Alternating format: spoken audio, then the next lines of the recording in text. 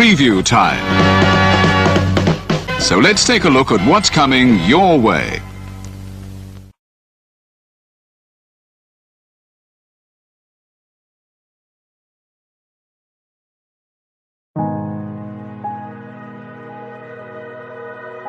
Gary Hebert, the man, the myth, the legend.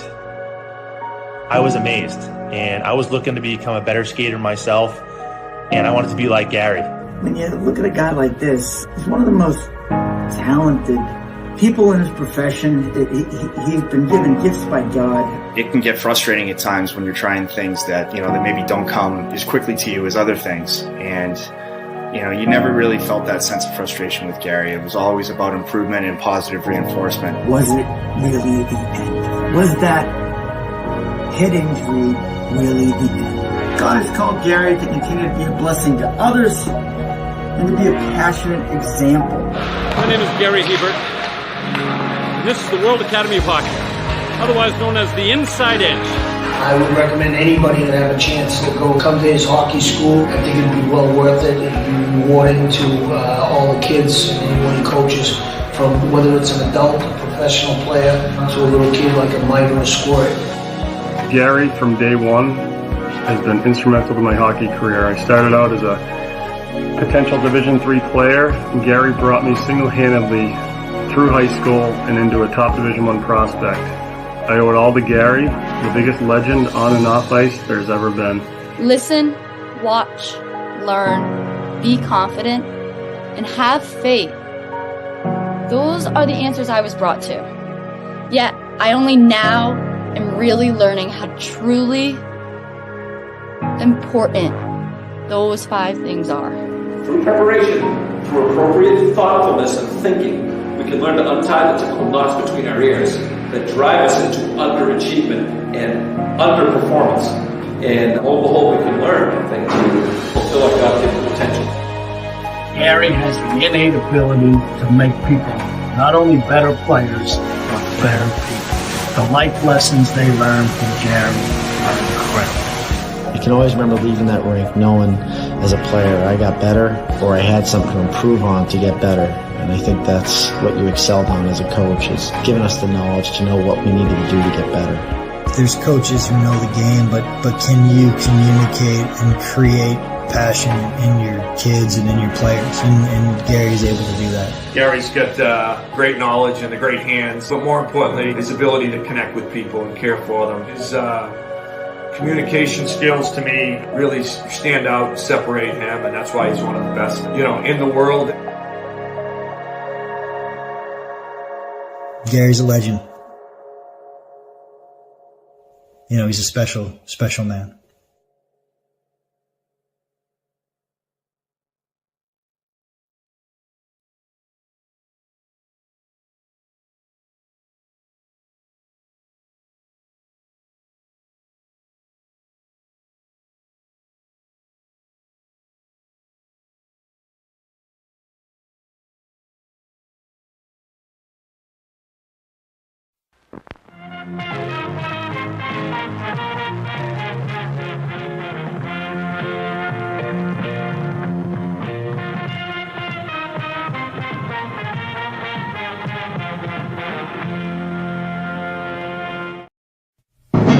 The Jeff Meacham Network's Multiverse of Media. For over 15 years, the recognized symbol of excellence and the standard bearer in coverage of sports and entertainment. What is going on, ladies and gentlemen, boys and girls, children of all ages? Welcome to the Jeff Meacham Network Multiverse of Media presentation of our King and Queen of the Ring watch-along event as the WWE once again goes to Jeddah, Saudi Arabia for today's PLE presentation. I, of course, am the Renegade of Wrestling, JJ Williams, joined with me today by Mr. Reliable, Walter Cruz. Good to see you, brother, as we have part of the Multiverse team doing Simply Predicting right now, as Noah Foster, Chris Rotz, Arlene and Emmanuel Dominguez all give their thoughts both on the Simple Man's brand and here on the Casa D18 Studios as well. Me and Walter are going to kind of give our thoughts on some of the matches as WWE is giving us a 2-hour pre-show complete with a match here this morning, this evening for them, this afternoon for you East Coasters. It's a lot to try to keep straight. How are you doing this morning, Walter, after the chaos and the exhaustion of last night? Yeah, I'm doing well. A little on the tired side, but you got to be worse because you're on that West Coast time. But yeah, I'm here living up to the nickname you guys bestowed on me, trying to be reliable. But yeah, I'm here and ready to get into it. Awesome. As the Peacock Network is showing us people arriving, we've seen Becky Lynch, Liv Morgan, taking a look at Paul Triple H Levesque right now. We saw Logan Paul arrive with some of his entourage. Over on their side of things, you've got Michael Cole, Big E Langston, Corey Graves, Wade Barrett, and Kayla Braxton are all supposed to be hosting their pre-show. Over here, like I said, you've got Walter Cruz, you've got myself. I'm sure Jeff Meacham will be along at some point. Noah will be joining us once he's done with Simply Predicting. And I did notice over here in the chat that you subscribed to my members only content. Thank you very much, good sir. Appreciate that. You're welcome. Yeah, I'm sure Jeff is watching Cape Rayer, but much like us last night, he was at Disneyland until the wee hours of the morning. Oh, man. And then Disneyland from up here is about an hour and a half to 2-hour drive, depending on traffic. So if he closed the park out, he didn't get home until at least 1, maybe 2 in the morning West Coast time. So that would be 4 or 5 in the morning East Coast time. Wow. And then to turn around and do this again, it is going to be rough on him. But he knows he's got to steal your nickname. He knows he's got reliable and dependable team members here to hold it down until he can get into the booth, but I'm sure he will be along at some point. Yeah, it's hard on us, but it's what we do, and we do it because of fans that we have out there, people that watch us. It's weird to be able to say we have fans. It's like a unique thing to be able to say. Yeah, just wait till you get stopped in public. You know, like I haven't had it yet, except for like when we were really doing the indie shows back like 10 years ago. Mm-hmm. I would get recognized, not as much lately. But there was a period in time when Jeff would come from Santa Clarita, where he lives, down to Long Beach to visit us. And he'd get stopped at Union Station. He'd get stopped at the train station that he'd get off to take the bus down to our house.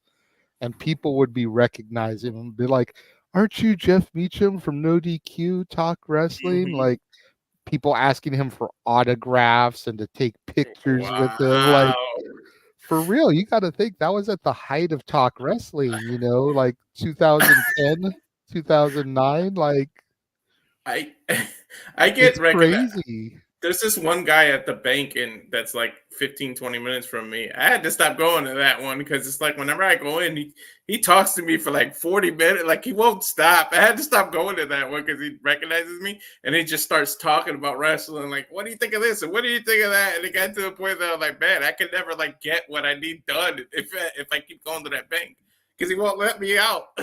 but look at it this way, dude. You know, if he's knowledgeable enough, it could be somebody for you to do a show with down the road as you start to expand your channel. Because, you know, there will be things and times when me and Noah and Jeff, we're not going to be available. So, like, if you can make a friendship with this guy and he's knowledgeable enough, like, it could be a potential co-host for you. Very true. You never know. Cape Rayer also says major props for making him cry during Raw Zoan last night. That was not our intention. We knew it was going to happen. We knew it was going to happen for some people. It was like we touched on last night, and I don't want to dwell on it too much now because those nights are over. We're here to do King and Queen of the Ring and crown some new royalty, so to speak, 30 years after the King of Hearts ascended to the throne. But we knew we were going to make some people cry. We knew it was an emotional and touchy thing to cover. But like I've said multiple times, we felt it was something that needed to be done on the 25th anniversary. So we thank you. And again, we thank everybody that joined us the last 2 nights for Over the Edge 99 and Raw is Owen. Yeah, that was a lot of fun last night. And yeah, it was sentimental, but yeah, we had no intent on making people cry, but it is an emotional moment. You can't help it. All right, well, let's go ahead and get into some of these matches here, as we do have a pre-show match that I know you and I are both looking very forward to. And we don't know at what point they are going to throw that match at us. I could only assume it would be in the last 20 to 30 minutes of the show to try and get the crowd hot before they actually go live. But they could pull it out of nowhere, just like Randy Orton with an RKO, man. They could do it at the top of the next hour. That way there's a little bit of time to come down before going back into the pay-per-view PLE event. So let's get into it, man. We got our girls, the EST of the WWE, Bianca Belair, and that bitch, Jade Cargill, the WWE Women's Tag Team Champions, defending the titles against The Way, Indy Hartwell, and Candice LeRae. And I'm going to be nice here now. I can't promise I will be nice during commentary because our fans know the way I feel about Candice LeRae. I will say that I am enjoying, now that we've moved past Maxine Dupree, I'm enjoying this heel turn that she's been doing as of late, this more aggressive side to her. I do see The Way becoming champions at some point. I just don't see it happening yet. A lot of people are waiting for the rift to be caused between Bianca and Jade and the inevitable heel turn, but like, Jade Cargill has been having matches since January. They've only been a team since WrestleMania in April. They won the titles at Backlash. Like, y'all need to pump the brakes on this one of them turning. Realistically speaking, I don't see a turn happening until Survivor Series earliest.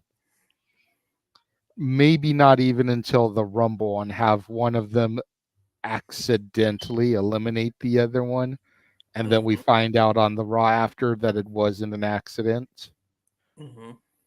That way we can get the momentum build towards a WrestleMania match between the two of them, but it ain't gonna happen until Survivor Series at the earliest, everybody. Bianca and Jade are gonna retain tonight. Oh yeah, most definitely. But they're playing into Bianca's knee, so I guess they're trying to make that the factor and saying, "Well, look, we can get new champions if they can take advantage of Bianca's knee and isolate it, because her knee has been the story they've been telling." But with my girl out there, like, did you see SmackDown? No, I did not. I was working, and then I came straight home from work, jumped into Raw as Owen, and as soon as we were done with that, I went to bed. Because like, I know some of the spoilers. Like, I know who qualified for the women. I know Nia Jax is going to be in the Queen of the Ring. Randy Orton, the King of the Ring. I know that stuff, and we'll get to those matches eventually down the road here. But I didn't see the intricacies of the show play out, if you will. Yeah. No, the reason I asked is because I wish I can find a picture, but there was a segment where Jade was backstage. My God, this girl is so ripped. Her abs were like showing through the full bodysuit. Like, you know how because they're in Saudi, they got to wear bodysuits Yes. for the women. Like, her abs were like literally popping out through that outfit. So, like, for anyone to think that they're just gonna make it easy and pin her or put it later on her back, that girl has got muscles in places that most people don't have places. So, yeah, like, for real. I don't see Jade losing. And Remember when Shawn Michaels went heel? Like, I'm hoping that they can adamantly just do the thing where I had to know. Remember when Shawn turned and then he just shook Hogan's hand and he said, "It's not that I was being an a-hole or anything. I just had to know. I had to know that I can beat you. I had to know." And then he just went back to being a face. Like, not every team, in my opinion, has to break up and go separate, and one of them has to go heel. You could do it in a way where somebody just goes, "I had to know which one of us was better," and then they can go their separate ways and in a good way, leaving it open to the future where they can reunite. Like, you don't always got to give us the whole one of them has to break up, the Rockers break up. You don't have to always give us that, even though that's the best one. But Marty Jannetty threw himself into that wasn't Shawn. He That's threw himself right. into the fire. That's right. A But, historian who knows his history, man, that coward Marty Jannetty just jumped through the window there. Yeah, but like hopefully they do it that way. Either way, it's the inevitable is going to happen, and they got to go one-on-one. But you got to save that for a big event like WrestleMania, especially in Vegas. So yeah, I wouldn't start even thinking about it until at least January, maybe even February. Well, no, I think January planting that seed is perfect because, again, you can make it look like it was accidental. Yeah. And then there's the tension there. And then they can lose the tag titles if they haven't already. And then it's like, no, that wasn't an accident. I did that on purpose. I'm tired of carrying you, blah, blah, blah. It's like we've heard the promos before, but we hear them because they're effective. Mm-hmm. I got tired of carrying you. You've been a weak leak all these months with your ankle or whatever, and I've had to carry the weight of the team on my back. Mm-hmm. Like, it fits. It works. It does, and we know that it'll be Jade to go. As much as people want Bianca to go, she's a female John Cena. I don't see her going heel. Nah, so it's gonna have to. I've even got my Jade. girls. Yeah. Oh, nice. Yeah, let me blow it up here real quick for the people at home. May not be able to see. Bam. There we go. Wow. And I actually went on eBay last month, like right after they won the belts, and found somebody that had loose tag title straps so that I could put it on them. That's awesome. I have spoiler because I already know my Father's Day gifts and birthday gifts ahead of time, but I'm getting some Jade merchandise coming, but I got to be patient and wait. Yeah. Hey. All right, so we're in agreement here. Let's see what we think about this one, because the Intercontinental title, I feel this one really can go either way. Like, a lot of this card I feel is pretty much predictable, but this one, it's like a lot of people really only see Sami Zayn as being the guy who was the means to an end to dethrone Gunther. So he doesn't need to have a lengthy run with it. A lot of people, despite the heel turn as of late, want Chad Gable to get that singles gold. They feel he deserves it. Then you've got Big Bronson Reed. Man, dude is just a beast. And I could definitely see him as Intercontinental Champion. I think what is really sticking in my mind here is all the years, all the trips that Sami was unable to go to Saudi because of how hostile the territory was. And then it wasn't until that trip about a year ago now, after him and KO had won the tag titles at Mania, and he was able to make that first trip because there was like a truce, treaty in the area, so it wasn't as hostile for people like him who have some Arab descent in them. And he was able to go visit, holy temples and pray and all that religious stuff that he was in danger of doing if he had gone prior. And do we have them take the title off of him in a place like this, where he's got religious ties. And I get it's wrestling, you've got to go with what's best, but do you take the title off him here or do you wait for a Raw? Or do you wait for like 2 weeks at Clash at the Castle? Because Clash at the Castle is like 2, maybe 3 weeks away from now. Like, it's not that far. What are your thoughts on this one here, Walter?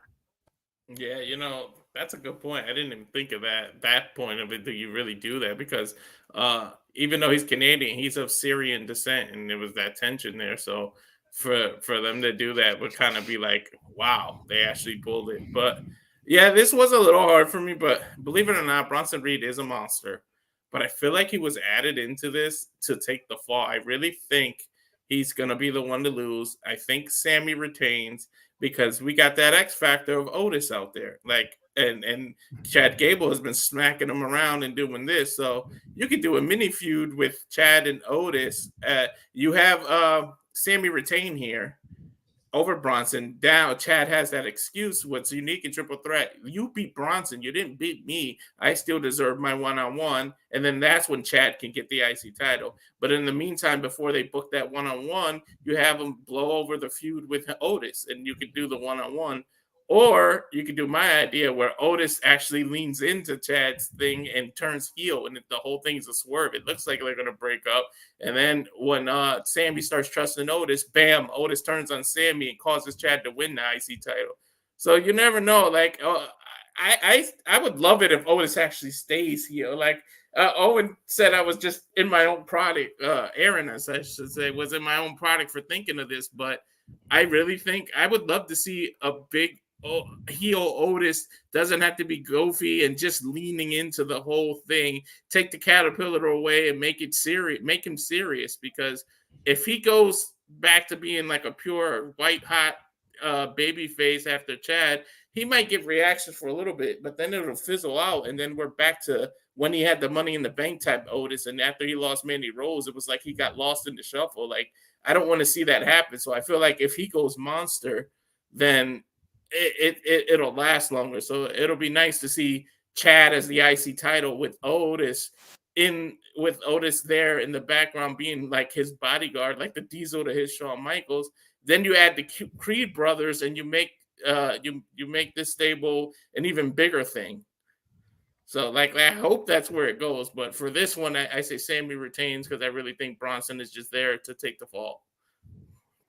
That's a fair thought there. I don't want them to bury Bronson like that and have him just be the fall guy, but you make a lot of sense there. Yeah, I just really Tape says the only person he sees dethroning Sammy is Braun Breaker. That's a fair possibility, but I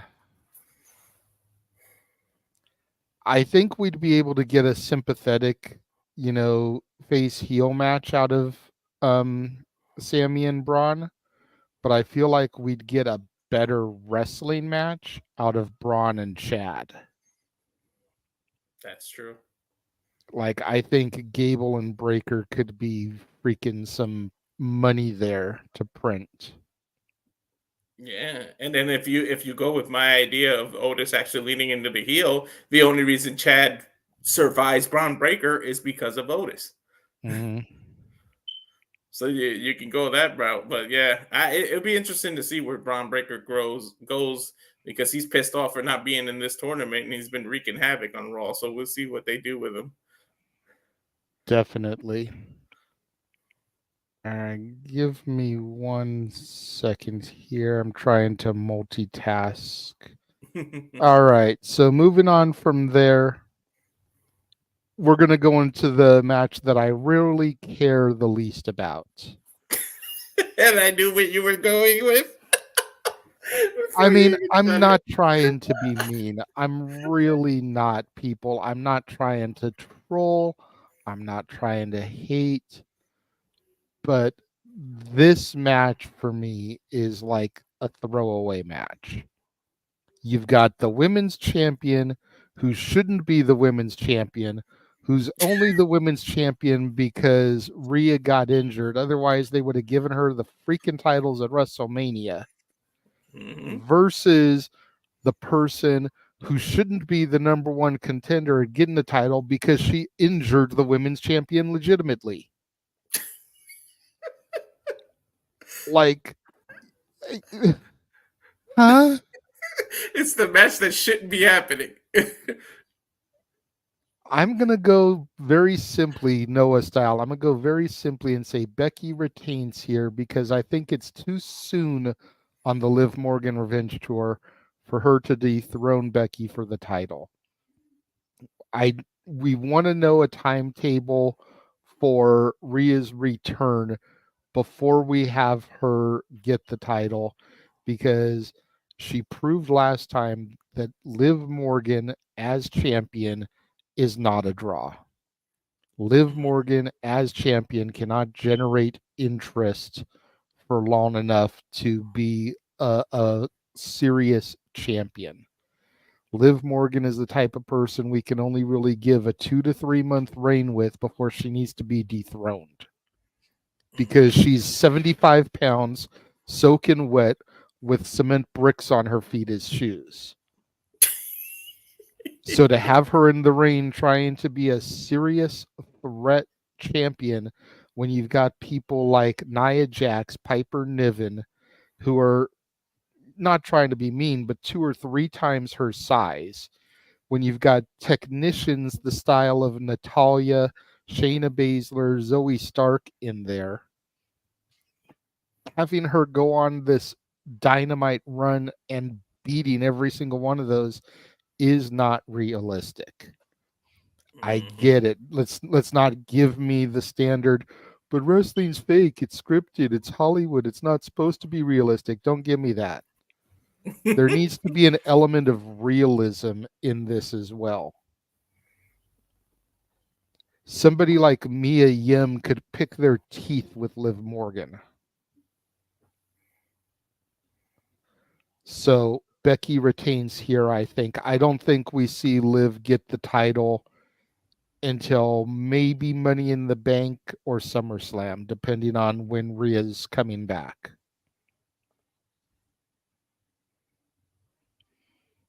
Yeah, man, you just convinced me. Like in the prediction, I picked Liv just to pick her.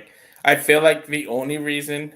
I'll stick with my pick and say Liv, but the only reason I picked Liv is because I feel like Becky's on an overdue vacation. She wants to spend time with her husband. I think she wants to go away for a while. And they would, like we all say, she was just in an emergency break glass situation with Rhea. So they put the title on her. I think if you believe all the rumors, Becky was on her way to go away for a while to spend time with Seth, as Seth is recovering from an injury, and go be with the daughter. And they were going to be, together as a family. So I think this is kind of like I almost called him Ambrose, but John Moxley, remember he was supposed to go on vacation and then there was an injury and then he had to come back and be there. And it's like they never gave him the time away. So I think Becky's going away for a little while. And that's the only reason I'm picking Liv here. I don't feel like she deserves it either. And go figure, I'd rather her lose when Rhea comes back and not finish her tour, to be honest. I don't want to see Liv as champion. Like you said, you need, wrestling is scripted, but you need your believability as well. So like there, I know it's like leave your feelings at the front door, but you got to somehow see it possibly happening in real life as well. Some believability needs to be there to hook the casual people like you and I. This is part of what we do, so we have to be watching this all the time. But if you want to hook those new viewers, at least have somewhat of some believability mixed into your storybook fiction. Like even movies, like we see stuff that's a little too fake in a movie, and you're like, oh, come on now, like, god damn it, like really, like some stuff is just ridiculous. But I'm picking Liv, but it's solely because I think Becky wants her time. She's been giving her all for 10 plus years, and she deserves a little time away. And I agree, she deserves her time away, but I mean, It's the cost of carrying the company of the division. Yeah. It's I don't know, like it's just one of those things, and like I hate to simplify it that way, but it's just one of those things. It's like I do believe, as much as I've kind of turned on her, I do believe that Liv Morgan deserves to finish her revenge tour on Rhea Ripley. Mm-hmm. There's story there. There's got to be the completion to that story. Rhea injured Liv, and Liv was gone for however long it was that she was off. Mm-hmm. You could say that the revenge tour is over because Liv injured Rhea legitimately. True. There's the revenge right there. Done. Over. Let's move on. But we've got to get back to one of them having the title and the other one dethroning them for it. I don't know. Like, I think that's the only way we really get out of this situation. I think so. I just hope they open with this match, because it's like you said, it's the least I'm looking forward to. Throw the bat, or maybe they got to put it in between two hot matches to cool the crowd down. But I'd rather see it opening just to get it over with, because I really don't care about this match. And it's No, a shame to see, say. if it was me, I'd open with the Intercontinental title match.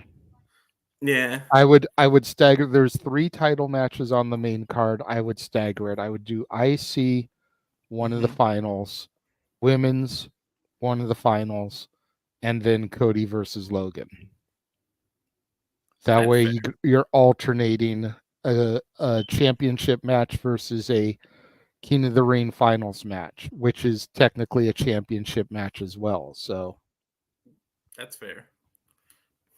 Speaking of King of the Ring, let's go ahead and move on to the first finals match we're going to discuss. The men, Gunther versus Randy Orton. And I don't know about you, Walter, but I really look at this from 2 different ways. Mm-hmm. I look at this, Harvey Dent Two-Face style. You've got Gunther, and the winner gets a shot at the title at SummerSlam now. And while we all think that, Gunther should get his ascension to the throne at Clash at the Castle, why not have Gunther defeat Priest at SummerSlam? Then he can walk into Clash at the Castle as the conquering hero, already champion. And then you've got Randy Orton, who's literally done everything in this company. Tag team champion in Rated RKO, U.S. champion, Intercontinental champion, WWE champion, World Heavyweight champion. I think Universal champion too. Money in the Bank. I think Randy's had Royal Rumble. Like, he's literally done everything except win King of the Ring. Mm-hmm. He's won the Rumble I twice. have always thought of the King of the Ring as the way that you make new stars, not something that you give to established stars. Mm-hmm. You can argue, Bret Hart was the first pay-per-view King of the Ring. He had already been champion at that point, well-established star. You can argue me, and you can say Booker T.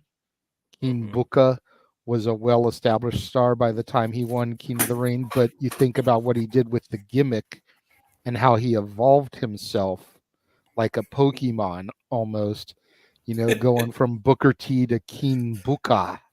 That accent, man. And it worked for him.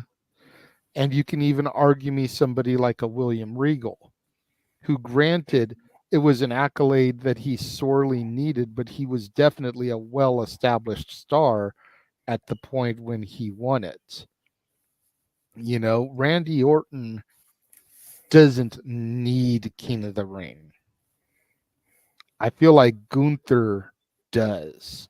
And I feel like Randy losing to Gunther just kind of solidifies Gunther even more in that aspect. You know what I mean? Like the only big person for Gunther to then defeat at that point, I think, would be if Cena comes back and have Gunther defeat Cena. Mm-hmm. What do you think about this one, Walter? You know what's funny is that Randy Orton gimmick was the legend killer, and now he's sort of becoming the legend that gives back and losing to people and putting them over. So it's like the legend. He went from legend killer to the legend giver, and I feel like that's why he was booked to be the person to be on the opposite end of Gunther, to make him look good, a reliable, no pun intended with my name, a reliable person that they knew can wrestle, make Gunther look good, and can actually afford the loss. He can take the loss here. But on the flip side, look at Orton's SummerSlam track record. If he was to win King of the Ring and have a title shot at SummerSlam, he won the world title as the youngest champion ever at SummerSlam. He cashed in the Money in the Bank with the whole Triple H thing at SummerSlam. Randy Orton has an awesome SummerSlam history.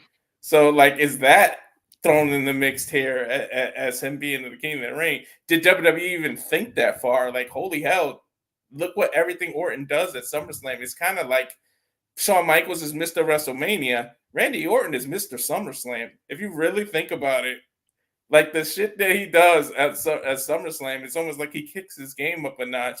And it could, granted, it could be pure coincidence, but every time he's winning a title, it's near SummerSlam or on SummerSlam. Like, his reign starts there. And like, so you never know. But I feel like this is for Gunther, and it establishes him. And yeah, imagine him winning at SummerSlam and going on into, he's from Austria, but Germany is like the backyard, basically. So for him to have that title in front of those, he basically would be like you said, conquering hero, and he'd basically be a baby face, not by design, but just because it's where he is, and to get that reaction as a champion and as the King of the Ring. And I think King of the Ring will be more of an accolade or a title as opposed to a gimmick. It's not going to be somebody with the throne, with the crown, the scepter, and the cape every week saying, I'm king this. It's just, he's going to say, I won this to get my title shot. So it's not, he doesn't have to get watered down by the King of the Ring gimmick, because I feel like some people were watered down by it. Like people like Sheamus, and some people just like they tried to lean into it too hard and it didn't work. And like you mentioned, King Booker is the only one that, like, in the modern era, that actually made it work for him. A lot of people tried, and it was like, miss me with that. A lot of people say that. I will argue William Regal, man. Yeah. You had William Regal with his court there. You had Finley. You had Dave Taylor.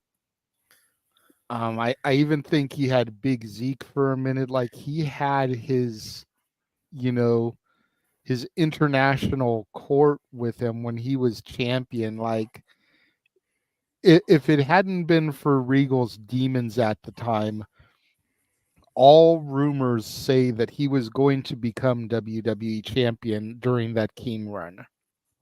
And that would have been he had his drug and his alcohol struggles. He's been able to clean up since then, and good on him for that. But like, he had all those issues, which resulted in a suspension, and that derailed him. But had that not happened to him, dude, I argue at people all the time about Regal, and they counterpoint with me because of the suspension. But the footwork was there, the setup was there. I think he called it the ruthless round table. Yeah, like all the pieces were starting to click for him, and you had Layla with him. The British diva that would sit on the side of his throne to be that Queen Charmel. Mm-hmm. It was so good. Yeah, I won't argue with you. There's no argument for me. I do say Regal. So King Booker and Regal were probably the only two that really made it work. A lot of people just for the modern era didn't work for the modern era. Yeah. Of course, Cape Rayer is saying Savage in the chat, but that was way back in the 80s. Yeah, that was back. No one will argue the Macho King, or even King Haku. And Yeah. like we've honored the last couple nights, Owen Hart, the King of Hearts gimmick. Oh yeah. Like we totally give that to them, but the modern era here, it's hard pressed to find someone other than Booker and Regal. Hell, Exactly. most people smashed the crown once they won it because it wasn't even about that for them. Exactly. Which is why I'm glad that Triple H made this announcement and made it that this is important because it leads to a title shot in SummerSlam, which I feel like should have always been what King of the Ring was. It was Yeah. in June. You could have just every time somebody won it, you get the title shot in August. Exactly. I've always wondered that myself, and I think the last time, I could be wrong because King of the Ring became so sporadic after 02. But I think the last time that really was a thing was when Brock won it and then got the shot at The Rock at SummerSlam 02. Yep, but you're correct. That was the last time, yep. So, but yeah, I've always wondered why they didn't do that. The winner of the Rumble gets a title shot at Mania. The winner of the King of the Ring gets a title shot at SummerSlam. And then you got that Survivor Series match where you have the team eliminations. Or for a while it was brand supremacy. Now you got War Games, but like you have those 5-on-5 team matches and like there's no real stakes there. Yeah. So Exactly. it's a good blow off big show before we get back to the Rumble and Repeat cycle. And then with the advent of Money in the Bank, you've got that title shot whenever. And then you can use that to steal a moment like this from somebody, oh, the winner of the King of the Ring goes into SummerSlam. They're getting that title shot. And here comes the briefcase. They just got screwed. Yeah. Heist of the century, Seth Rollins style. You know what I mean? Like, then you've got that looming. Yeah. And King Gunther might make it important. Like, imagine if every now and then, sporadically, he defends the King of the Ring, and then they make it look even stronger just because it has to be defended on the way to SummerSlam. Like, somebody can beef with him, say, "I think I can beat you, and I should get that title shot." So it's like you never know what they could do. So at least they're trying to make it important again, because the reason you guys gave me the chance to call is because it literally was my favorite event. Like, bar none. Like, I know you got WrestleManias, you got the Rumbles, but King of the Ring means so much to me just because it was always in June. It was near my birthday, and that's what gift every year was. My mom ordered the pay-per-view, and I was happy as a pig in mud, man. Just watching King of the Ring, it just means something. We're gonna go off on part of this here when we get to the next match, but I wanna talk real quick here. You mentioned the history. Do you think it was a mistake having Randy Orton defeat Tama Tonga, the son of Haku, King Haku? We could have had King Tama Tonga here going into this, some 35 years, 36 years after his father was a King of the Ring.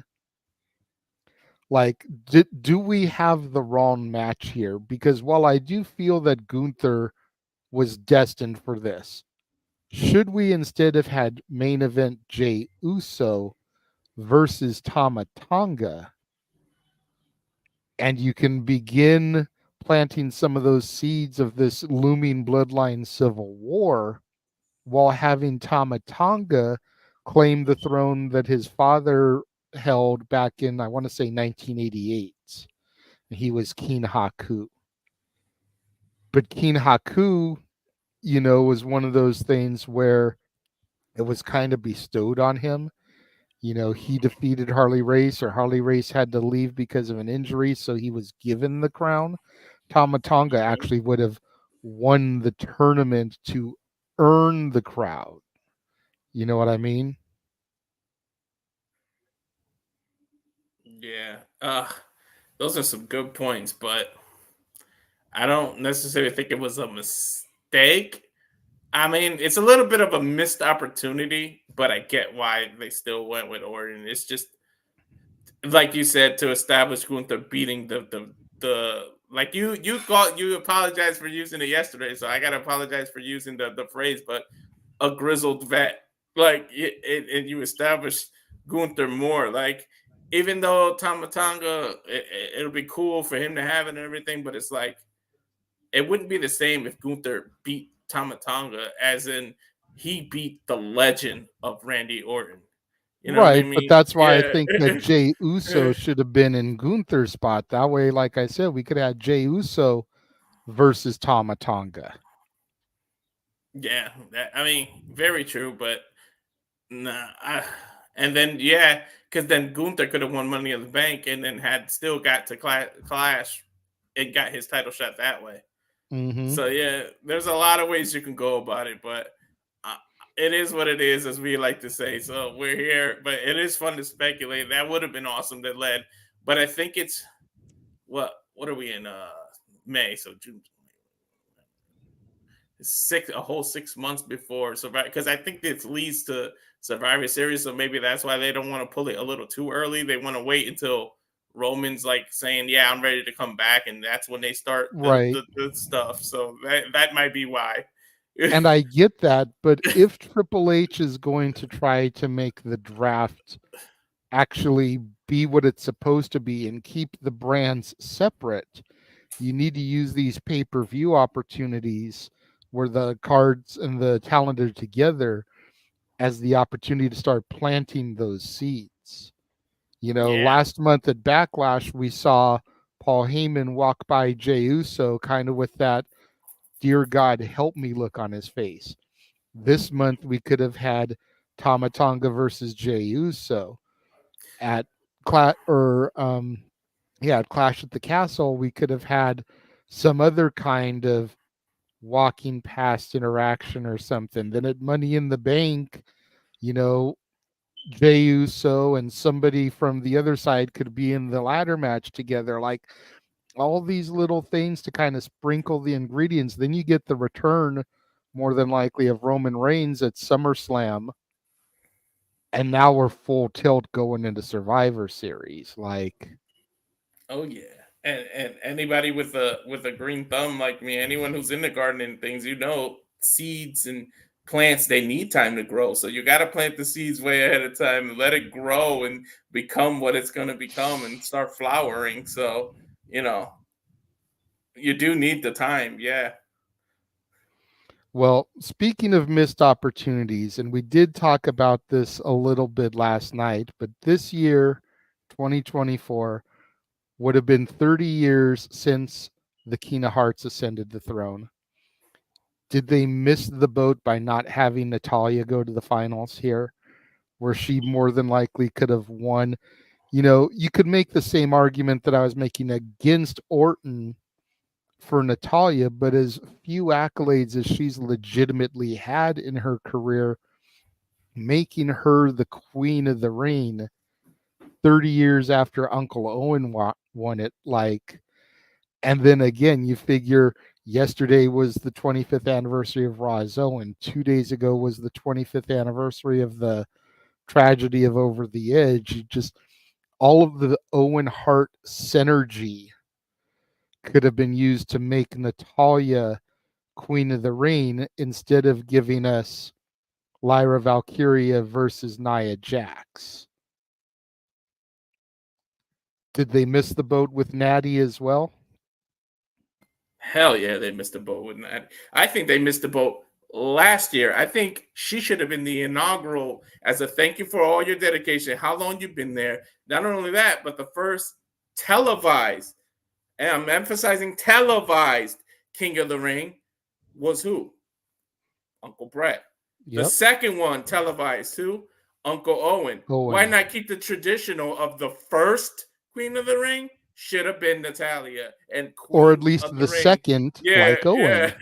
Yeah, at least one of the others. So you missed twice, in my opinion. I really feel like she should have been the inaugural, especially in hindsight's 2020. But what the hell does Zelina do with it? Well, especially since her nickname for the longest time was the Queen of Hearts. Exactly. You know, and Shayna Baszler is the Queen of Spades. Like, how do you not go with one of them for your inaugural queen? And That then should have been the finals. even as little as I like her, Charlotte calls herself just the queen. You know, It's in you've her music. legitimately got 3 women who use a queen gimmick in the company. None of them are in the finals here. Charlotte is injured, and I don't even know who was in the finals against Zelina when they did that, because that wasn't last year. It was pre-pandemic, I think. Oh yeah, that wasn't last year. You're right. That they I don't remember who it was either, but like, you know, just the cosign what you said. Look, what is Charlotte's opening line to her music? All hail the queen. Like, how do you not like? I really feel like either Charlotte versus Natalia should have been the finals, or Natalia versus Shayna. Like, you should have did that in the finals of the inaugural. That's easy for me to say. Queen of the Ring. Yeah.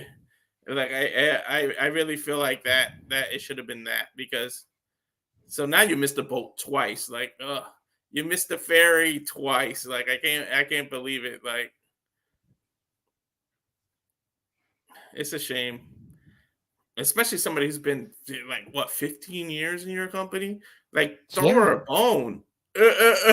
More than 15, closer to 20. I want to say she came in like 07. Mm-hmm. So she's been there for like 17 years.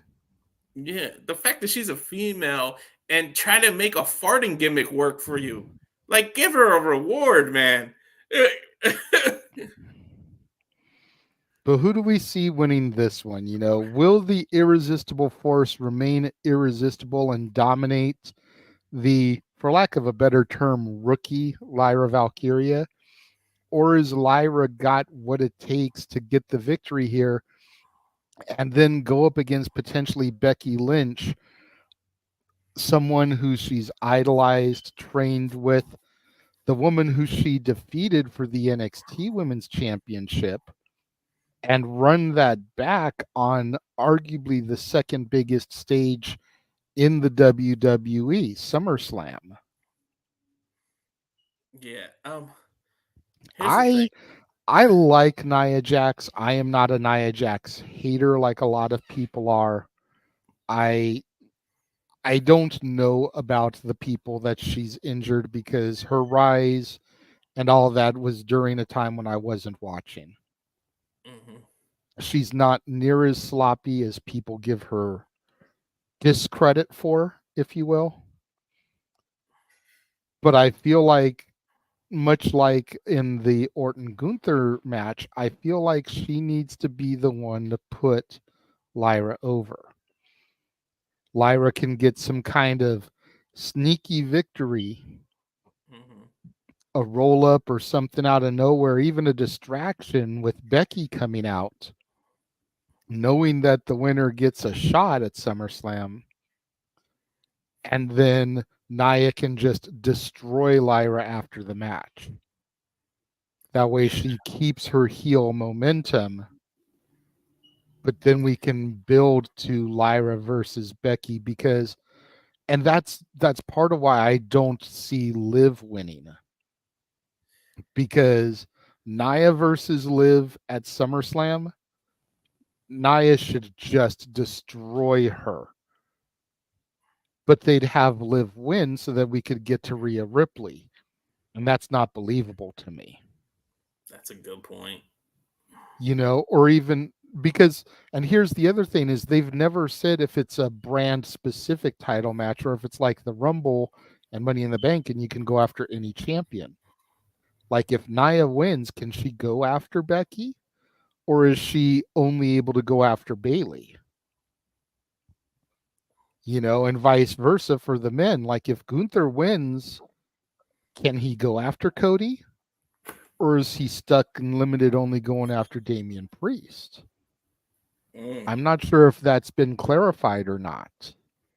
So that's something we've got to keep in our minds as we pick this, because if Nia just went after Bayley, then whatever. But if Nia goes after, theoretically, a Liv Morgan, no.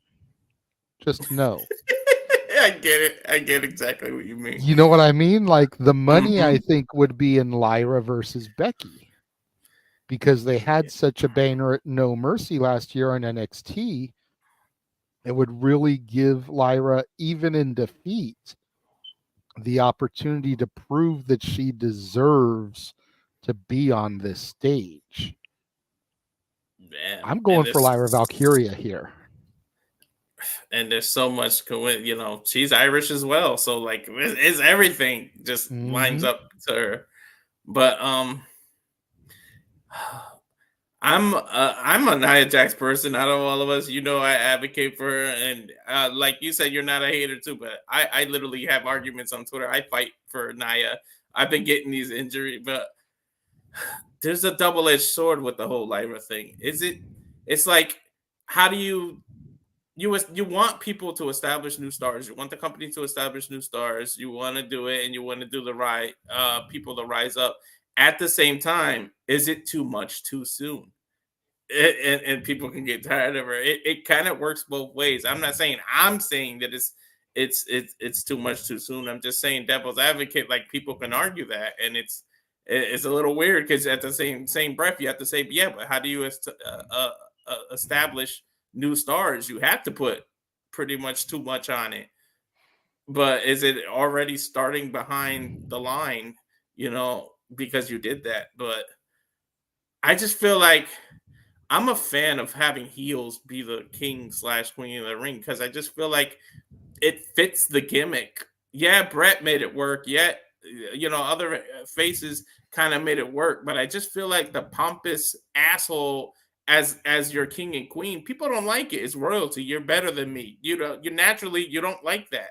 So I just feel like it's screams heel as a gimmick. So in that sense, I just rather Nia win it, just so she can be even more of a pompous ass than she is now. She's already saying, I run everything, and why not give her the queen of the ring and make it even more? She doesn't have to like change her voice and become all and pinky up and lean into the queen, but she can still just call herself, I'm the queen of the ring, and she can get the title shot. And that plays a factor too. What you said, we don't know if it's brand specific, and that's what made it a little harder for me. But I'm gonna go opposite of you. I'm gonna pick Queen Nia.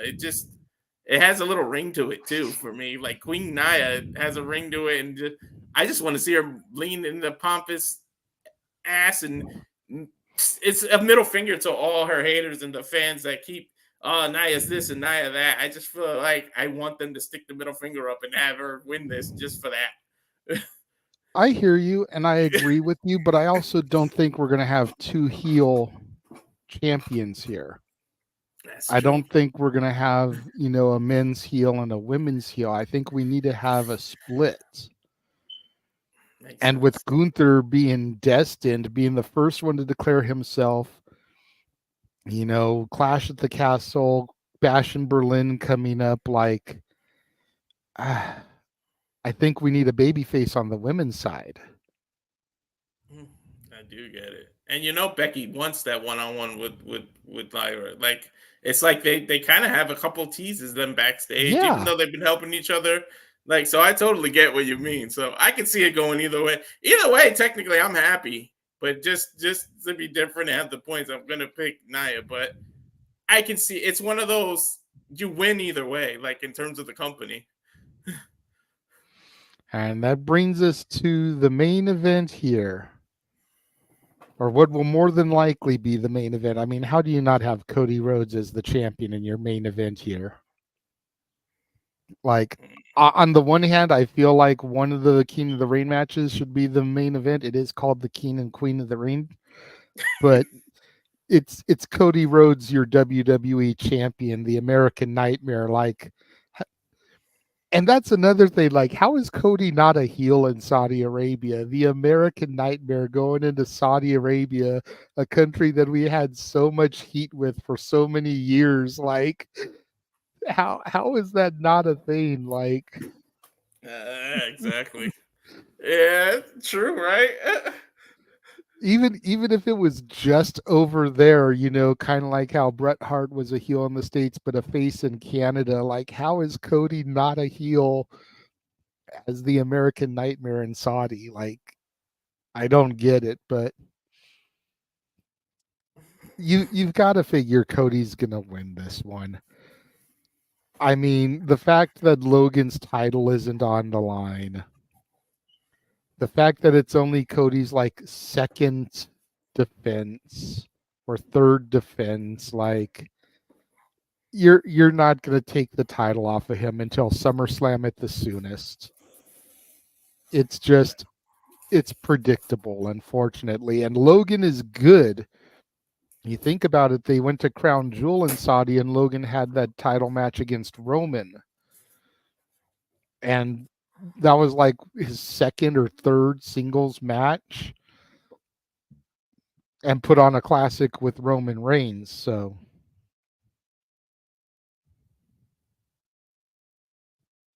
Yeah, he did, and he I don't know how how he keeps getting himself into these title matches, but he's definitely got to be up there. There's an idea that we can do. JJ, maybe we should go through and do I do top 10. Maybe we should do top 10 celebrities who actually made wrestling work and go through the history, because Logan's got to be up there. Like, he actually took it serious, and for him to get these events, there's a reason they're giving it to him. Like, so, but unfortunately, yeah, his title not being on the line. That's what made it weird to me when they first said that. I said, nah. Well, during the contract signing, there's going to be some fine print. There's going to be something where he says, you didn't read it. My title's not on the line or something. They did it a little bit different than what I said, but they pretty much did what I said. I knew both titles weren't going to be on the line because I knew Cody was winning. There's no way you go against Cody. Cody and both Cody and Swerve in AEW have the same thing. When you first win your title, like, the first couple title defenses they're too predictable. You know somebody isn't going to lose that main title that soon. It's not going to get hot potato like an IC title, like a US title, like a TBS title. You can't do that to your the only time you can win the title and immediately lose is if somebody has the Money in the Bank, a la Drew McIntyre, what just happened at WrestleMania. Then it actually makes sense.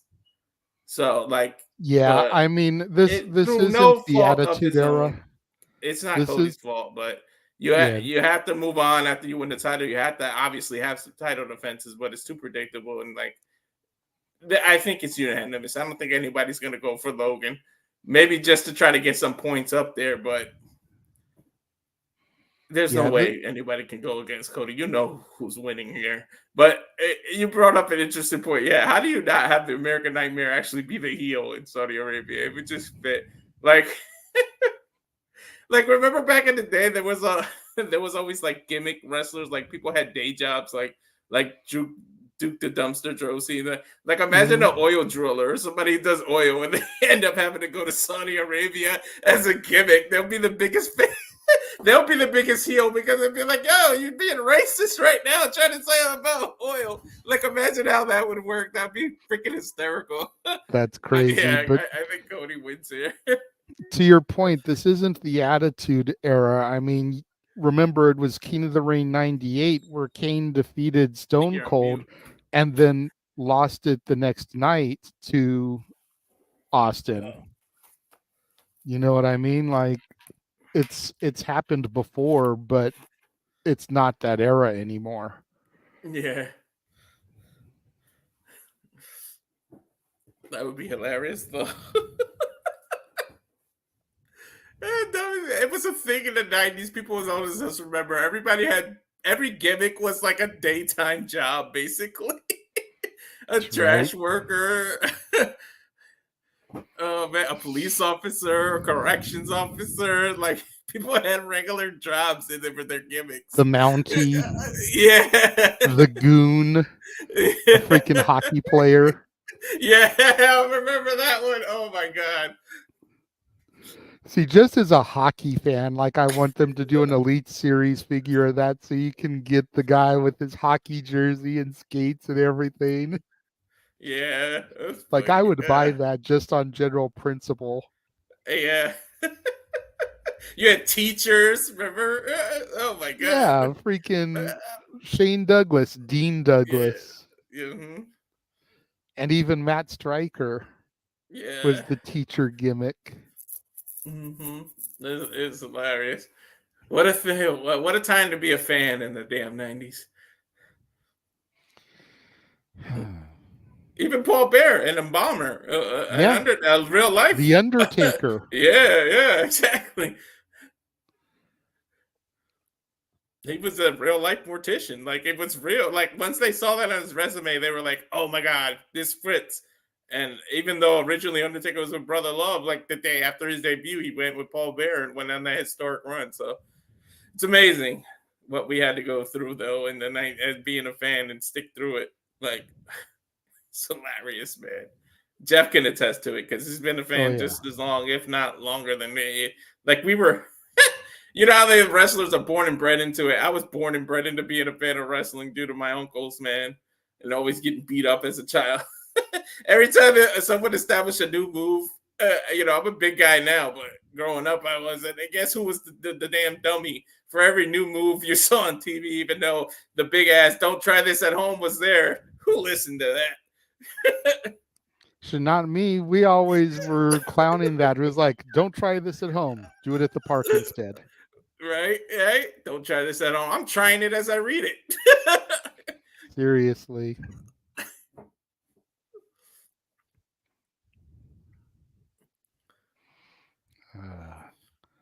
Well, now we're in a little bit of a lull period as we wait for Noah to join us. Say his name and he shall appear.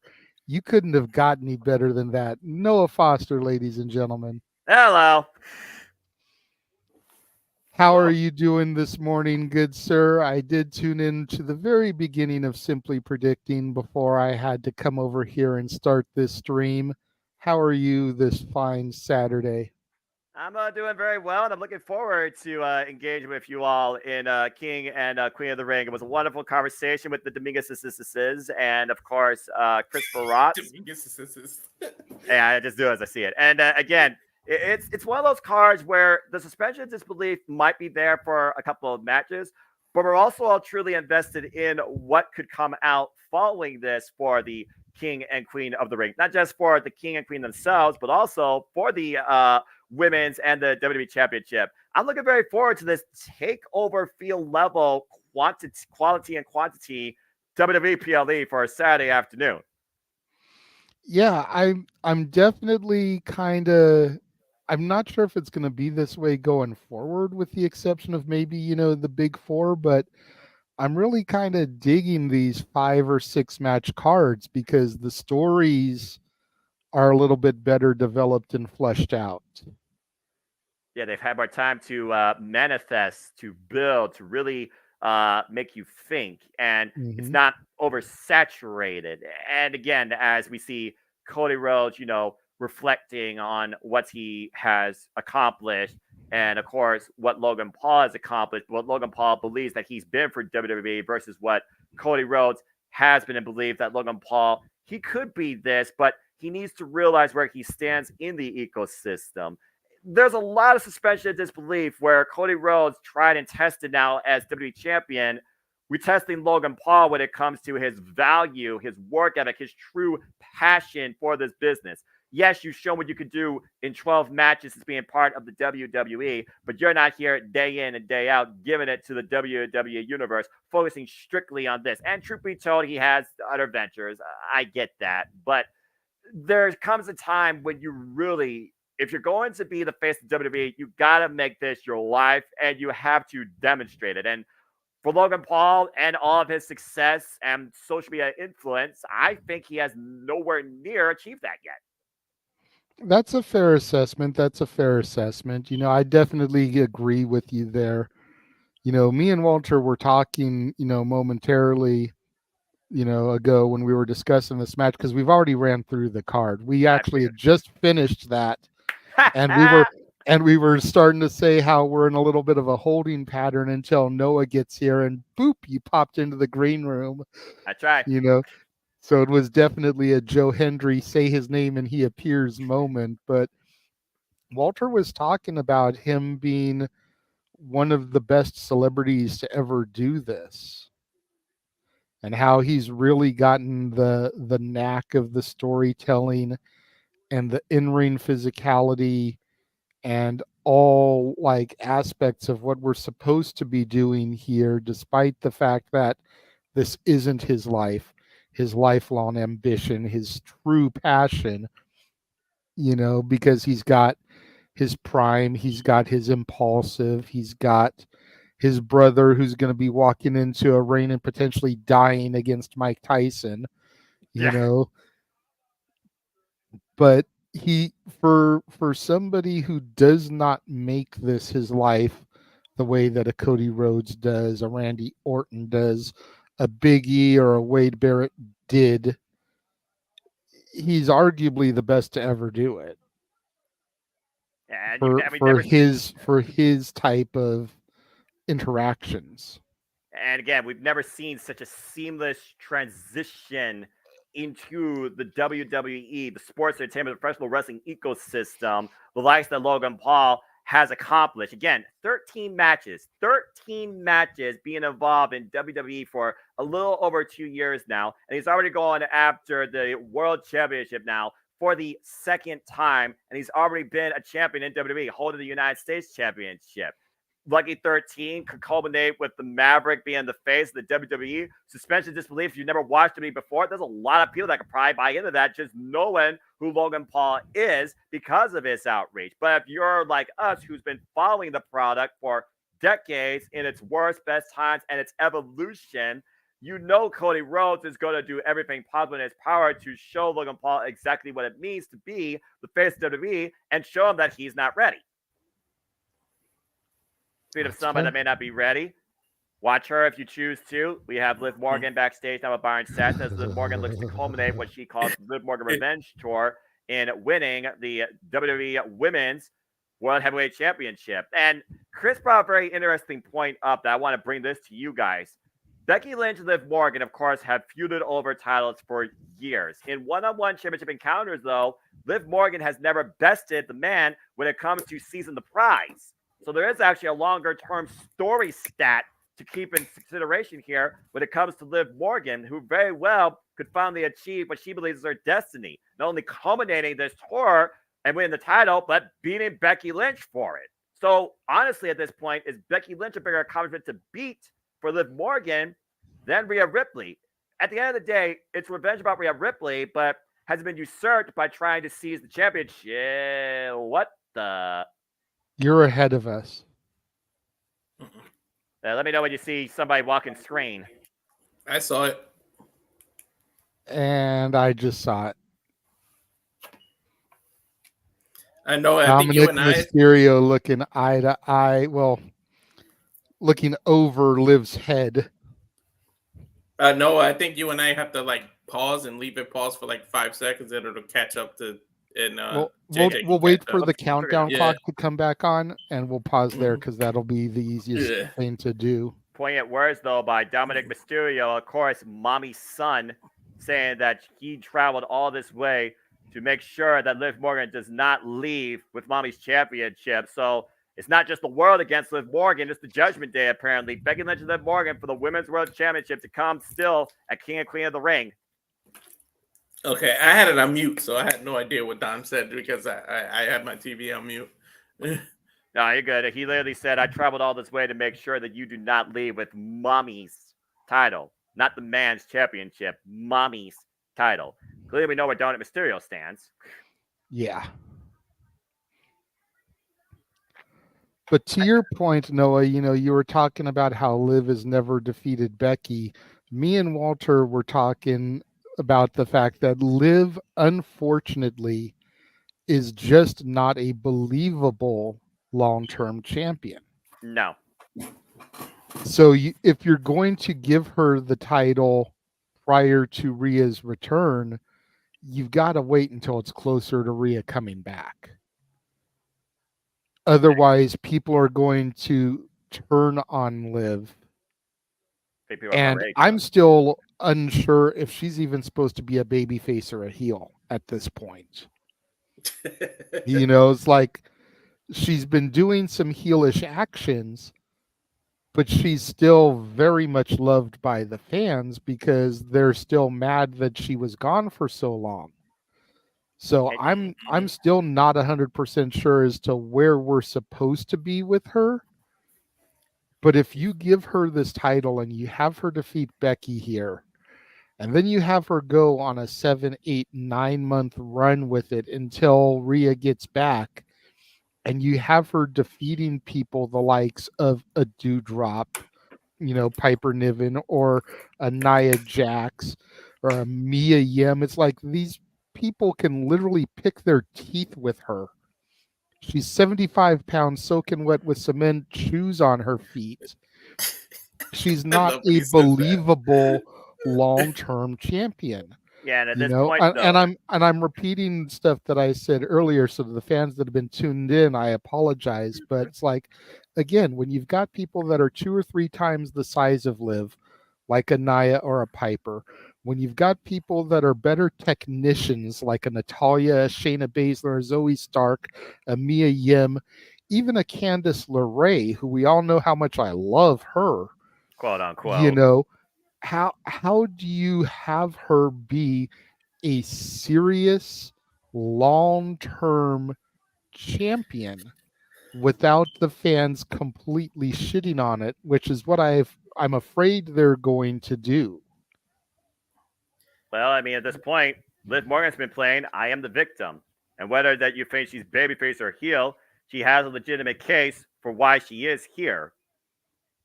She's always been that understudy, though, that you wondered why she's here. Does she belong here, though? And Liv Morgan, she's lived the moment and proved to herself why she does belong in WWE. But right now, she's out to prove a point just to herself once again why she should be champion after Rhea Ripley took almost a year of her career away. Why Liv Morgan may have returned, possibly you would thought as babyface, she right now has become the ultimate villain in WWE. And we may very might watch her culminate her tour tonight, taking Becky Lynch's championship and rubbing in the face, proverbially, of mommy. The one positive of Liv being the champ is that you might get people that get title shots that normally won't, just because it's her as the champion, because they have to do some stuff to milk until Rhea comes back. So you might get, I was going to say Chelsea Green, but she's on SmackDown. But you might get, the Zoe Starks of the world, the Shayna Baszlers of the world. These people might be getting title shots now just because of who the champion is, because you have to have her defending the title to pass up some time to Rhea. And even though we know who's going to win and it won't be believable and it'll be predictable, at least some new contenders might get established now. And that's a fair point, but then you run the risk of exposing your champion. That's what happened when she won the title from Ronda Rousey. Yep. Everybody wants to shit on Ronda Rousey. Everybody wants to say Ronda Rousey wasn't good in the WWE ecosystem. Whatever, everyone's entitled to opinions. Opinions are like assholes, and most of them stink. But it exposed Liv when she was feuding with Ronda, because she only was able to win the title via Money in the Bank cash-in. She only retained the title because the shoulder was down when the tap out was occurring. Yep. Like, there was collusion and complete bullshit surrounding her entire run, and that's why they had to get the belt off her so quickly. So you throw her in the ring with a Zoe Stark or a Shayna Baszler, people like you mentioned who don't get title shots all the time. It's 2 of the best technicians on Raw. You've just exposed Liv. Even throwing her in there with someone like Kaden Carter, Katana Chance, people who haven't been doing this in the WWE as long as Liv, you run the risk of exposing her. Yeah, the vulnerabilities before mommy, of course, comes back and claims what's rightfully hers, as the Way looks to claim what they believe is theirs, as we get ready for Countdown Action still to come tonight. Jade Cargill and Bianca Belair defend the Women's Tag Team Championships against Candice LeRae and Indy Hartwell, and we're minutes away from that match taking the airways. But also, to that point, as we kind of close the conversation on Becky Lynch and Liv Morgan, primarily Liv Morgan, it was last year that Liv Morgan, to your point, 2 years ago, that Liv Morgan lost technically, but still found a way to escape with her title against Shayna Baszler at Clash of the Castle. And let's keep in mind, The next time we cover WWE PLEs here at WWE Media, it will be virtually from Scotland, where we once again have Clash of the Castle. Liv Morgan going back-to-back there as champion. It's not too far-fetched.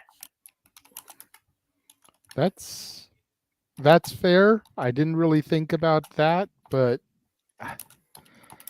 I don't know. Like, I feel like Liv needs to be winning the title at SummerSlam if she's going to win it at all. Yeah.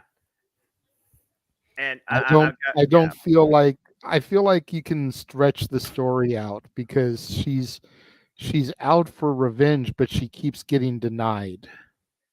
Yeah, how long do you pursue revenge until you finally get it? And proverbial, movie quote, are you actually happy with it? Liv Morgan right now would be giddy as a schoolgirl to, I feel like, culminate this, but will she be able to handle the pressure, handle that heat? Once again, holding that title, knowing there is a big looming cloud in Rhea Ripley, which again, she has not beaten. She has just temporarily incapacitated because Mommy's going to be back with a vengeance. Of course, we are talking about right now getting ready for our King and Queen of the Ring. We look back at the last time we had King and Queen of the Ring. It was, of course, Xavier Woods and Finn Balor, culminating in the conclusion of the King of the Ring tournament just a couple of years ago, where Xavier Woods was able to claim the crown. Of course, Xavier Woods was not making it clear to compete in this year's tournament, which allowed Kofi Kingston to fight on his behalf before he fell against the Dean General Gunther, who, of course, will be challenging for that crown out against the Viper, Randy Orton. And again, the caveat that this year, and this is where it should have been, damn it, all the time, the winners of King and Queen of the Ring have guaranteed championship opportunities at SummerSlam. You got to imagine they're going to be brand champion focused. That means at this point, we're looking at an ecosystem where Gunther could possibly challenge Damian Priest for the World Heavyweight Championship. Randy Orton could challenge Cody Rhodes for the Undisputed WWE Championship. Nia Jax could challenge Bayley for the Women's Undisputed WWE Championship. And Lyra Valkyria could challenge the man Becky Lynch for the Women's World Heavyweight Championship. As of this moment, based on where we stand right now, prior to King of the Ring's conclusion. So with Money in the Bank prior to that and Clash of the Castle, there is still a lot of suspension of disbelief. Okay, but to that statement, and this is something we were discussing before you joined us, has it been made perfectly clear by WWE officials that it is a brand specific opportunity? No, and that's what. Or is it Money in the Bank Royal Rumble where you can challenge for anyone? Because it goes back to my point with Liv Morgan. If Liv Morgan wins the title here, theoretically speaking, and Nia Jax wins Queen of the Ring and can challenge either champion, Nia Jax should just be able to walk in the ring, snap her fingers, Liv Morgan explode, and she's the new champion. Pretty much. It's like when Bliss was champion, how Nia ran through her in the past. Like, yes, there should be no reason why Liv could survive that. Exactly. And should survive that. However, if it's brand specific, it's all the more reason again why Becky should retain, and then we can run back Lyra Valkyria versus Becky Lynch at SummerSlam, almost a year removed from their No Mercy NXT match, on a grander scale. Yeah, and I was even thinking about the future outlook of the championships, because right now you look at the Raw Women's division, they're all pretty much culminated in tag team setups. As we look at the history now of the King of the Ring, going all the way back to 1996, where it first began. I'm sorry, no. My reaction was because JJ just mentioned the hockey gimmick and they just showed it. That's why I went. He was talking about the day jobs, and they literally straight up showed Duke Droese and freaking the Goon back to back. Damn it! And Mantar. Like, what? Damn it! We were talking about how we had to suffer through, like, how wrestlers had daytime gimmicks, because we were saying Cody should have been, he could be a heel because he's the American Nightmare. He's in Saudi Arabia. And I said, imagine if they had like a person that has to deal with like oil, like back in the day. If he had back in the day, everybody had a job. We had trash men. We got Rockefeller gimmick. What you're trying to culminate here? We had trash men. We had teachers. We had And then he said, "Yeah, remember Goon? He was a hockey player, and that's why I was just cracking up when they showed Goon just now." And of course, we know back in the King of the Rings, Burf Austin 316 says, "I just whipped your ass." That basically puts Stone Cold on the map. Yeah, and that's the other thing is like why I feel like Randy Orton and even Nia Jax shouldn't win is because the King of the Ring has always been used to like establish a new star. With the exception of Brett, the first King of the Ring pay-per-view winner, with the exception of Booker, and you could maybe even argue Regal. You know, all three of them were pretty well established when they won the tournament. But then you think about Owen, who was on this huge kick to try to get out of Brett's shadow. You think of Mabel. You think of Austin. Triple H. You think of Ken Shamrock, Billy Gunn, Kurt Angle, Edge, Brock. Yeah, like that whole run right there was used to pretty much establish somebody as the next major star in WWE. Yeah. Randy Orton doesn't need this accolade. No. Nia Jax doesn't need this accolade. No. Nia needs it more than Randy does. True. But she doesn't even really need it. And then we were also discussing, did WWE mess up with the way that they could have booked the tournament? And we all love Gunther. We all acknowledge, you know, and the mat is sacred, blah, blah, blah. But did they miss a golden opportunity to plant seeds for this potential bloodline civil war by not having main event Jey Uso versus Tama Tonga? Especially since Tama Tonga, Haku's son, King Haku, back in 1988. We could have had some seeds planted here for what will eventually be our civil war, more than likely at Survivor Series. And likewise on the female side, and we touched a little bit about it last night, but that was at midnight West Coast time, almost 3 a.m. East Coast time. So did they miss the boat by not having Natalya in the finals 30 years after Owen Hart? Again, with all the Owen synergy.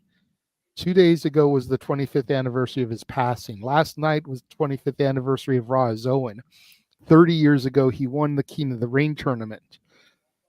Did they not completely blow the synergy here by having Natalya become the second ever Queen of the Ring, like Owen was the second ever King of the Ring, pay-per-view wise? We're not talking about the Macho Mans, the Harley races, all that back in the day. No. Official pay-per-view King lineage. Yeah, and going back to, again, not Natalya, locker room leader for generations, the original Queen of Hearts. I mean, she deserves it after that minute 30 debacle last time we were in Saudi Arabia. And of course, we know the King of the Ring finals tonight. To your point, it will culminate in the Lean General Gunther going 1-on-1 against the Viper Randy Orton for the first time ever. While Randy Orton might look to add to his legacy, Gunther is looking to make the WWE sacred.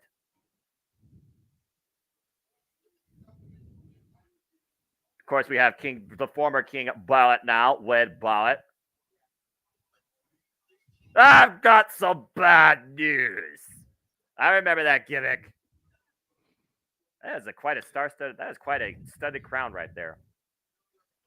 As, of course, we look back at the tournaments that were brand focused. You look at the field of participants that were involved, including that limited to Bobby Lashley, Carmelo Hayes. Of course, we look back at the tournaments. We saw Dawkins take on Tama Tonga. Excuse me. Get tongue-tied really easily. Tama Tonga was able to beat Angelo Dawkins via pinfall in the first round. Very game contest, of course. And to your point, the son of Haku, former King Haku, LA Knight was able to defeat Santos Escobar and move his way forward as he went one-on-one against Tama Tonga. But Tama Tonga was able to get the better of the megastar thanks to the outside influence of the bloodline. The man hanging jerseys more than the LA Lakers, him, Carmelo Hayes, defeated Baron Corbin in the first round. Of course, Baron Corbin, a former King of the Ring. It's ironic how far we came with the King of the Ring gimmick, because JJ just said with the exception of Brett, like it's made to new stars. What's funny is this started as you needed an established star to establish a new pay-per-view, a new gimmick. Now you need an older gimmick like King of the Ring to establish new stars. So it's ironic what it had to become. Because the reason they went with Brett is because you wanted an established star to make this gimmick seem important. Well, yeah, they went with Brett because originally it was a one night only tournament, and you wanted to have somebody that was believable as a technician that could go through 3 or 4 people in a night, not be blown up, give you different types of matches. So having somebody like a Bret Hart and Owen Hart made perfect sense for King of the Ring, but where they screwed it all up was when they gave it to Mabel. Yeah, because Mabel was not established, and Mabel was not ready for that moment, and neither was Ilya Dragunov when people thought we were on the collision course for Ilya Dragunov versus Gunther, and main event Jey Uso was able to overcome the Mad Dragon, while the Ring General has tapped everybody out that he's faced in this tournament. Sheamus, Kofi Kingston, and Jey Uso. Each of Gunther's wins lately have been via submission, not pinfall. Yeah, which I find very interesting, showing a different side of the capabilities of the 5-star Ring General, as he is named. Gunther showing his mat-based discipline that has led him all the way now to tonight, where he literally might finally culminate in seizing the crown. As we come forward now towards our finals again, Gunther, Monday Night Raw, Viper Randy Orton overcoming the likes of Carmelo Hayes and Tama Tonga. The Ring General and the Viper. One of these two men will make history for the first time ever in their careers as King of the Ring. Will the 14-time world champion best the greatest intercontinental champion in this company's history? You know, I miss JJ just brought up the whole one night thing. I miss it, man. I miss the whole one night. And now with SummerSlam being established in Minnesota and they made something else other than WrestleMania 2 nights, why not do the King of the Ring tournament all in one night on a Saturday and then Sunday the finals? Like you book Sunday as every other title, like the main title, everything, but then that's where you put the finals of the King of the Ring on Sunday, and then on Saturday it's all about the one night tournament. The King of the Ring's never been a summer thing, though, to my knowledge, and I feel that to be the only caveat. But considering how late the schedule looks like it's going next year, it's not too far out of the realm of idea, but you also got to consider right now the business practice of WWE. If King and Queen of the Ring becomes a consistent thing around this time with implications to SummerSlam versus competing for the title the next night at SummerSlam, then this makes more sense in a way. Although I do think at some point we need the King and Queen of the Ring tournaments to be a one-night showcase, not a weekly tournament outlook. So I understand where you're coming from, and the fact that now they are pushing SummerSlam to be the 2-night biggest party of the summer starting next year. There's no telling what WWE's outlook is going to be towards King and Queen of the Ring. If this becomes a thing going forward now, where, let's be honest, since King Booker, this is arguably the most important time we're seeing the King of the Ring tournament with the implications that are now known. Yeah, making SummerSlam 2 nights, you're opening the door now for so much things to be 2 nights, because then it's like at one point, why not make the Royal Rumble 2 nights instead of having 2 Royal Rumbles in one night? Why not make the Money in the Bank 2 nights instead of having both Money in the Banks in one night? So it's like you're kind of opening the door to a lot of stuff now. And I wouldn't be surprised to see them doing it. That's the only way you could do King Queen of the Ring in one night, is if you made it a 2-night show. Exactly. Because there's and you do the King of the Ring one night, that's 7 matches, throw in a women's tag title or a women's title match just to kind of mix the card up a little bit.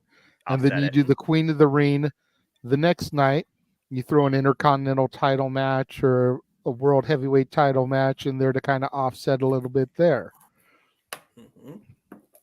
Yeah, it's just one of those things where the future outlook of WWE's PLE strategy is starting to look a lot clearer. Domestically running the Big Four, let's just call it what it is, the Big Four here in the States, possibly for 2 nights back to back, and everything else internationally with a level of a takeover as far as card size and storytelling and quality and quality. Again, we have 5 matches here on this main card. That's it. Yeah. And I it's love the second time in a row right now on these international PLEs that they have adopted this strategy: 5 to 6 matches. I love arguably the you could say that Backlash was bigger than WrestleMania because of that audience. Yeah, I love the shorter match cards. Like, it gives us as people who do watch alongs a little break, because look what we get to do today. Then we got to go through hell and back to do Double or Nothing on Sunday, because that's 10 plus. You know what I mean? Well, to be fair, that's not you two. That's me and James, and I'm crazy. Yeah. I'm the guy. The longest show I've called this year, and I just realized this, it was freaking Resurgence. Guys, that show was almost 5 hours long. Yeah, I mean, look at WrestleMania a few years ago. It was 7 hours at one point. Don't remind me about WrestleMania 35. With all due respect, I love calling stuff with JJ, and I love doing this for the JMN Multiverse Media. I was not going to survive that WrestleMania one night stand. I was not. I barely survived watching it with my friend as it was. It wasn't for Pizza Mountain Dew and his jibber jabbering. I probably would have fell asleep before the Three Women Triple Threat main event. As we got Kayla Braxton right now talking with the Viper Randy Orton. Again, the last of the old era, the generation that's still going consistently all the way back from Ohio Valley Wrestling. The last member literally going to this day still from what was Evolution. And you even said it, JJ. Randy Orton was proclaimed as the future, and he still is today in the present. Yep. But Randy Orton is that grizzled young veteran now that can easily put over a Gunther and not risk his legacy. Can he pass the mantle of legend killer? Yeah, I've said it earlier before you were here, Noah, that he's literally went from legend killer to legend giver, because he's been giving so much back to people and putting them over, and it hasn't hurt who he is. And Randy Orton, again, newfound life since returning last year at Survivor Series. He just said himself, he's happy to be alive. This is the most at peace Randy Orton we have ever seen.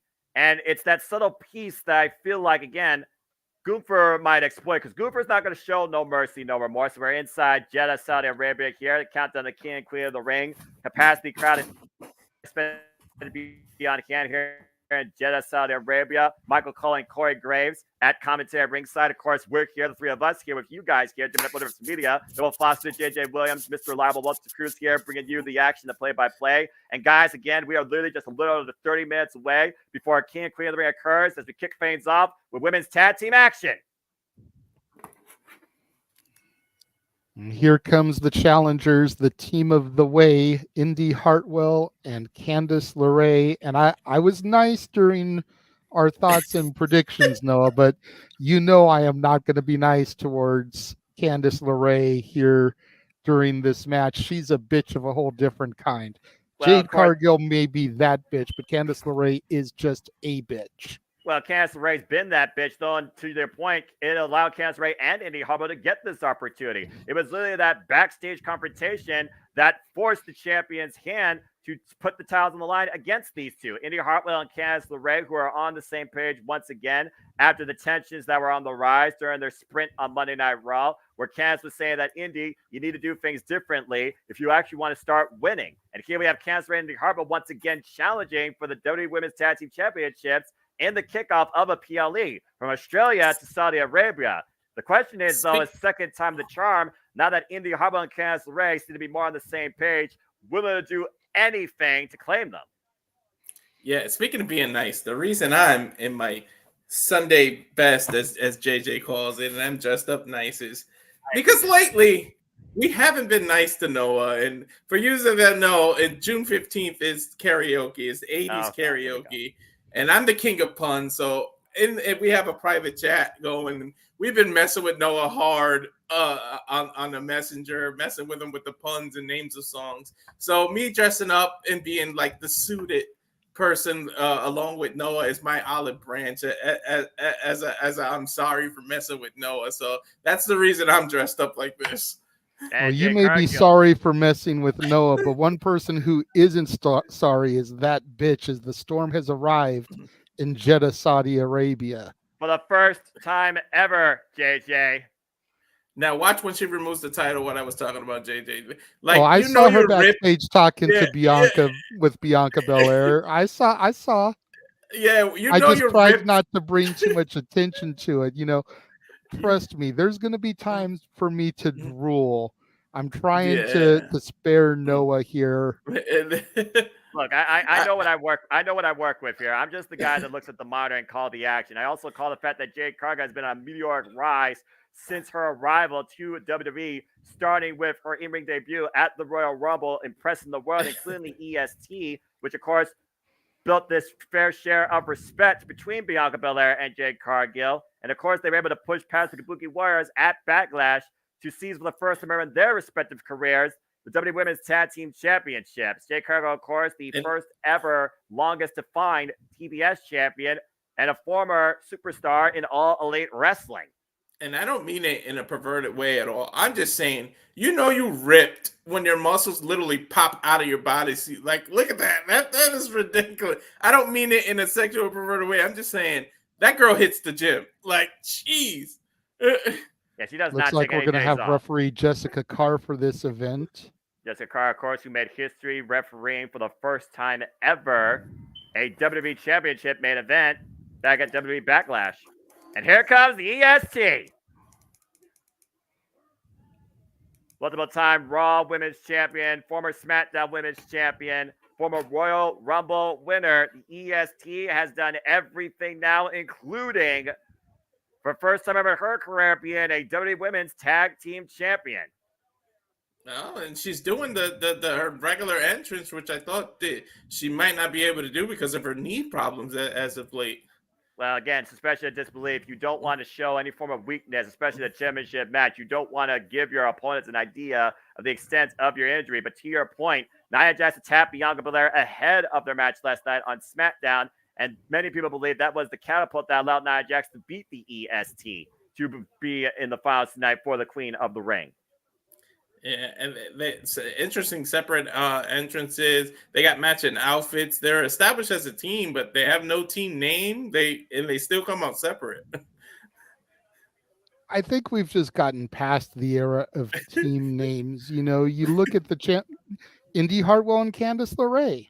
Yeah, their Titantron didn't say the way; it said Indy Hartwell and Candice LeRae. But they also came out together, JJ. Why Candice That's LeRae, fair. Bianca Belair and Jade Cargill, sorry, name's tongue-tied. They did come out separately, but clearly these two have that synergy. That's what allowed them to become the WWE Women's Tag Team Champions. Of course, this is our first title match here tonight at Saudi Arabia. It's the first defense for the new champions as well. Candice LeRae, of course, has yet to hold an accolade in WWE outside the NXT Women's Tag Team Championships. And of course, Indy Hartwell, former NXT Women's Champion. Bell Reigns are underway here with our opening contest. Just look at our campaigns off with Jade Cargill and Indy Hartwell. Yeah. Oof. And now we'll see if Indy Hartwell's newfound hungry nature and sneaky cutting, courtesy of Candice LeRae, leads her towards her championship here on the main roster. But over, Jade Cargill missed the clothesline. Indy trying to pick up speed. And the power of Jade Cargill catching Indy Hartwell coming in with a faraway slam.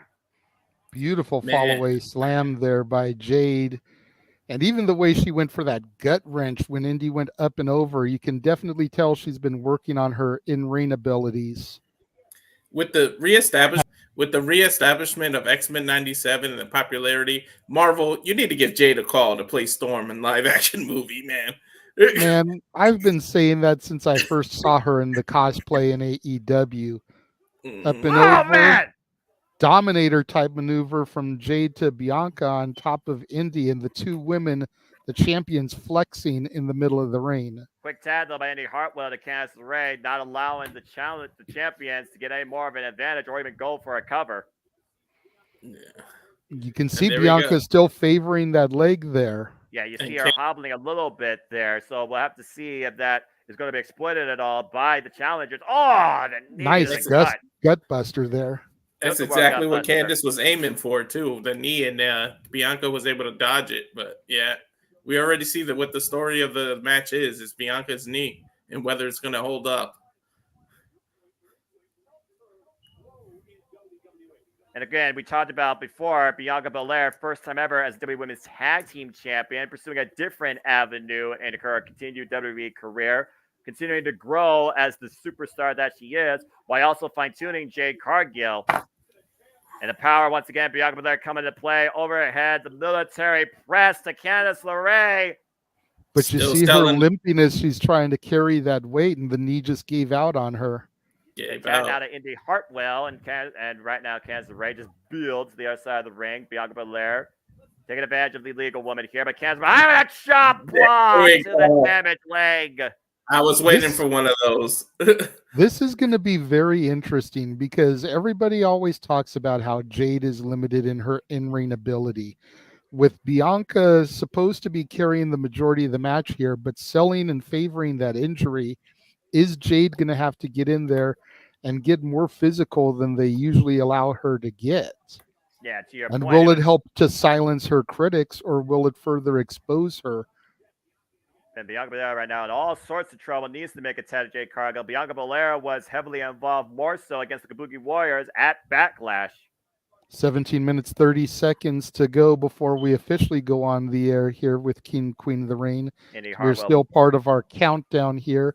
Tag team title action here for the women. Yeah, and Indy Hartwell mocking the ESC. I'm not sure how wise that is. Nice kick, though, to, again, that damaged knee, pushing her into her corner.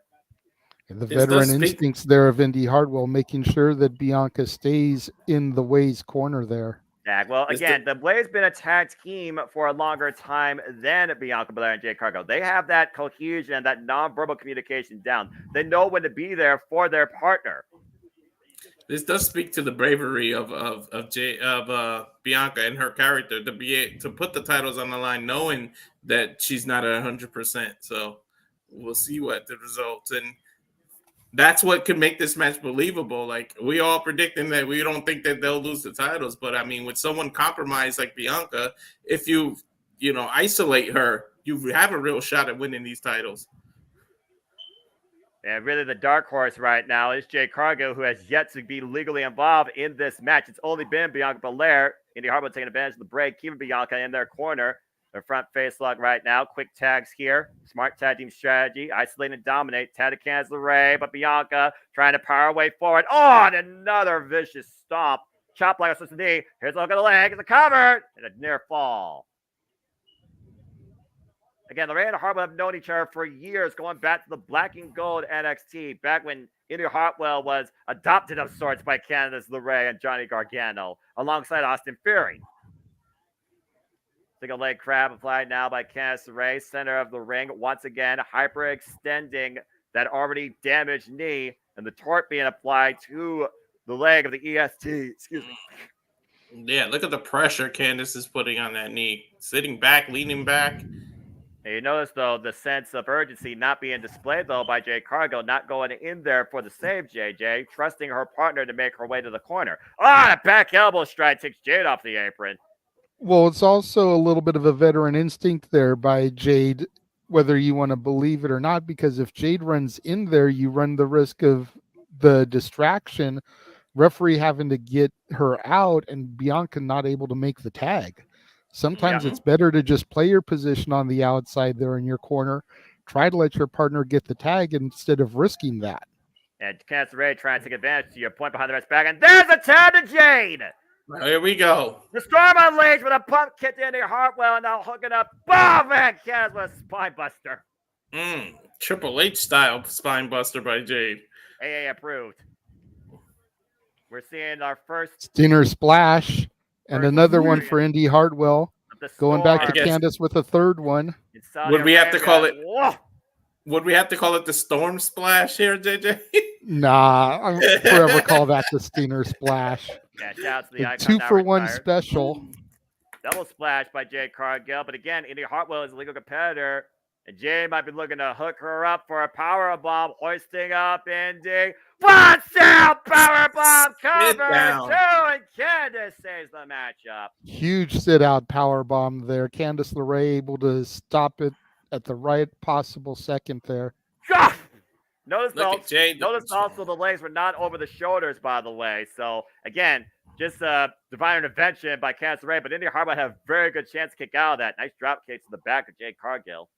Bad landing by Candice on the outside there, landing on her legs. That's an easy way to pull a muscle.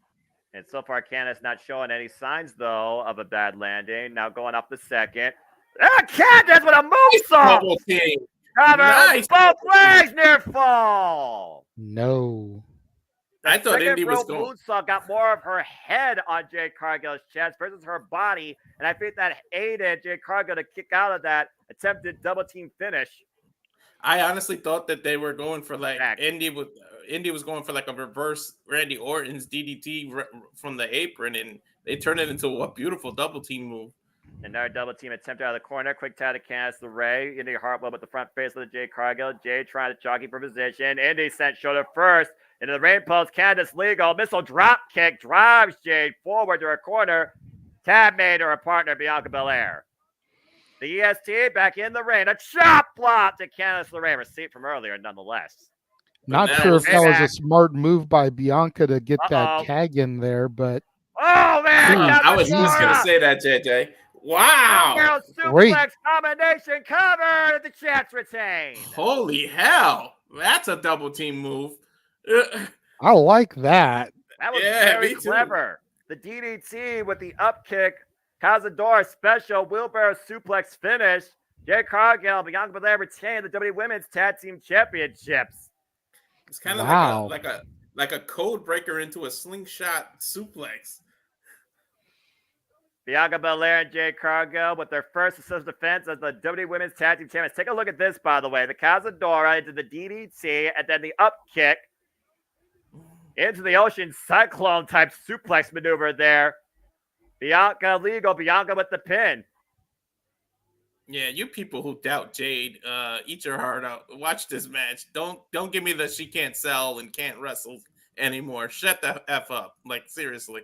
Yeah, you might be looking at the strongest WWE Women's Tag Team Champions to come in this company's history. Congratulations to Jade Cargill and Bianca Belair on their first defense here tonight successfully at King and Queen of the Ring in Jeddah, Saudi Arabia.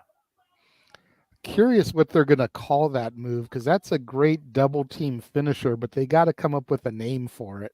Yeah, I think they were trying to say like into like the cyclone, but there wasn't really like a cyclone there. Again, it was the DDT, and then it was the Cazadora into the DDT, and then rebounding her straight up into almost a wheelbarrow suplex type maneuver that allowed her to get the pin and the win. So I'm curious if they do come up with unique name dynamics. Speaking of unique dynamics, how about the mindset of Drew McIntyre, who's been hell-bent on making everybody suffer CM Punk's agony, but CM Punk's been on his mind as Drew McIntyre will be going back home to Scotland when, of course, we cover Clash.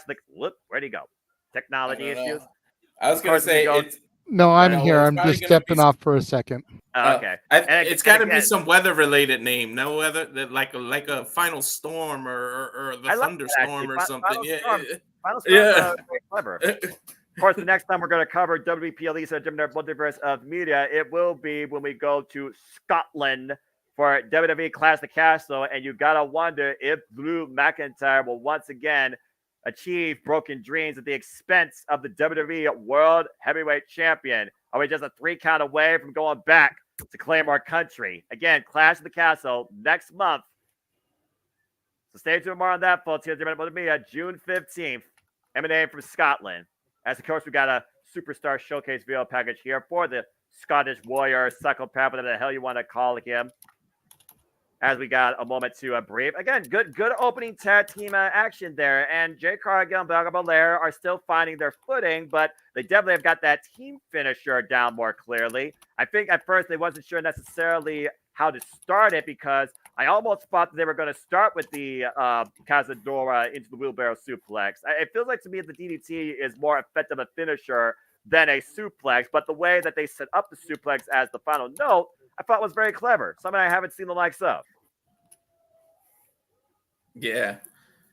I think you have the premium Peacock because you were talking about Drew, and now I'm heading into commercials. I'm seeing like an Oculus commercial. Yeah. Those are wondering, WWE is changing their streaming structure. If you have the premium Peacock package, it's ads free, but instead of ads, you get superstar packages and WWE filtered content. If you are a standard Peacock user, you get ads for everything, including not limited to American Home Warranty. Yeah, see, my Peacock is completely free because of the phone company I have. So yeah, they gotta give you the standard. I don't blame you for saving money, especially when it's a boom that's offered to you, bro. I don't blame you for that at all.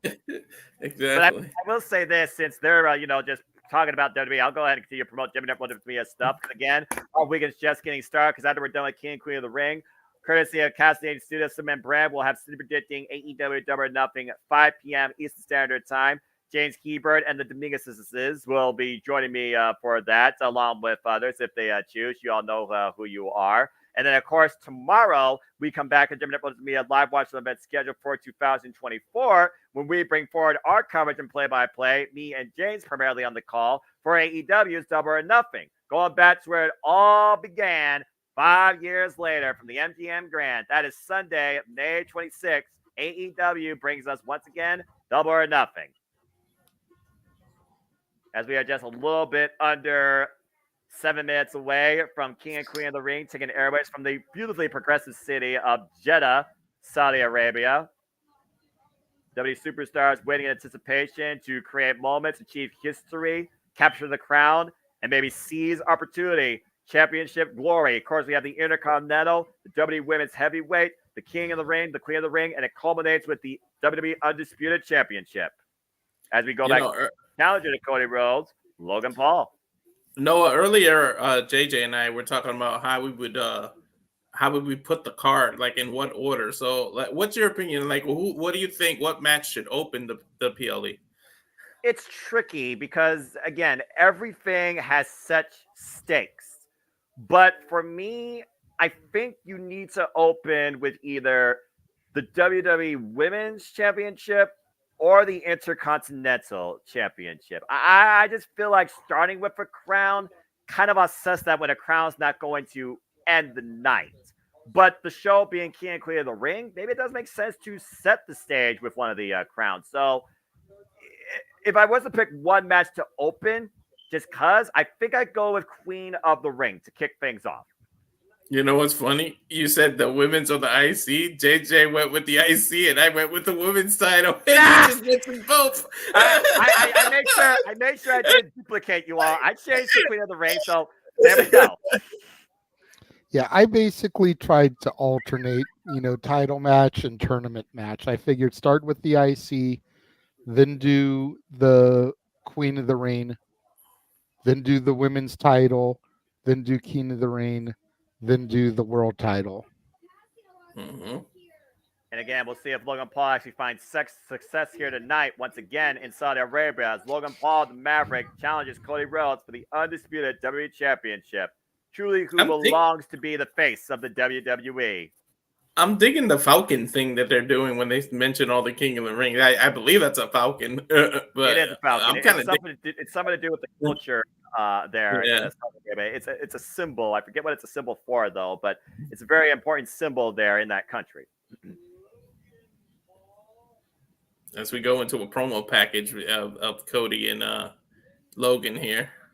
Well, again, Logan Paul came out and literally put out the challenge. Cody Rhodes being the fine champion he is, accepted.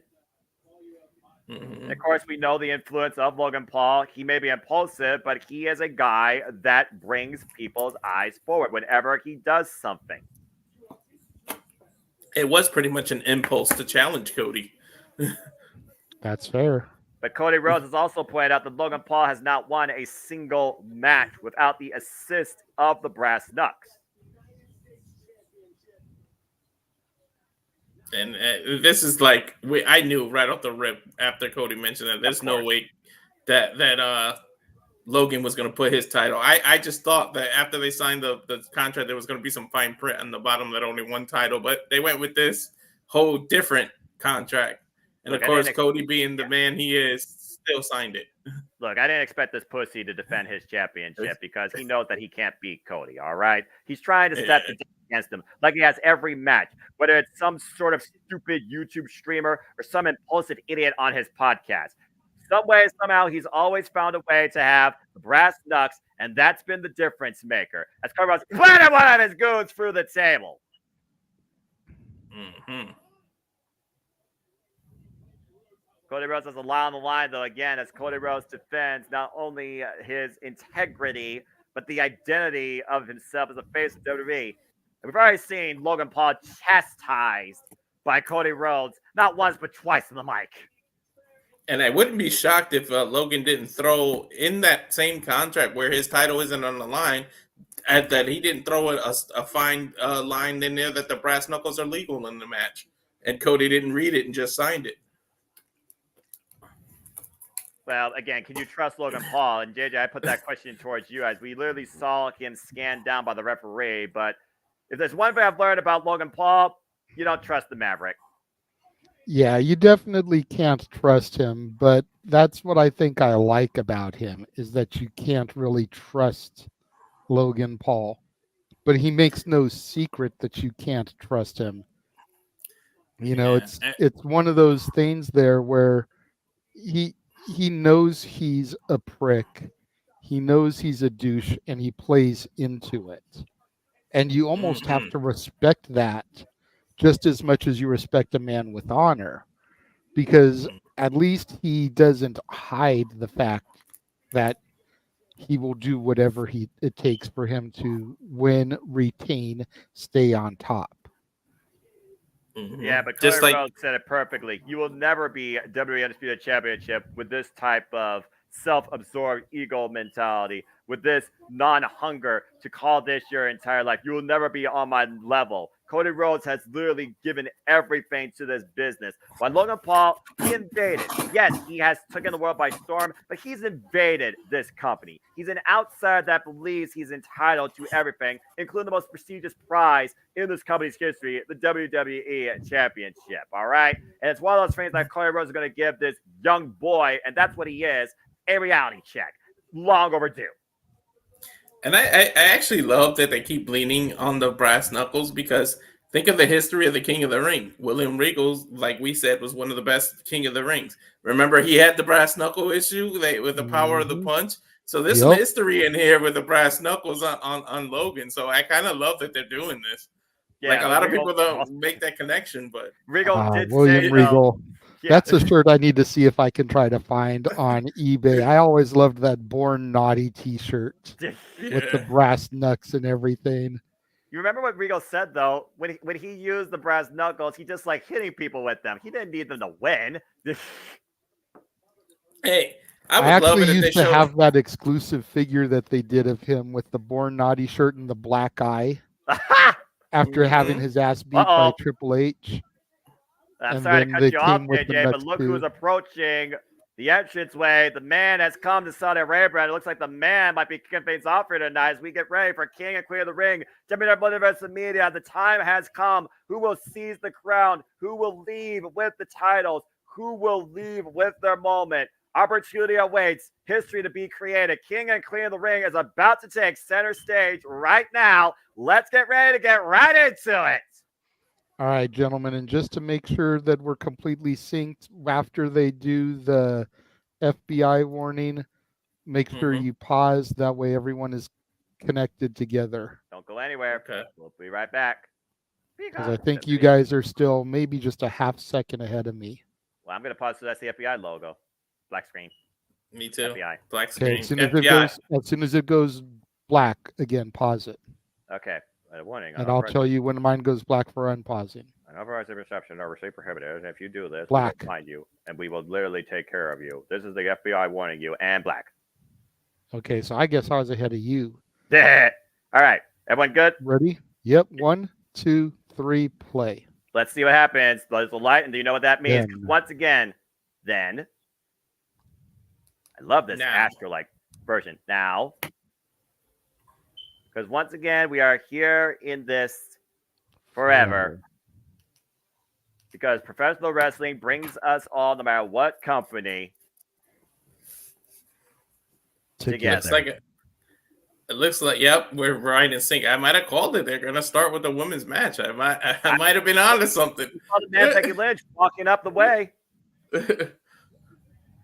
Anyway, as they're in the major port city of Jeddah, Saudi Arabia, the most vibrant, progressive city in the Middle East, plays home tonight to WWE's latest international runs of PLEs.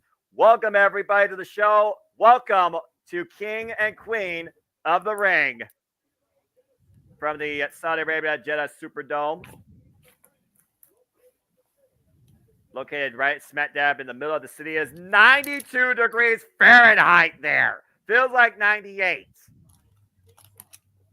Hell of a difference than when I was sitting in Philadelphia in a freaking arena. It was barely 45. Barely. And of course, we see the Undisputed WWE champion Cody Rhodes making his way into the arena alongside challenger in an opposite entrance, the United States champion Logan Paul, looking to shut Cody Rhodes up and possibly knock him out and seize the WWE title. Of course, we also tonight have the King of the Ring to culminate. I just see the Viper, the 14-time world champion Randy Orton, who will go one-on-one for the first time ever against the Ring General, the longest reigning WWE Intercontinental Champion in this company's history, Gunther. Gunther, of course, beat Jey Uso to culminate his spot in the finals, while, of course, Randy Orton beat of course, Tama Tonga. And there you see one half of our finals for the Queen of the Ring, Nia Jax, who, of course, basically cheap shot her way, but found a way to beat the EST. And we see Lyle Valkyrie, who has surprised everybody since her arrival in WWE, overcoming Io Sky to earn her opportunity tonight in the finals. And of course, we know the winners of King and Queen of the Ring will compete for a championship at SummerSlam. And now we get our cold opener. Oh, boy. A champion's journey. Yeah, how far does a champion's journey go? We talk about a champion named Cody Rhodes. So we go from a story to a journey. I mean, the journey is the story, because the story may never be finished, but the journey truly never is finished, more than anything. As right now, folks, they're doing their cold opener here, again, as WWE does traditionally, bringing us into tonight's activities. Pressure is at an all-time high, and I'm not talking about the heat there. And no one does video packages like WWE. Their production team is top tier. And that being said, shout out to the 53 of you that submitted your predictions, as the farm is officially now closed and your predictions are final. Good luck to everybody in the WWE Predictions League, and enjoy our coverage of King and Queen of the Ring in the Kingdom of Saudi Arabia. It's about how far you're willing to go to call yourself champion. Also, this is how going to far be you a hell of to a call show. yourself a king or a queen. Again, heavy is the one that wears the crown, but who's going to wear the crown tonight? You have Session of Chad Gable in the Intercontinental Championship. The drive of Liv Morgan to seize the WWE Women's World Heavyweight Championship.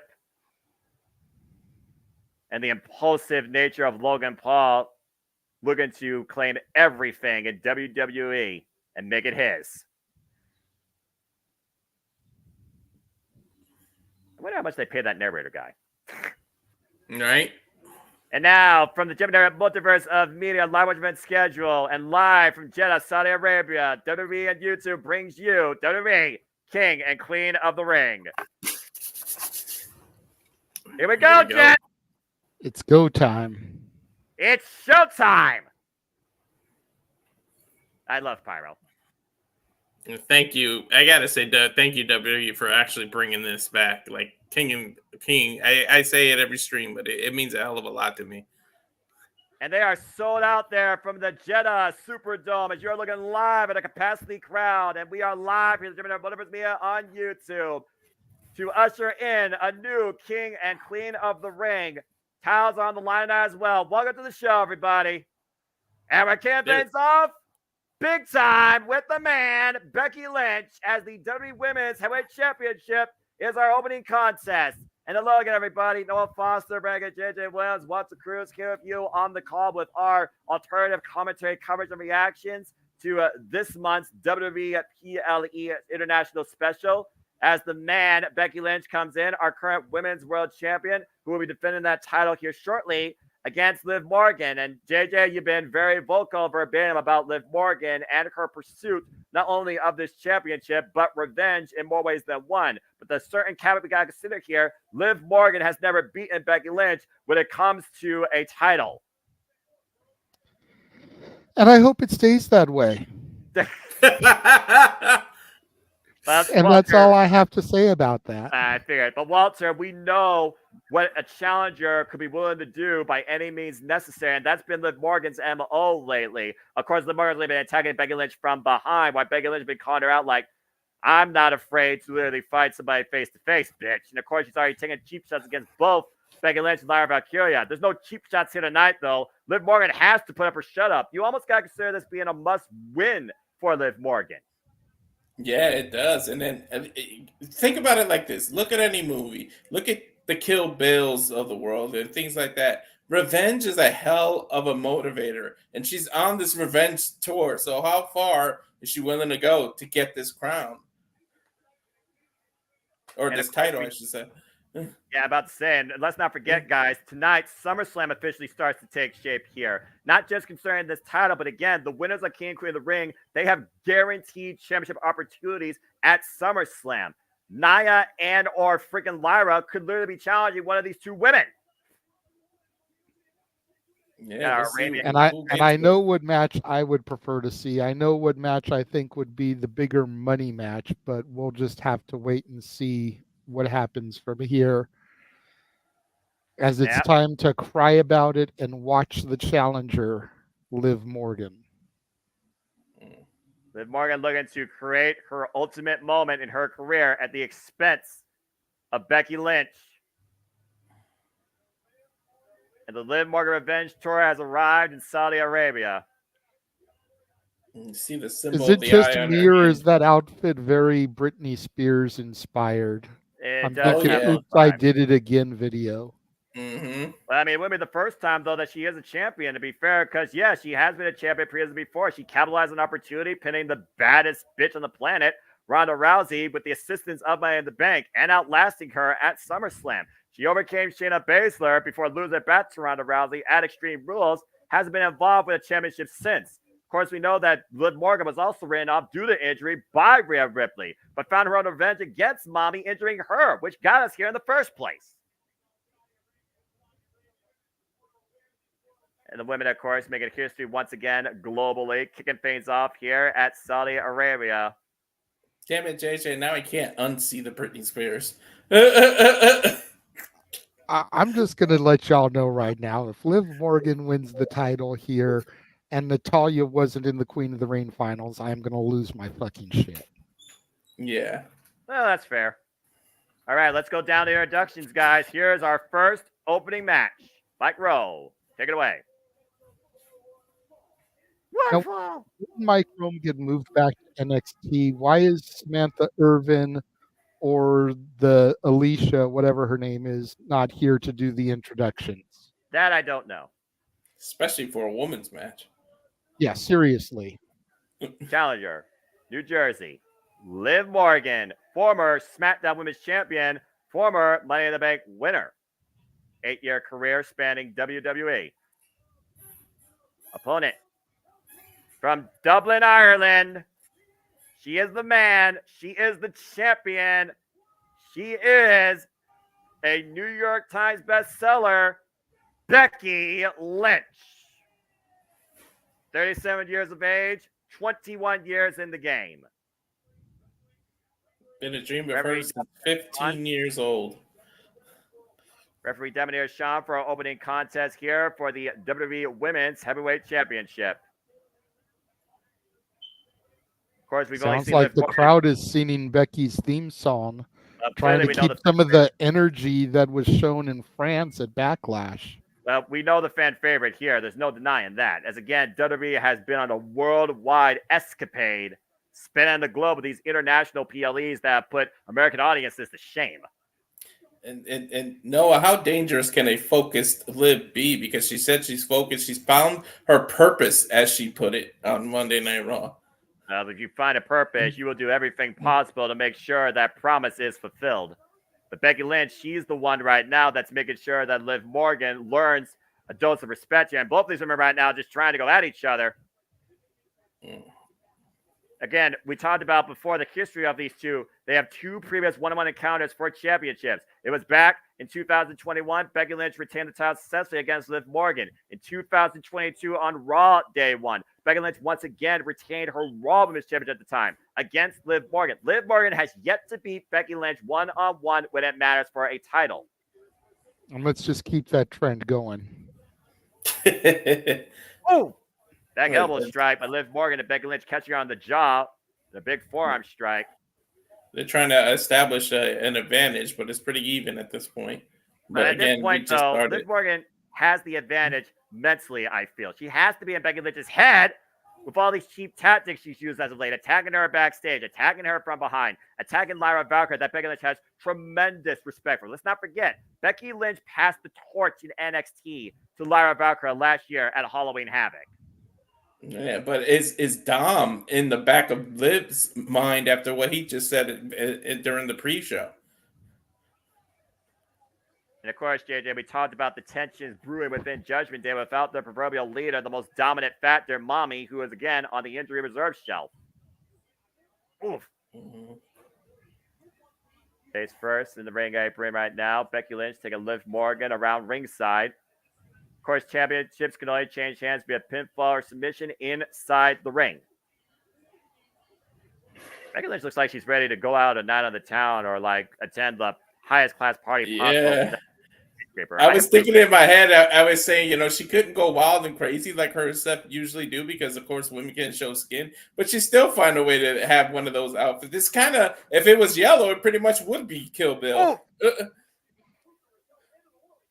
Well, I think she's trying to play up the moniker of the man by having a tuxedo-inspired gimmick here, so to speak. Yeah, well, the man just got planted on her keister, ripped off from the corner. Liv Morgan looking to capitalize here. Liv Morgan with the cover, hook on the far leg, and gets a near fall. Her back might come into play. She landed hard on her back and immediately grabbed it. Yeah, let's not forget Liv Morgan's finisher, Oblivion, that literally targets the back. We saw Liv Morgan, of course, also lost at the Elimination Chamber. Guess who pinned her? It was Becky Lynch. Again, let's just keep this trend going, Cape Ray pointing out Liv's history as member of the Riot Squad. Little bit of a side note, hard to believe that 2/3 of that group are now pregnant. Only one not pregnant is Liv Morgan here. Liv Morgan also said right now she's doing things by herself on her own and is just focusing on herself and wants to keep it that way. Liv Morgan, for all the professional struggles she seems to be portraying, has also had a lot of personal struggles lately in her life. Liv's the only one that's single, though, also, so that's why. Using the ropes here right now, using the rest 5 count. Once again, working the back of Becky Lynch and trapping the arms underneath the top rope. Shout out to Jerry, who used to know how to do that. 5 seconds. That drop kick to the back of the cover, hook on the leg, and Becky gets the shoulder up at 2. That was almost like a modified tarantula like Tajiri used to do.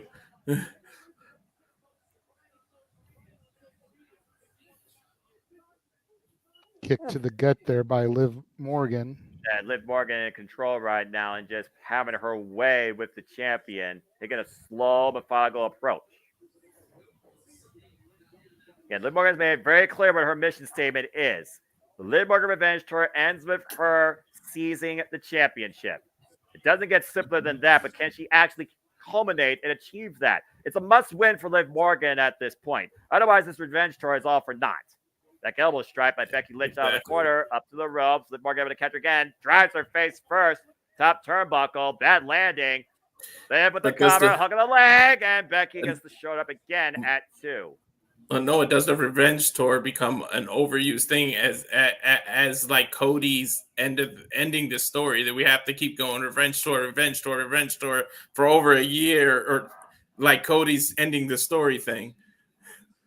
Well, there's that classic saying, pride before the fall. Take a look at this, by the way. Nasty fall by Becky Lynch across the top turnbuckle.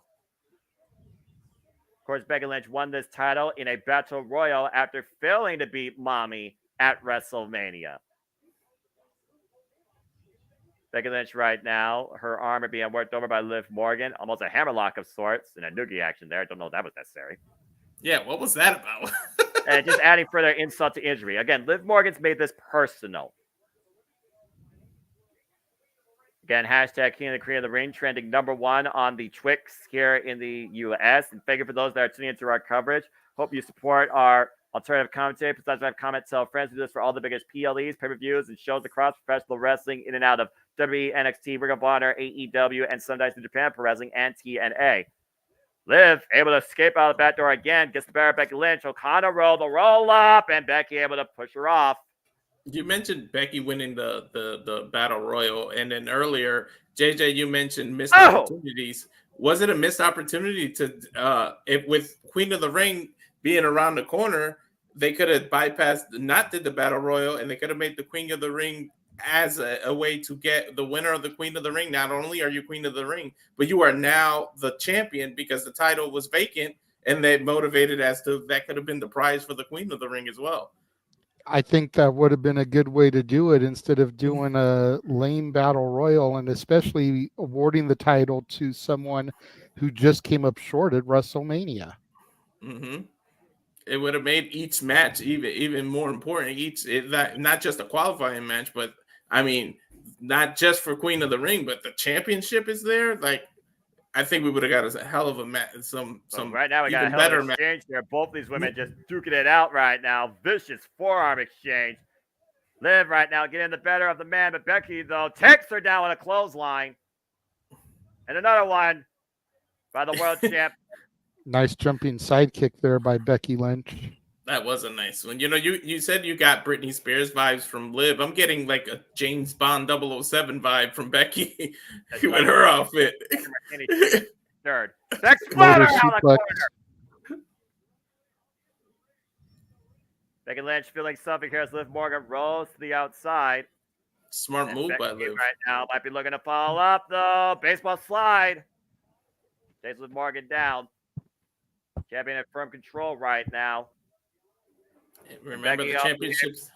Remember the championship, or not the championship, but the champion's advantage. You retain on a count out, you retain on DQ. So Liv's got to hope this gets back in the ring, as now Becky just threw her in the ring. And Becky making the climb to the top rope. But again, Liv Morgan able to capitalize and find a way to stop Becky out of the corner. The corners have not been favorable for the champion tonight. Not at all. Haymaker. And Liv once again looking to slow things down here. Might be looking to send Becky for a ride with a superplex. Uh-oh. And Liv shoved off though, and Becky once again making the ascent up to the top rope. Big missile drop kick by Becky. Is enough here. Hook of the near leg, and Liv kicks out at 2. Barely kicks out at 2.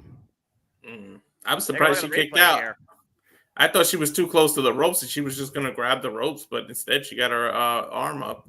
But to be fair, Becky only had her body weight on the left side of her body, and she kicked up with the right shoulder. Mm-hmm. Becky trying to figure out strategy right now. Do you go for the disarmer? Do you go for the man slam? Meanwhile, roll up and Liv. 2 count again. Becky right now trying to bring Liv down to the mat. Might be looking for the disarmer. Big shot, though, by Liv. Just corked that right hand. We were mentioning how this card is only 5 matches, but this is what the benefit of it. Look how cover down by Liv. 2 count. In a country like Saudi Arabia. In a country like Saudi Arabia, look how much time the women get to go and establish themselves and get a match. That's the benefit of these short cards, I should say. Yeah, sorry for stumbling over my words. Also, but, to that point, we've also seen Saudi Arabia progress when it comes to the retrospective and outlook of women in general, let alone the women's representation in WWE. Yeah, I mean, you think about it, the first one, women weren't even booked on the card. They weren't allowed. Got her down, hook of the leg, and a 2 count. Yeah, I'm actually seeing more women sitting up front this time, too, at Saudi Arabia versus previous encounters. The final step, I think, would be to have the women main event a show here in Saudi. From the top, Becky Lynch. Liv Morgan able to get out of the way, though. Out of the corner. Missile drop kick by Liv Morgan. Takes Becky up and over now. But what damage did that do to Liv? Cover. You saw her grab her own back after executing that drop kick. And to your point, not enough pressure applied to the pinfall attempt there as Becky Lynch is able to kick out. Putting your own body at risk here. Again, you talked about earlier, guys, how far are you willing to go for revenge, let alone a championship? And Liv Morgan right now looking to send Becky into oblivion, but Becky able to scout it, though, and reverse DDT! Covered by Becky and a near fall! Like I said, revenge is a hell of a motivator. It's And Liv Morgan right now might be feeling that maybe she has taken more on than she can handle. But Becky also no stranger to this type of challenge or encounter. But we've seen Becky capitalize in this. Becky kind of trying to self-motivate. Looks like she's talking to herself a little bit here. Saudi Arabia on their feet right now. The ground is shaking, and Becky Lynch is fired up, looking to take her down the handle slam. Meanwhile, reversal roll through by Liv Morgan. The cover. Becky Lynch now tight on the line. Cover, kick out. But for a single leg kick, and Liv Morgan catching her with a shining wizard of sorts. Lynch is down. Liv Morgan to capitalize. Hook off the leg, and a near fall again for the challenger. Oh, what's the matter, Liv? You didn't get it? Cry about it. Right. It's just a shining wizard. I mean, the only person that made that finishing move like that was the Hurricane. He got some victories off of that move. As Liv Morgan downing herself at this point, can she actually beat Becky?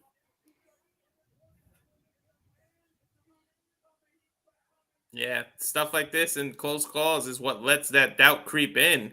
But you got to remain focused, especially when you're on something like a revenge tour. That was a Becky hard just ride. slapped the taste out of Liv's mouth. Yeah, exactly. Literally. Again, both these women competing in near 100-degree weather, even indoors. That has to be insane. One fully closed, and Becky hooking up Liv, double underhook, and takes her Right down. into the disarmer. Cross arm breaker. Wow, that was a beautiful transition by Becky. But Liv able to reverse the pressure, shoulders down. Reversal by Liv Morgan.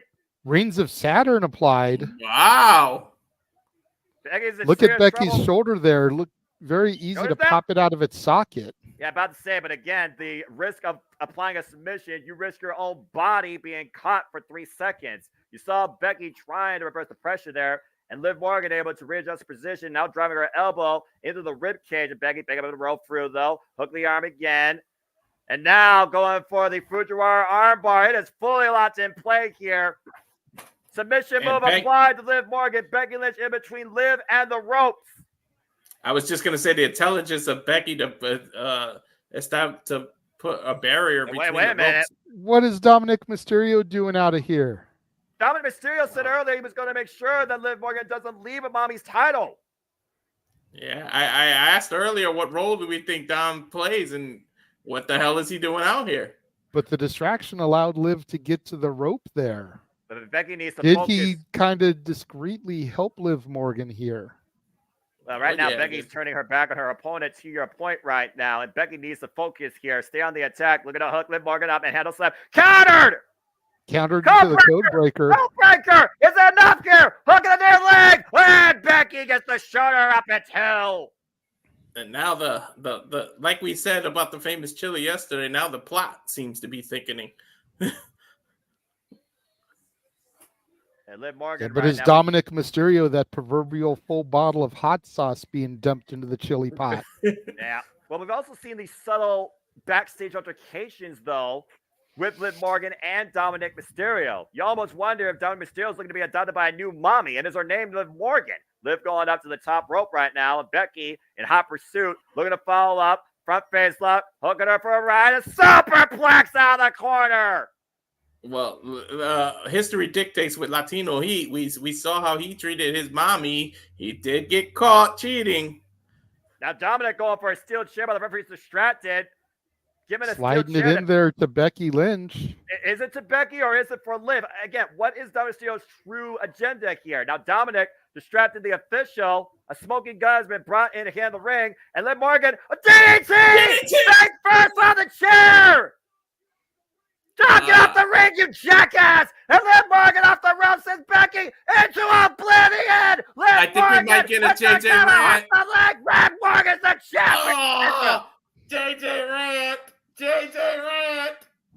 Dominic Mysterio just screwed Becky Lynch! Liv Morgan holds mommy's property! The Liv Morgan revenge tour has been successfully accomplished! The fucking moron! You just cost Becky the title! Are you okay, JJ? No.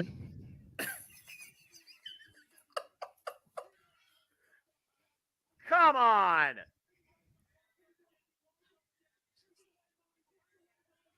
What is mommy going to say about this? Dominic's going to want to be in prison after this match. There's no telling what mommy is going to do to him when she returns.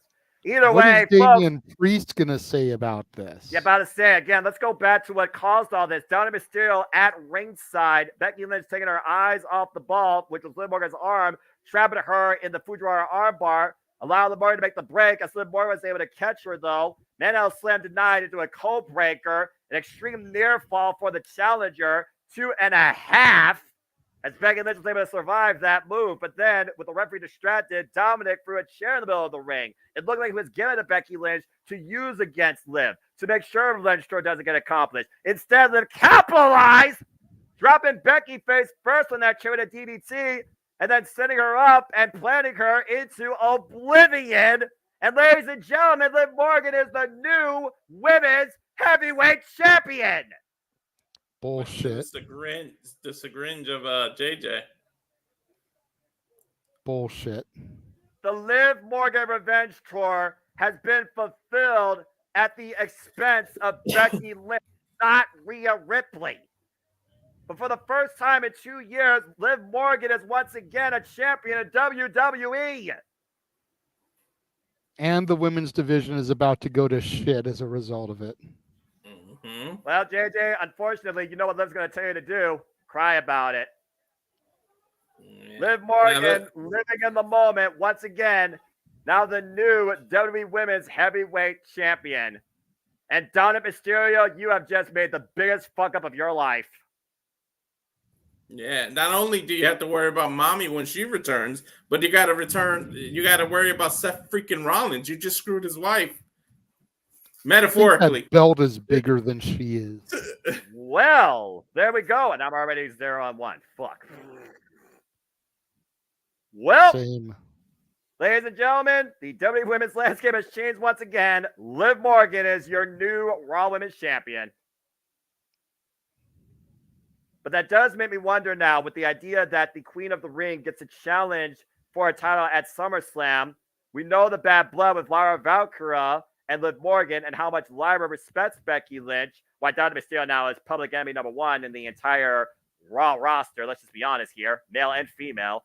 I gotta wonder now if Lyra can capitalize on this and maybe she's the one that gets revenge on behalf of Monday Night Raw and Becky Lynch. Still to come tonight, of course, for the Queen of the Ring, but it is a sign of things to come. You wonder, we got one title change, but we see another title change tonight.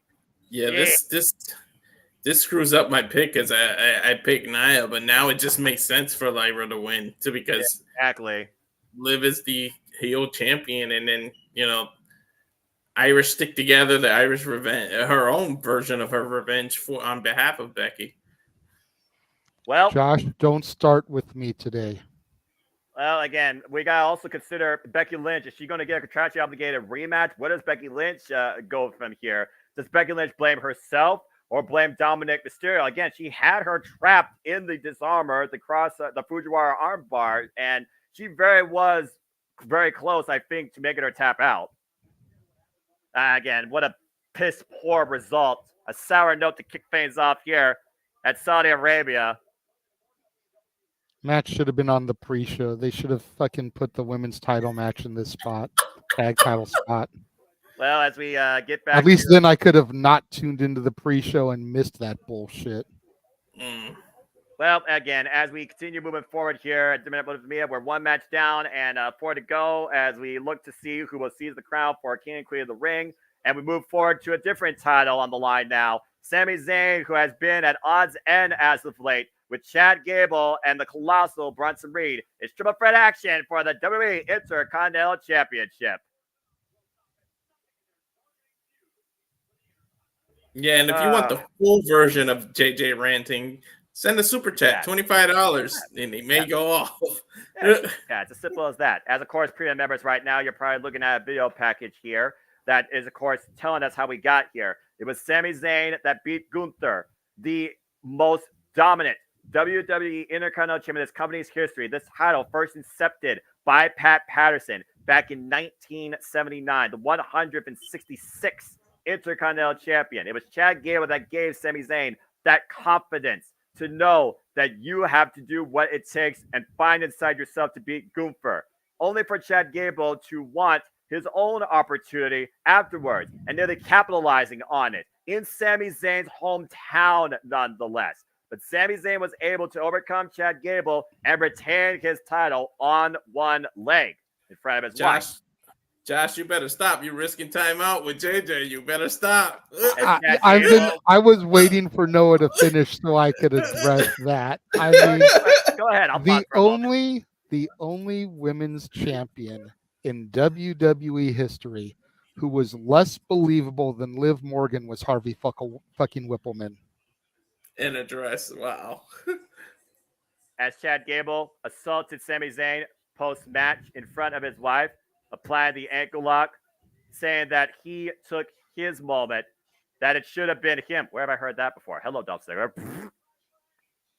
Well, talking about all that time he was training himself, training Sami Zayn, and training the Alpha Academy. But in the end, all he was training was a bunch of losers. And we've seen Chad Gable turn against everybody, including his own Alpha Academy, as he's hell bent on seizing the Intercontinental Championship. But so is Bronson Reed.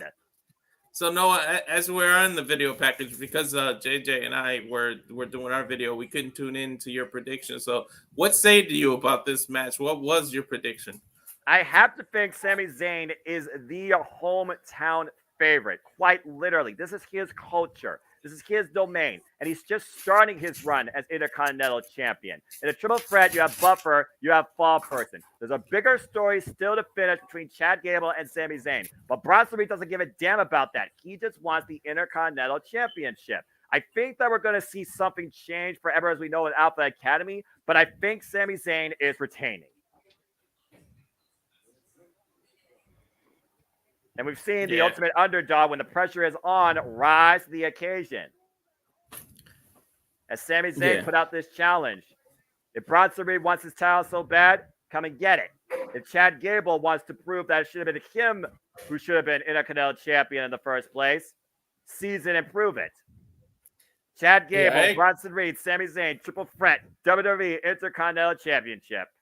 I agree with you. Like, I thought Sammy's retaining, but this is one of those matches that I'll be happy no matter who wins. Like, it's rare that I know triple threats are unpredictable, but it's very rare where I'm literally synonymously happy no matter who wins this match.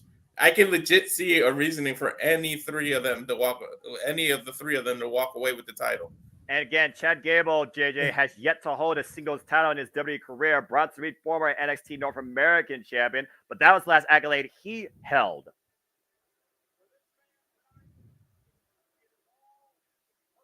Again, it is most personal with Chad Gable than anybody else in this entire match.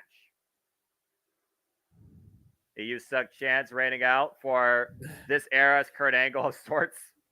Mm-hmm. And what role would Otis play in this? He's the X Factor in this match. And Chad Gable ejecting Maxine Dupree from ringside after failing to help Chad Gable this past Monday on Raw, while Otis reluctantly helped Chad Gable beat Sami Zayn, JJ.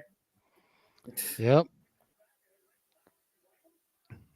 I think Otis still Maxine. allowed to be there, though. Well, again, that could be what costs Chad Gable this matchup. but it also could be what allows Chad Gable to win this matchup. I think Maxine Dupree has been in Los Conquistadores closet there with that outfit. Chad Gable, of course, former amateur wrestling background, Olympian status quo, former Raw Tag Team Champion alongside Otis.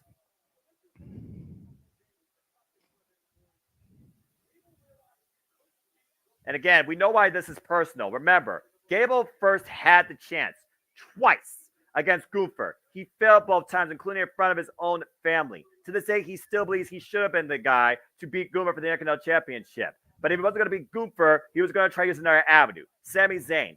He encouraged, trained, guided Sami Zayn to the grandest stage of WrestleMania, where Sami Zayn put out the ultimate Rocky story and beat the unbeatable, it seemed, and pinned Gunther and won the Intercontinental title for the fourth time in his career. Chad Gable, he had an honorable respect for that moment, and Sami Zayn gave him a respectable match for the title in his hometown. But Chad Gable failed to capitalize on the opportunity presented to him. At the end of the day, Chad Gable is blaming everybody else for his own failures, but he needs to look in the mirror and realize the only reason he's not a Intercontinental champion is because of him. Exactly. And Sami Zayn was a man of his word and gave him that title opportunity, and you couldn't take advantage of it. That's no fault of anyone but your own. And to do what you did in front of his own family, I mean, the man was just finished hugging his dad, finished hugging his wife, and out of nowhere, here comes a delayed German suplex right in front of your family. And then here comes a tsunami and the size of colossal Bronson Reed, as Bronson Reed has intercepted this personal story for professional development, as Bronson Reed only wants one thing. He wants the Intercontinental Championship, and he's been at odds ends against Sami Zayn for it. At this point, though, Sami Zayn, you gotta wonder, is he more focused on Chad Gable, or is he more intimidated by the threat that Bronson Reed possesses? What? QR code. Y'all saw that, right? Yeah. The latest QR code again over the feed, as we've been seeing that lately here in WWE. Again, Bronson Reed, former NXT North American champion, has not held a single accolade since, though. And of course, Bronson Reed, he wasn't even involved down under when they went to Australia, because this man is now a father. Bronson Reed's going to do anything he needs to do, though, in his own part to make sure he leads with the Intercontinental Championship. And we've seen Bronson Reed take advantage of both Sami Zayn and Chad Gable in their fallout. Congratulations to him and the birth of his child as well. As we wait now for a homecoming of sorts for the champion.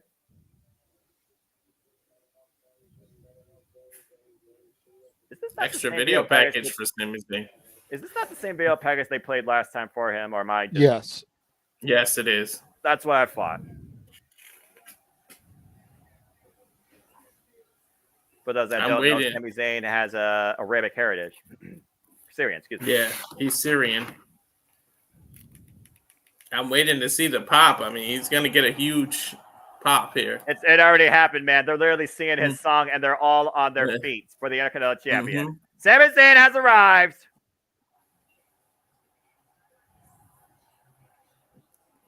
Yeah, take it in, Sammy. I mean, JJ, you can talk verbatim when it comes to how much support, adulation, and love there is for Sami Zayn, going all the way back to El Generico days, whatever happened to that guy, in PWG. You're right. Sami Zayn is just one of those guys. He's the consummate underdog. That's why I never bought him as a heel. He's the consummate underdog that you want to get behind and support. And he's got the entire country of Saudi Arabia behind him, if nothing else. Yeah, he does. Sami Zayn, the 185th Intercontinental Champion, in WWE history, now in his 49th day, going into his fourth defense of the title after beating Chad Gable, Bronson Reed disqualification, and house event defense. We want to call that something of importance. Again, house shows are what they are. There you see WWE Experience watching live on Benvita, Saudi Arabia. That's the other side of the country, by the way, in case those are wondering. Rhea and Jeddah are 2 different locations. Yeah. Just want to put that out there. Geography lesson for you, folks. That's a throwback to, like, remember when WWE New York, during a pay-per-view, and they would always give you the shot of the inside of WWE in New York. Mm-hmm. They're pretty much doing that with this now.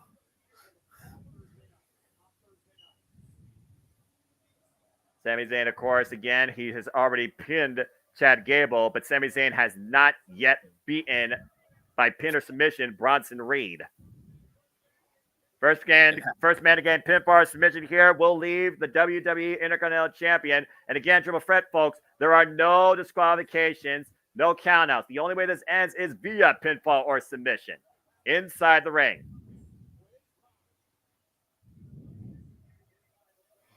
And even though there's a big rivalry going with Chad and Sammy, do you do the smart thing and double team the biggest threat there is, Bronson, take him out so that it becomes a one-on-one? How much does strategy play in these type of matches, JJ? Well, strategy always comes in the factor, because the best thing that you can do is try to take somebody out and make it a one-on-one matchup. And you would figure that you would want to try to get rid of Bronson Reed and just keep it a one-on-one match between Sammy and Gable, because Sammy knows he can defeat Gable. Yeah, but you saw that Chad Gable and Sami Zayn, their issue is so personal. They went immediately after each other as soon as the bell rang, and Bronson Reed is taking advantage. Mm-hmm. And is that really smart, Noah? Chad Gable able to get out of the military press, though. Bronson Reed right now, the only man on his feet. Chad Gable going to the outside. And Bronson Reed in hot pursuit behind him. That was our camera angle. And Sami Zayn over the top. Why is Bronson Reed out? If you really want to win that IC title, sometimes you have to put that hatred aside and do the smart thing, the strategic thing, and take out Bronson Reed. But is Chad so full of hate for Sammy that he can't do that? He can't keep it in check. You guys are seeing fireflies on your screen, right? Saying, "Ole, what's going on here?" Mm-hmm. That's just become a thing lately. Even Jey Uso's had the fireflies as of late. Mm-hmm. But Jey Uso, of course, everyone loved Bray Wyatt. Sami Zayn, the most beloved person right now in all of Saudi Arabia here at WWE King and Queen of the Ring. Big elbow to play in the head of Chad Gable. Bronson Reed decks Sami Zayn with a clothesline.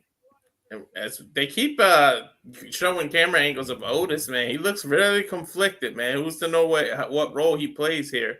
Well, again, Chad Gable has been his longtime friend, but he doesn't agree with what Chad Gable has been doing as of late.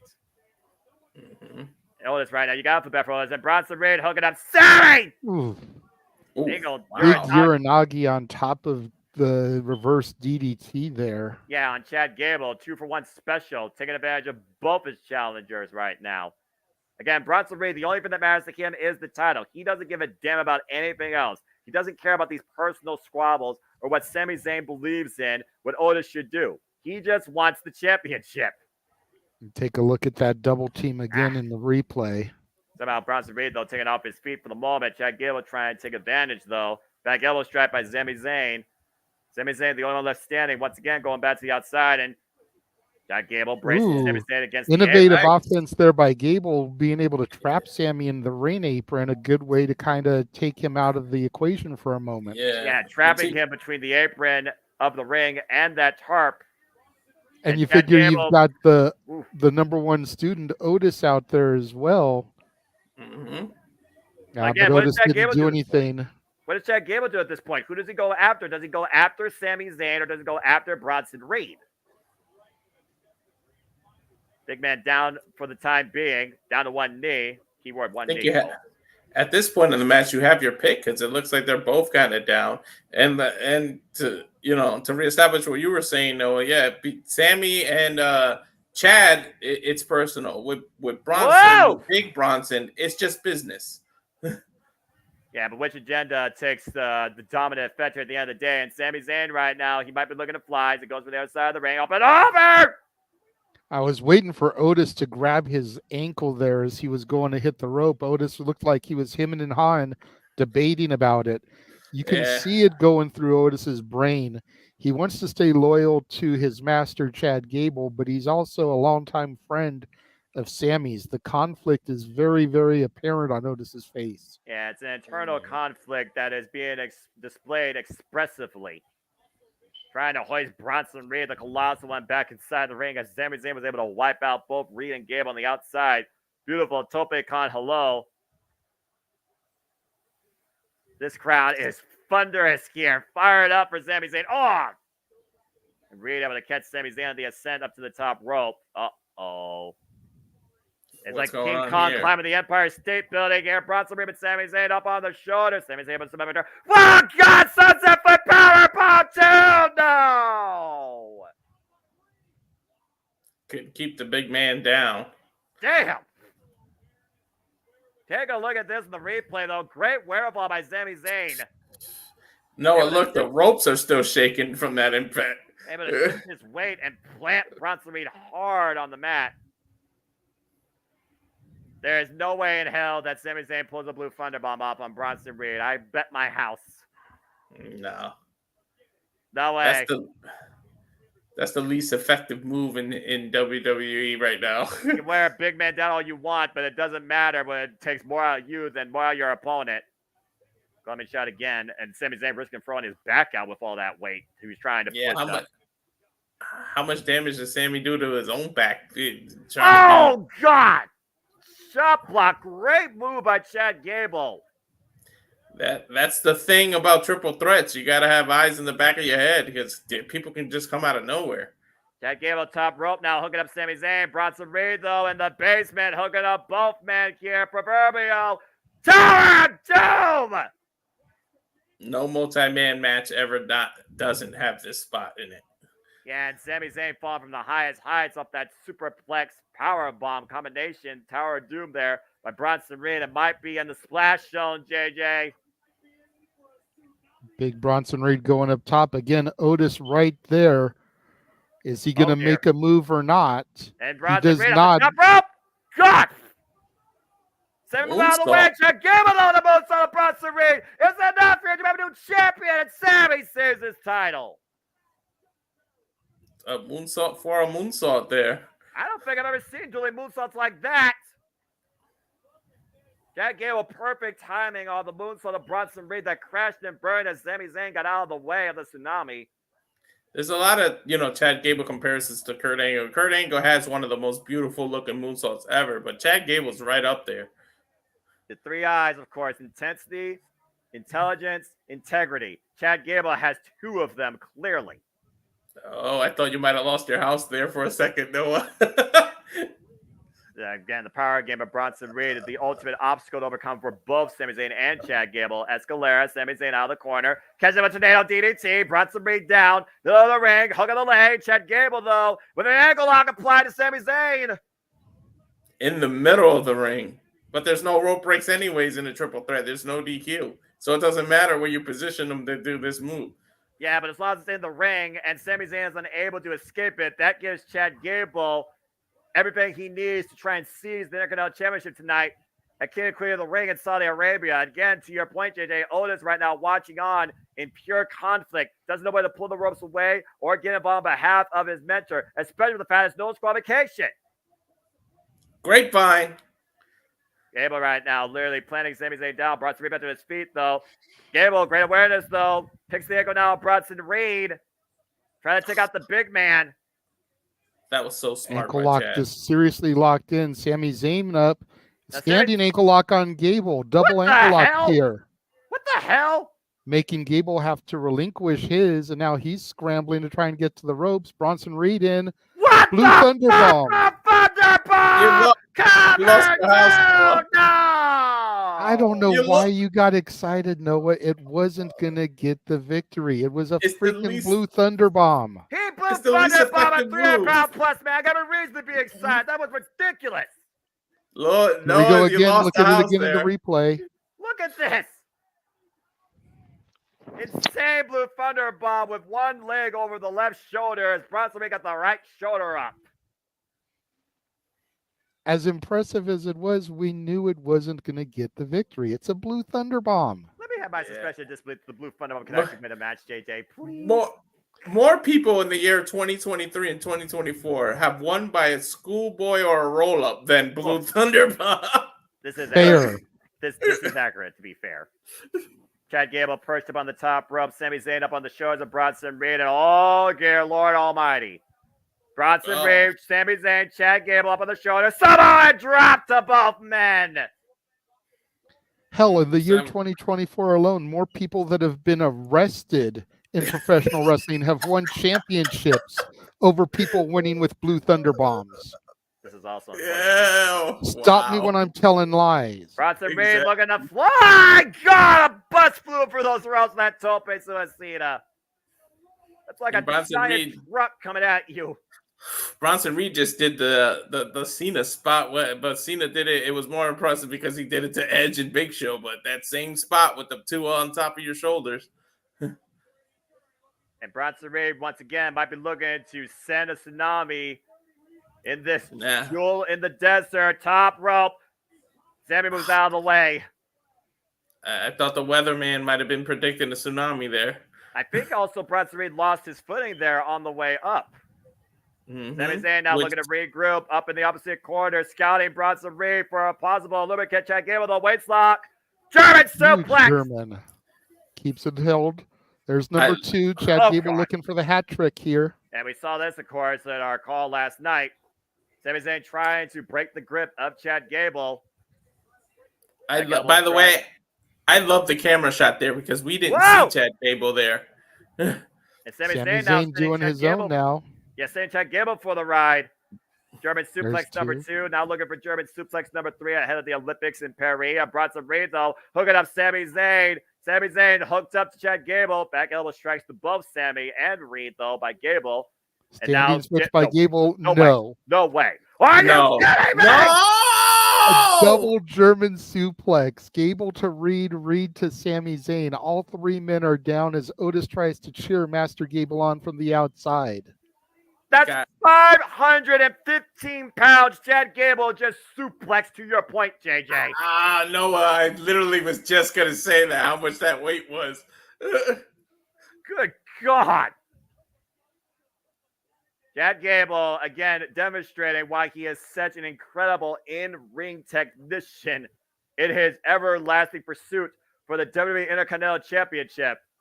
And now Otis taking Bronson Reed out on the outside. Chad Gable is trying to remind Otis what he needs to do. Plan was to take the big man out and isolate Sami Zayn. Now Sami Zayn taken to the outside, though, and Chad Gable might want Otis to take Sami Zayn out. Now, Gable wants Otis to do it again, but can Otis find it in his heart to do it? Yeah, especially after that backstage talk. You see the eyes of Otis. Ooh, telling him to stay focused. Let's see. Otis, don't do it, man. Don't do it.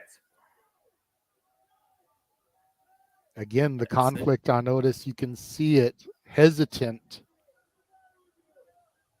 Chad Gable now hoisting up Sami Zayn. Chad Gable trying to instigate as he holds Sami up. Is he going to miss We Sammy know what's going to happen here. I think we both know what's about to happen here. It's Otis right now. It's hyping himself up and doesn't go for it. Uh-oh. Was Chad going to push Gable the wrong asking buttons? what's wrong with him. Remember the last time he did this, though? He slapped Otis in the face, and Otis did nothing. Okay. I mean, some people, you know. What are you going to do? Some people are in, you know, tragic, abusive. And another they slap don't know how to get themselves out. So that might be what Otis is dealing with, too. Again, how much of this can Otis actually take? Who knows? It looks like he finally might be looking to take him out. Now Otis picking up speed. Oh, no! We knew where this was heading. Yeah, we knew exactly what was about to happen. The question is was it intentional or accidental? Well, either way, Chad Gable's taken out right now. Bronson Reed, Sami Zayn, back inside the Reed. Sami Zayn can't believe it. Sami Zayn, huge opportunity here. Halama kick connects to Bronson Reed. The Colossal one down. Sami Zayn with the cover. Sami Zayn retains.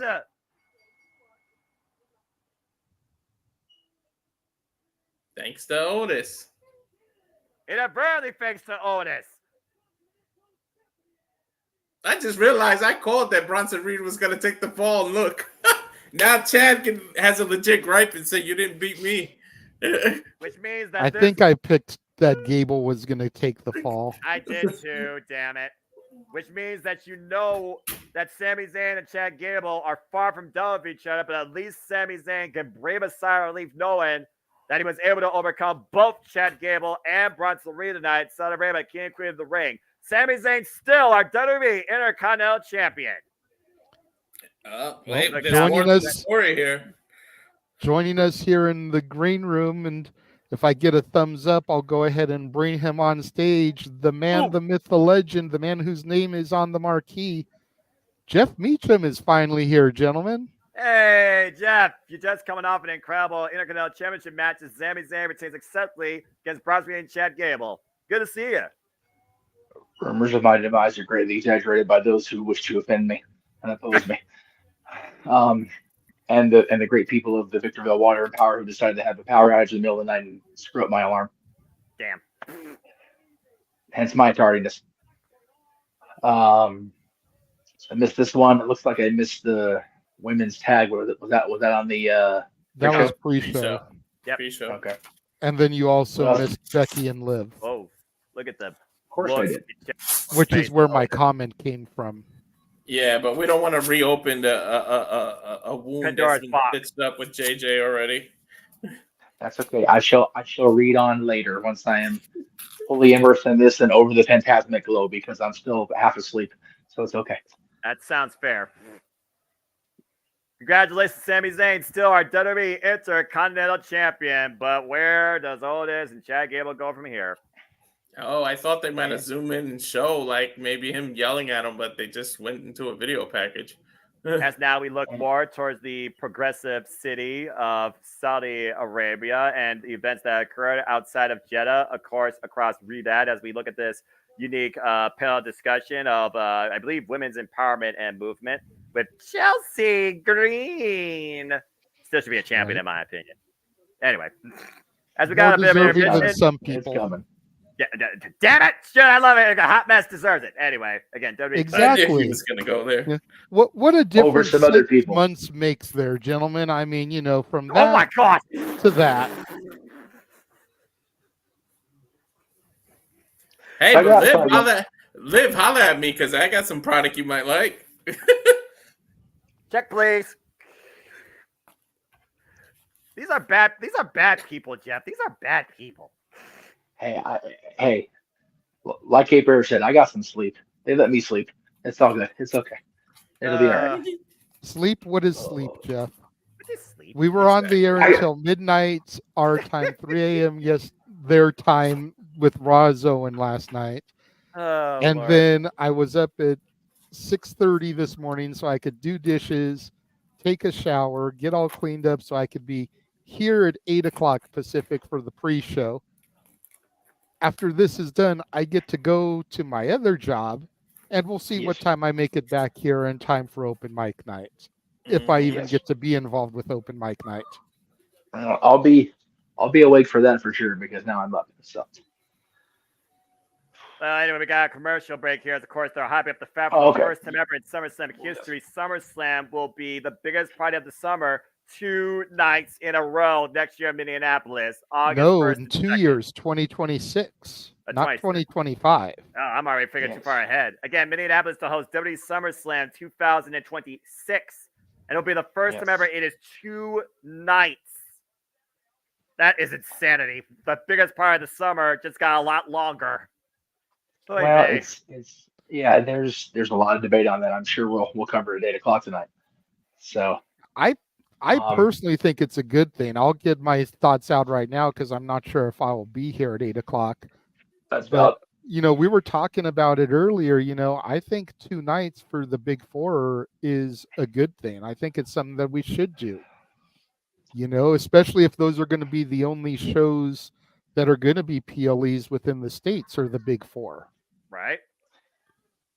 And if the fact of the matter that this might be the trend now of WWE's, booking strategies going forward with the international PLE subpar shows and the Big Four being 2-night spectacles. We're talking about 2026. We don't even know what 2025 holds in store outside WrestleMania. And this year's SummerSlam in Cleveland, the tickets are selling like hotcakes. Yeah, that's a valid point on the pro side. My only con to that would be WrestleMania being 2 nights has clearly worked. It makes sense. SummerSlam, to be decided. Royal Rumble makes sense to me because you have a Royal Rumble that can main event each night, as it should be. The only one that kind of makes me go, is Survivor Series, only because of the nature of the theming. If they go back to the original theming of Survivor Series, there's really no point to make it 2 nights. And honestly, even if they keep it just no theme, it's just Survivor Series or War Games, there's really no point to make it 2 nights either, because I don't feel like maybe the emotional aspect of having 2 War Games matches, maybe that could be applied in people's heads. Like, okay, can we really deal with 2 in one night? No, it looks pretty heavy duty. So maybe that makes sense. But yeah, what if we did the War Games aspect and you had a War Games match each night, and then you resurrect the Deadly Game tournament, and the winner of the Deadly Game tournament gets a title shot at the Royal Rumble? Makes sense. Or maybe you leave Survivor Series alone as one night and make Money in the Bank the 2-night one, because then you have one each Money in the Bank. You have a women's and a men's. Like you said, I feel like you're giving too many 2 nights like back to back, because Mania is traditionally in April. Exactly. Then Money in the Bank is July, so that's just a couple of months, and then SummerSlam's the following month. Which is why I say you stick to the Big Four. But quarterly. Again, Survivor Series 2 nights, though, I just don't know if I could see that feasible based on the contextual circumstances of the name Survivor Series. It really depends on how they theme it and how they lay out the show. That's and we don't know yet. Exactly. So again, speculation is a mocker's brother. Speculating about what was going to happen in the show last night, as far as where I was, a lot of speculation. Kind of just was what it was. So it's all about a wait and see. Well, we're about to see who becomes the second ever Queen of the Ring as we look back to how we got here. Of course, we know Lyra Valkyria won the Raw side, overcoming the likes of Zoe Stark and Ivy Nile and Dakota Kai, Zoe Stark, and of course Io Shirai in the semifinals. Why Nia Jax, of course, was able to dominate the SmackDown landscape, and getting Jay Cargill disqualified and beating the ESC of WWE. Sorry, JJ. And of course, beating Naomi in the opening round. One of these 2 women is going to guarantee themselves a championship opportunity at SummerSlam. I'm actually okay with the fact that Bianca and Jade lost their ways through the tournament, and I don't know how Bianca was defeated, but Jade, at least they did it in a way that kept her strong with the disqualification loss, and it allowed them to defend the titles here tonight, even if only on the pre-show. Believe it or Jade not, still has not been pinned or made to submit inside of a WWE ring. Her only quote-unquote losses were being eliminated from the Royal Rumble and disqualified in the tournament. You're going to give Tiffany Stratton a little bit of a thank you for that assist to Nia Jax, because it was Tiffany Stratton that did that chop block post-match to Bianca Belair. And Bianca Belair wasn't the same since. What's up, boss man? I saw you raise your hand. They did successfully defend the women's tag titles, right?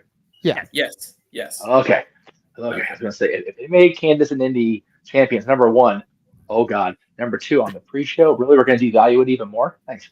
Okay. Yeah, they didn't do that. But no, they retained with a beautiful double team maneuver. Yeah, Jade picked I think it was Indy, picked her up for like a wheelbarrow suplex. Bianca dropped her with a DDT, then pushed her with her legs into the suplex for the 1-2-3. Oh yeah, Great JJ, double team maneuvering. You went off camera, but I deemed it the final storm. That's what I'm going to call that move myself.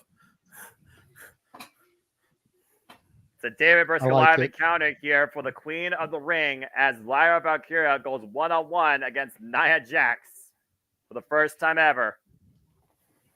But we've seen Lyra overcome the odds before. Again, she beat Becky Lynch last year at Halloween Havoc to claim the NXT Women's Championship that catapulted her towards being drafted this year. And so far on Monday Night Raw, she is undefeated. But Nia Jax has been the unstoppable force since her return to WWE, running roughshod over everybody.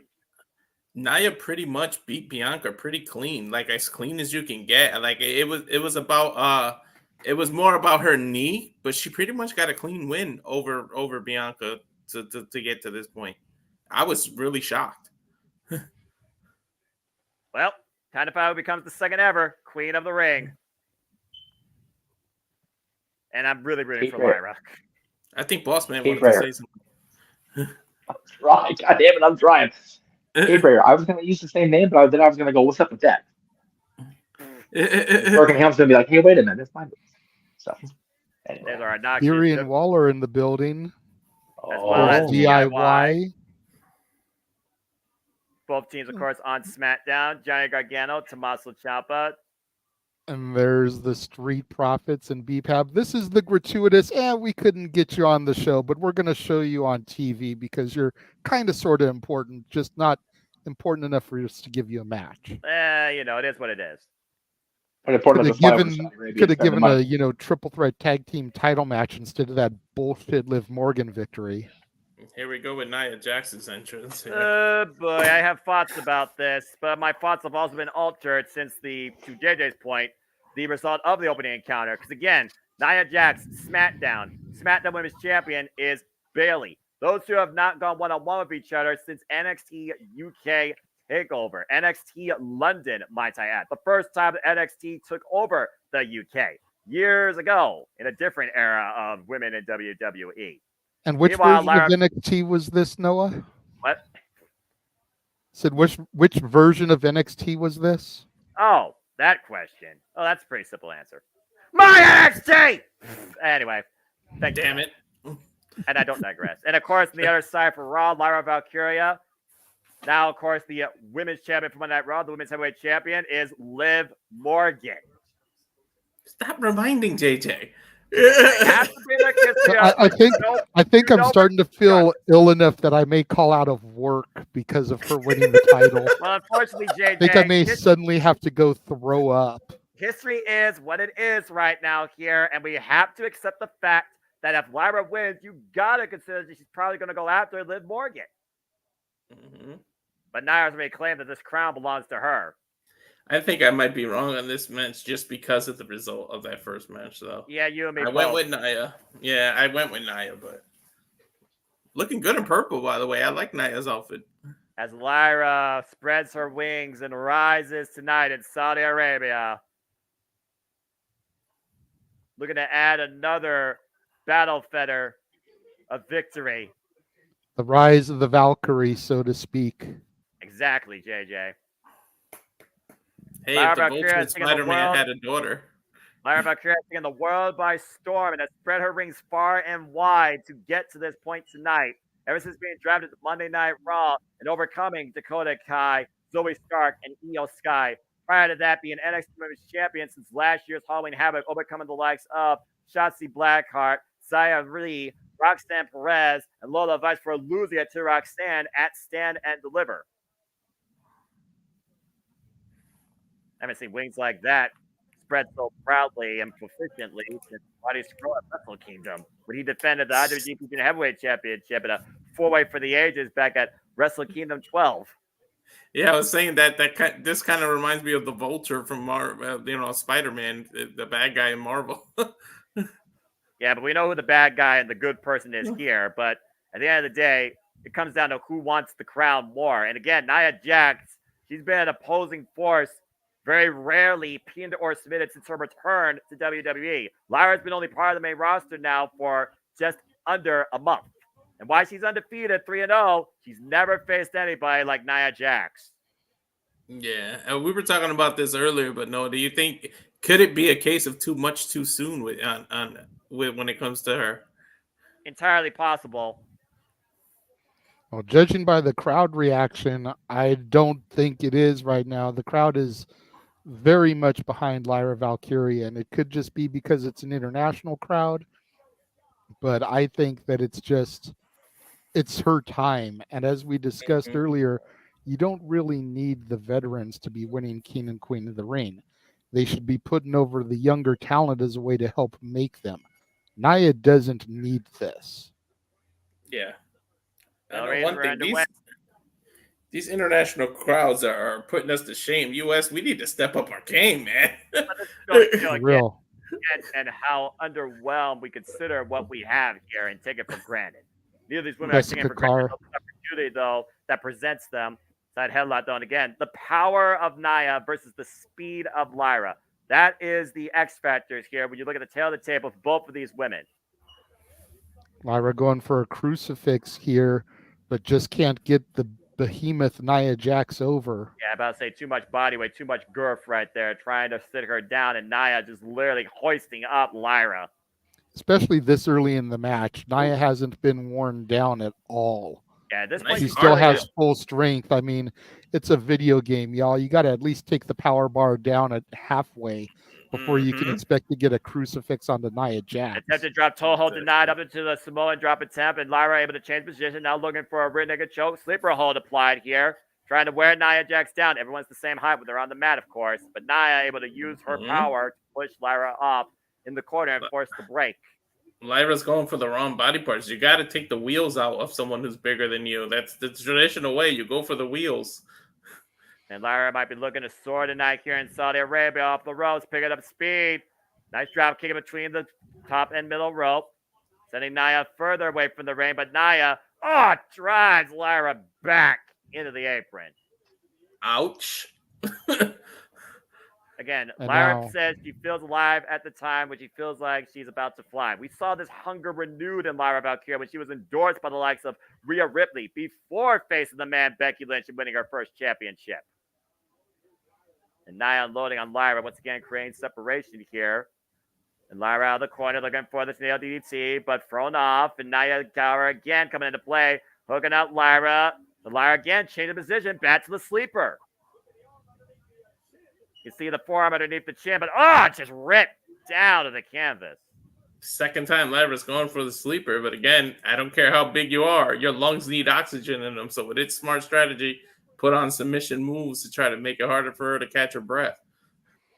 Yeah, if Josh is accurate here in the chat, and it is a brand exclusive title match, there's no money in Lyra versus Liv Morgan. I'd rather have Nia versus Bayley. The long-term storytelling history there. Cover, a hook on the far leg, and a 2 count by Jessica Carr. There would have been money in Lyra versus Becky, but not Lyra versus Liv. Maybe Clash of the Castle next year in Dublin, Ireland, if booked correctly, could actually be the match that we finally get to see it. Maybe Isla Dawn and Alba Fire actually have a storyline and a match booked in WWE. Hard Irish whip by Lyra, or excuse me, by Nia to Lyra. And Nia Jax in firm control right now. Is her back compromised now? That was a whiplash effect there in that turnbuckle there, Noah. And we know Nia Jax feeds off this hatred for her by the WWE Universe. Having her way and just trying to destroy Lyra. And Lyra again still finding battles. Shots to the midsection, trying to create separation. And headbutts to the gut. Diving headbutts. And again, short-term headbutts, little to no effect against Nia Jax. Nia Jax, former Raw Women's Champion and WWE Women's Tag Team Champion. Yeah, but again, Jesus. It may Back not have been first a of head. the turnbuckle pad, tying her up to the tree of woe. Yeah, but again, it may not have been to Nia's head, but just she's Samoan regardless. Stop with the headbutts. You don't headbutt a Samoan. Legit.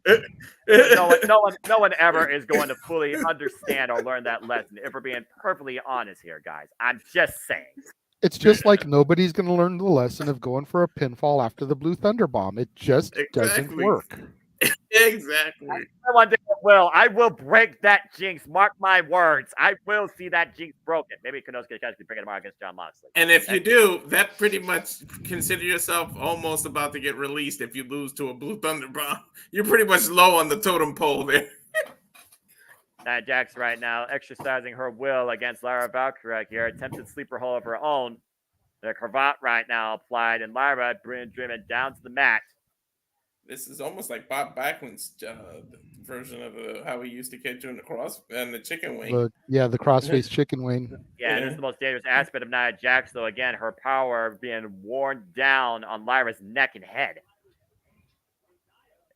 Lyra back to her feet, though. Fine back elbow strikes, trying to force separation. And again, shut to the ear that time, but swung out. Elbows, but again, the side of a head of the Samoan, you can't do it. Again, Nia is so much more dominant and aggressive when she is on her feet, and Lyra knows that she has to take her down. Big Sobot, up kick. Lyra right now teeing off against Nia here. Step up Misaguri brings Nia down to a knee. And Lyra breathing new life into this match for herself. But Nia, God, Samoan drop. Covered by Nia and an air fall. Just barely got the shoulder up. So I'd like to actually see the Samoan drop finish a match, especially if a Samoan does it. Now dragging Lyra to the corner. Looking for the Annihilator, trying to annihilate Lyra here in Saudi Arabia. And Lyra, great awareness, roll into the apron and change the position on the outside. But Nia, what the hell is Nia looking for here? Changing all the board. I think she's landed on, not saying it.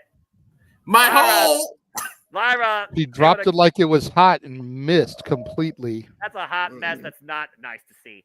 Nice running drop kick though by Lyra to Nia. Nia driven into the announce table. Lyra has to stay on the attack. Needs to capitalize here. Drop kick caught in between the ropes this time though, and Nia hooking up Lyra. Nia Jax about to wait a minute. Oh man! Counters her into the bulldog there out of what looked like a wheelbarrow suplex. Yeah, the Cazadora countered into the bulldog. Well said, JJ. And Nia driven face first into the floor. And again, you could win this match via countout. All right, trying to fight through the pain. Yeah, but they're both on the outside. What do you do then if you're counting to 10 and they're both still out there? You got to restart. You got to restart the match regardless. And Lyra right now up to the top rope, looking to soar tonight. Missile drop kick routes Nia to the other corner. Nia still on her feet though. Lyra going to capitalize out of the corner again. Tornado DDT! The second is enough here. Look at the far leg and their fall for Lyra. Heck of a kick out though by Nia. Nia still showing that she has a lot of power, reserve, and resilience left in her. As we look at the replay, look at the impact of Nia's head on the canvas during that tornado DT. Again, second ever WWE Queen of the Ring finals coming in here in Saudi Arabia. Lyra Valkyrie representing Monday Night Raw. Nia Jax representing SmackDown. The winner gets a championship opportunity at SummerSlam. Had to tweak the ankle there. And once again, hoisted up. And another Samoan drop by Nia Jax. And again, dragging her into the corner for the annihilation. This is the way that Nia beat Becky Lynch day one, Monday Night Raw. But no, that really catapulted Nia's career this year in WWE. Oh, good kick. I was just going to say, did Nia make a mistake by not going to the closer corner? She dragged her to the stop in the corner. Hook up both legs is enough here, and Nia with an escape. She was a lot closer to the upper corner, and she dragged Lyra to the bottom corner. Did that few seconds of precious time make it so that Lyra can kick out? That leg drop to the back of the neck, though. Can Lyra capitalize? All she has to do is shoots the half, hook of the leg, bring her towards center. Here's the cover. It's a weak way of the ring, and Nia again gets the shoulder up at 2. Shades of Carmelo Hayes with that leg drop, nothing but net. Unable to get the victory here for the former NXT Women's Champion. And Jedda, to your point, what does Lyra need to do? She's putting out all the stops here. She's working on the neck. She's trying to literally take the power away from Nia. What does Lyra need to do to overcome somebody like Nia Jax? She's got to chop the big tree down, but Nia's been way too dominant. And the way that Lyra seemed to jam her leg there when she came off the top rope, I just don't see it happening right now. Nia climbing up. She's got her in that Samoan drop position. A super Samoan drop, maybe. Elevation from the second row. Lyra, though, aware of the situation, trying to slip out the back door, looking to hook Nia up. Possible sunset flip power bomb. Nia holding on for every bit of force that she has. And God! Turn it into the Annihilator. Damn it, Nia wins.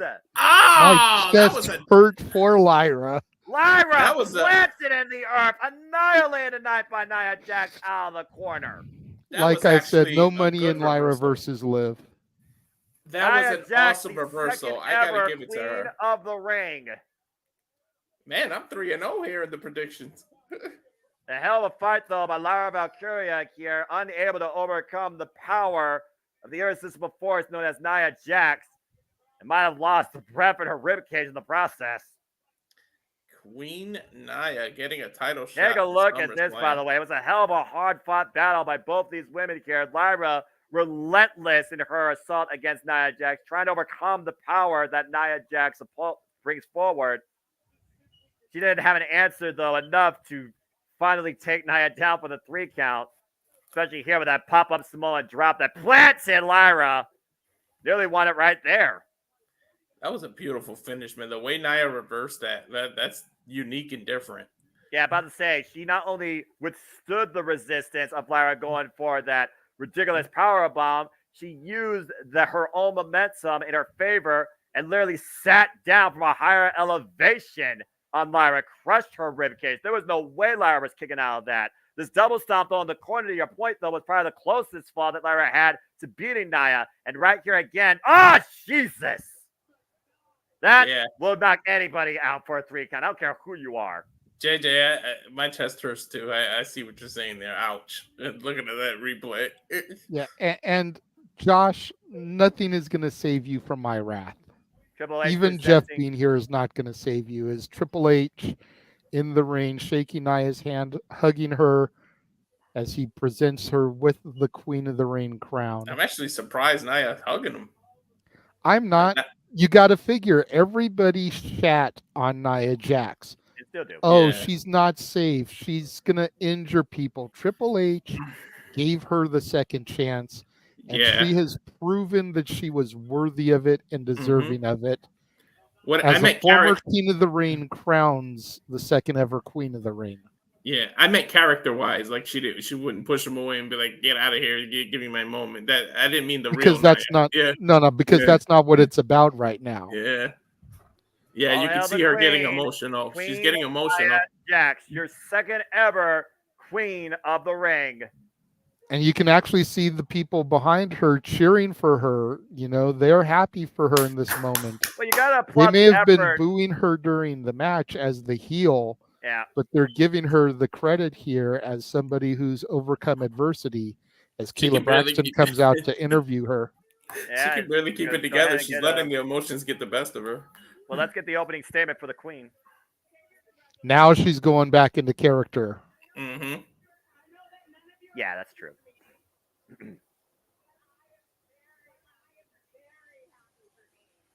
Hell of a fight by Lyra, though. Mad respect to Lyra Valkyria.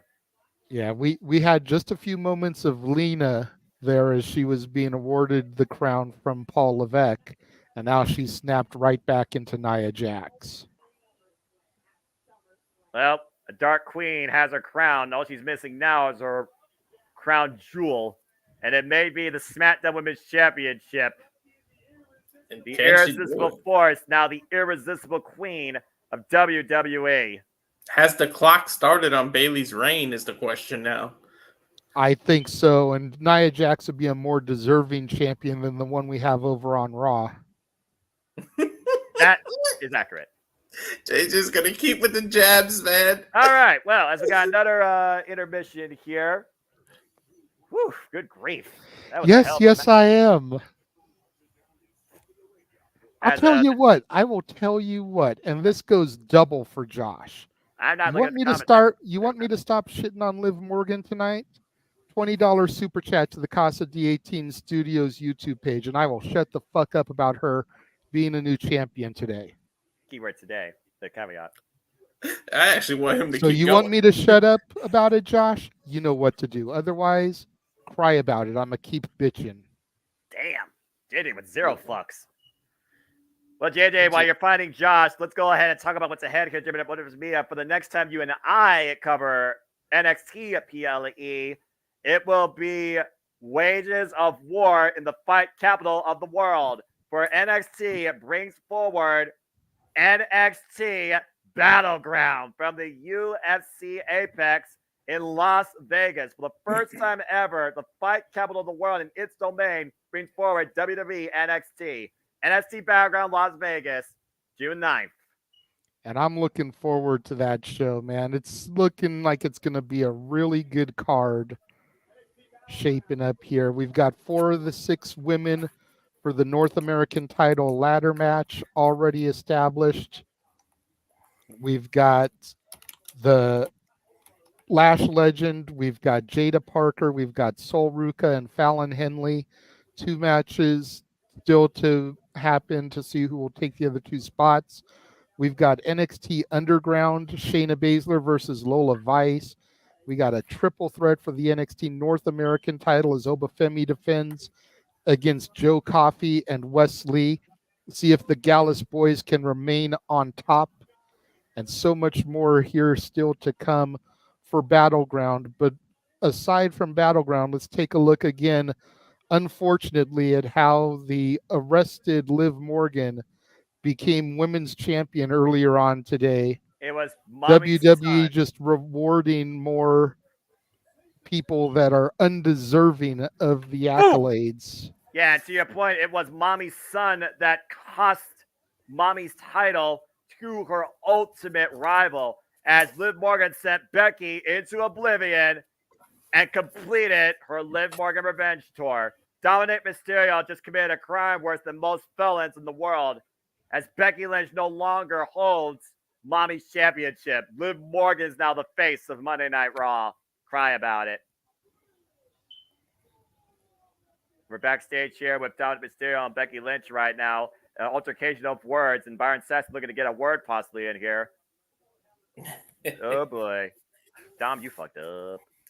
Dom's got to worry about when Seth Rollins gets a hold of him, too. Becky trying to.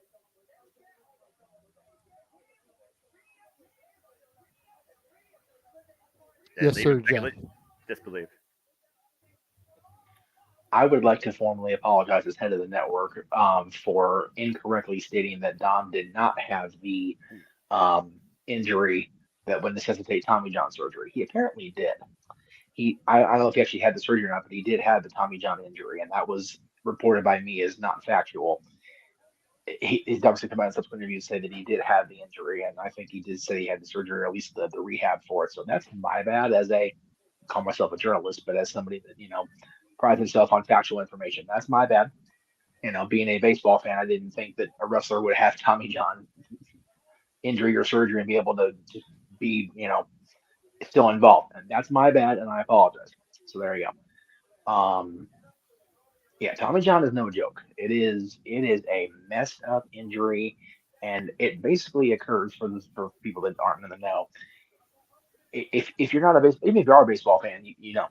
It's not a natural motion for your arm to be doing that shit for 9 innings, or even 6 innings if you come out of the last part of the game. Your arm's not meant to do that many times a day in a short span. So that's what causes the injury. So for that to happen in a freak moment to a wrestler, that's screwed up. You may not like Dom the character, but Dominic, what's Ray's last name? Oh shit, Reyes. Dominic. Ortiz. Oh, that's Ortiz. Thank you. Yeah. Dominic's injury is screwed up. That shit hurts. So good on him for being able to be involved still. Imagine old school, Jeff. People went beyond 9 innings. People wanted to be coaches wanted to take you out, and you said no. I'm finishing this game, and they pitched all 9 innings or even longer if they went into OT. So yeah, it's no joke. Tommy John. Surgery. No, it's not. Yeah. And like you said, back then, the pitchers had the power to overrule that. Now thankfully there's common sense in place in baseball now. Yeah.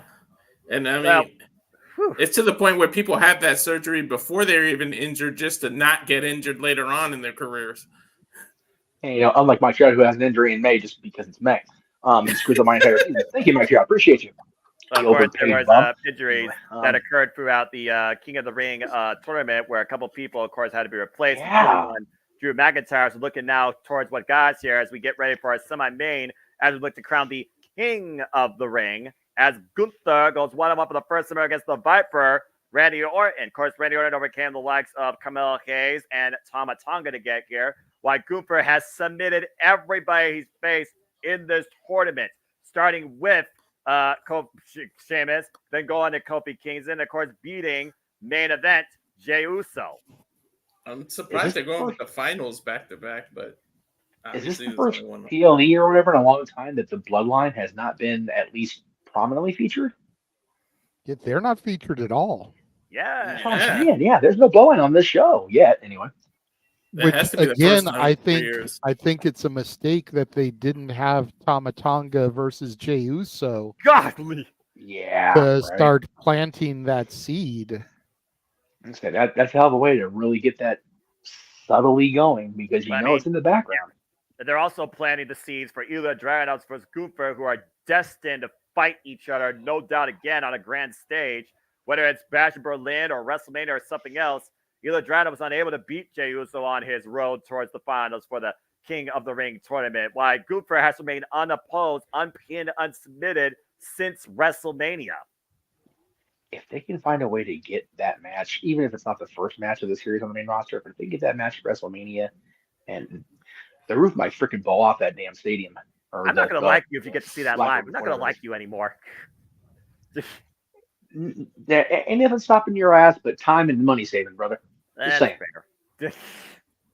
I've seen an anchor tag out there in Ohio. We got to start the corrupt. Why are you all trying to corrupt me? I don't want to corrupt it. I just want him there to enjoy WrestleMania, dude. You don't have to hang around with wrestlers on April 20th. Mm-hmm. That'll be more to go around for you and me with Rob. Mm-hmm. Good Lord Almighty. The Ring General, the Viper, Randy Orton, the longest reigning Intercontinental Champion in WWE history versus the 14-time WWE World Champion, comes ahead tonight at King and Queen of the Ring for the crown. Now, here's a tidbit.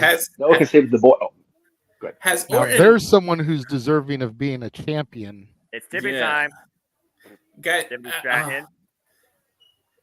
Orton is not known as someone who taps, and will they go that route? Because if you notice, Gunther has made every person that he's defeated in this tournament tap out. He's pretty much won every match by submission. So, do we keep this going? And because we did see, if you see SmackDown, there was a little thing with Orton's knee. So, are they going to go that route? And does he submit Randy Orton here? That would be a huge jewel in that crown if he made Randy Orton tap out. The Ring General, Ring Kampf, mastermind, artist and technician of the mat and ring.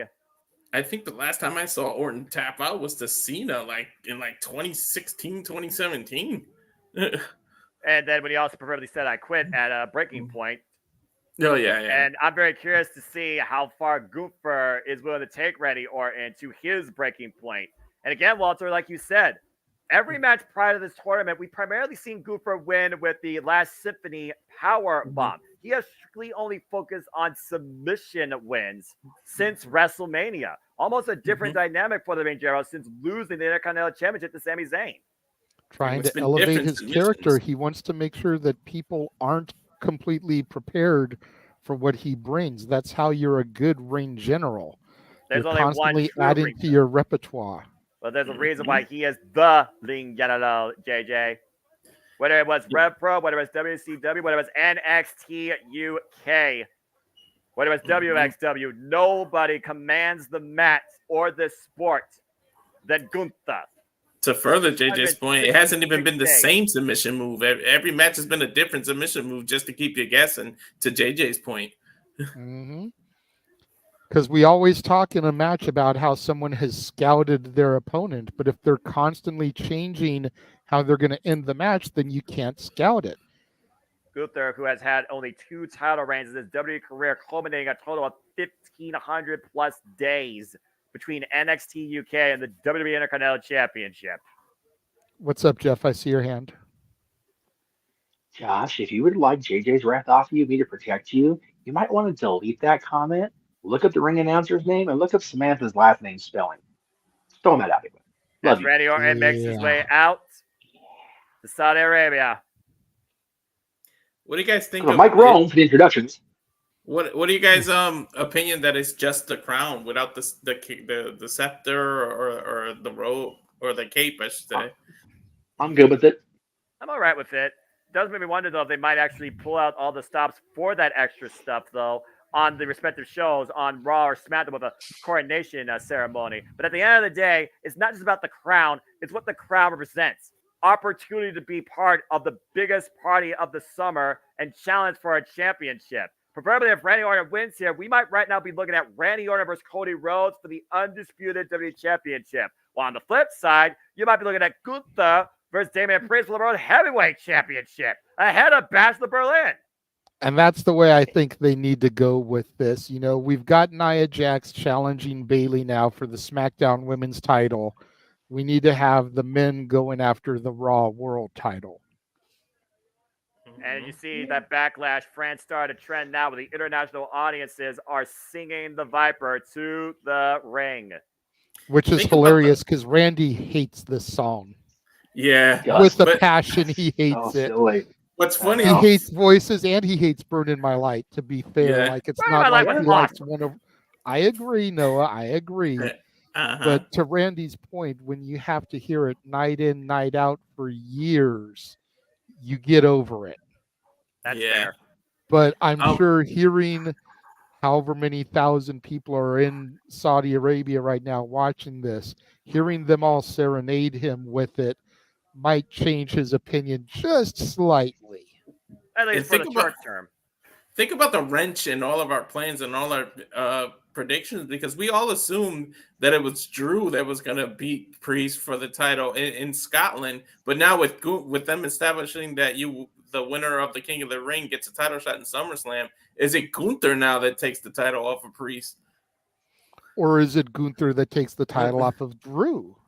Mm-hmm. It doesn't mean that the title can't change hands before then. I'm here for Drew and Gunther at SummerSlam. Yes, that makes for a little bit of hot potatoing of the world title, but again, every world title reign doesn't need to be 4 years or over a year. Yeah, I'm not saying that I'm an advocate for 5 world champions in the span of a 12-month period, but if the story dictates it, why not? We went from Seth to Drew to Priest, all in the course of one night. If it goes back to Drew and then to Gunther, as long as the story fits everything, I'm not opposed to it. And it doesn't have to be Gunther at SummerSlam either. That can only be his first shot. Exactly. About to say, SummerSlam might just be the catapult towards who truly owns the ring during the fall season on Monday Night Raw primarily. To this point, guys, again, this is the King of the Ring Tournament Finals. 12 WWE Hall of Famers have gone on to be the King of the Ring. This is the 36th culmination of the King of the Ring Tournament since its inception.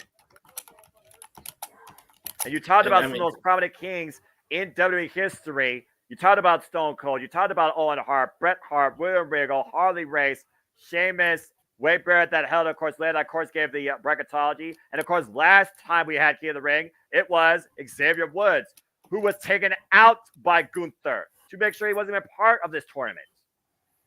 And, of course, you go to Orton's history. I mean, the guy's a 14-time world champion, a 2-time Royal Rumble winner.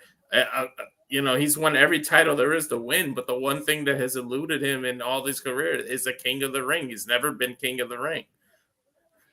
Of course, Brock Lesnar won King of the Ring and went on to SummerSlam to win his first ever WWE Championship. And then I brought it earlier in the prediction. Orton's got a hell of a SummerSlam resume. He's became the youngest world champion at SummerSlam. Of course, he cashed in Money in the Bank on Daniel Bryan at that time. He's cashed in as the title to become champion there. Orton's record at SummerSlam is impeccable. So if he becomes King of the Ring and he's got to go on to get a title shot against Cody at SummerSlam, not only does he have a good SummerSlam record, but the history of him and Cody from legacy and everything. So WWE's got more than enough toys to play with who they make win here. See, and the history between Randy and Cody is why I would save that match for Mania. Yes, it's another one of the little caveats as to why Gunther needs this match. Mm-hmm. I can understand why they gave it to Nia. That was a redemption story for her. Mm-hmm. Yep. Randy doesn't need this. For Randy, it's just another accolade. For Gunther, it's a superstar making match. What the King of And the if Ring should Gunther be can about. defeat Randy Orton, then the whole stip can be there that Gunther can pretty much defeat anybody. With Gunther already having an incredible resume of victories over the likes of Pete Dunne, Ilya Dragunov, Sheamus, Drew McIntyre, Jey Uso, countless first ballot WWE Hall of Famers during a tremendous run as WWE Continental Champion. Shout out to that fan who made that sign, the RKO, Randy King Orton. That was pretty cool that he did that. Yeah, those 3 letters might take on a whole different meaning. Match of One the of these night, two mate, men possibly, Liddy. will earn the crown for the first time ever. Randy Orton or Gunther. It is a big fight feel in this year's King of the Ring Tournament Finals here in Saudi Arabia. And JJ, look at the big target on Orton's knee. You can see that it's taped up there. Yep. Yeah, when you think about Gunther, you don't really see no weaknesses in his arsenal or in his repertoire. Not even any vulnerabilities on his body. Mm-hmm. And then his back is also, we know the history of his back. He just came off a 2-year layoff.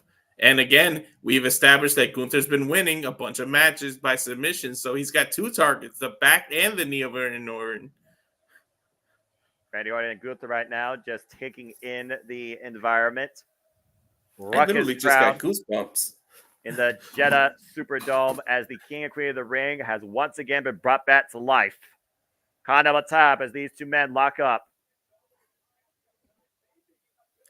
And body-wise, Gunther is pretty much the younger Randy Orton. Look at that. Well, especially after slimming down so much and literally redefining himself in WWE. Strong kind of a tab here. Test of strength. A little bit of feeling out process here in the early going. It's one of those proverbial type things. Like when you consider this a dream match, you never thought you would see Randy Orton go one-on-one against the likes of somebody internationally known for how well they carry themselves inside the ring. Mm-hmm. Both men still taking it in. Randy Orton, 44 years of age, 25-year veteran of the game. And Gunther, of course, stands at 36 years of age, 18 years in the game. Yeah, he looks younger than 36. Yeah, he does.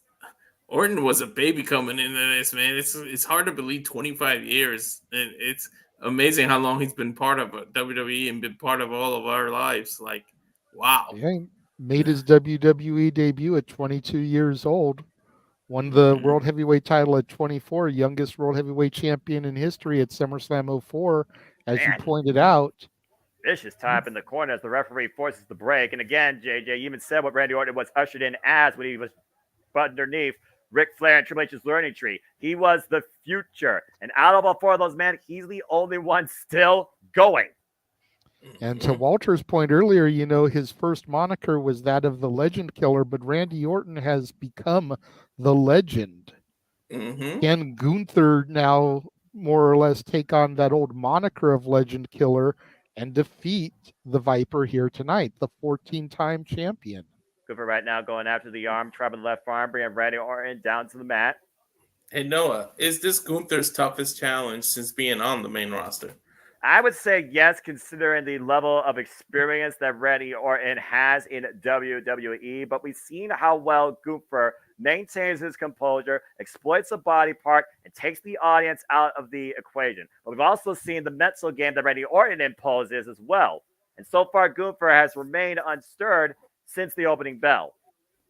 This is definitely Gunther's biggest challenge in his career since being part of WWE. There's no denying that. Most definitely. See again the break though, clean break imposed by the referee here. Less than 5 minutes into the match, and no one's established dominance. It's amazing. At this point, Randy Orton is trying to mitigate damage here. You said it yourself. Randy Orton has a target. Gunther doesn't. Mm-hmm. This is a special atmosphere here. This is definitely one of the most important times in King of the Ring history. In a long damn time.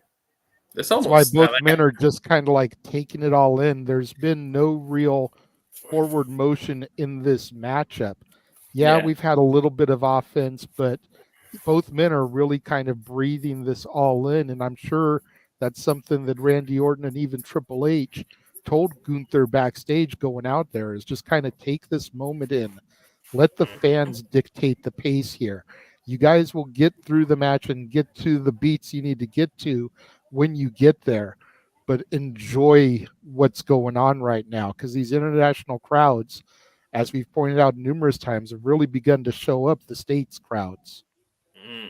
Randy Orton, a Grand Slam champion, by the way, multiple-time WWE World Champion, as we alluded to, 14-time, of course, former United States Intercontinental and Tag Team Champion. Nice headlock takeover there as the Viper brings Gunther down to the mat.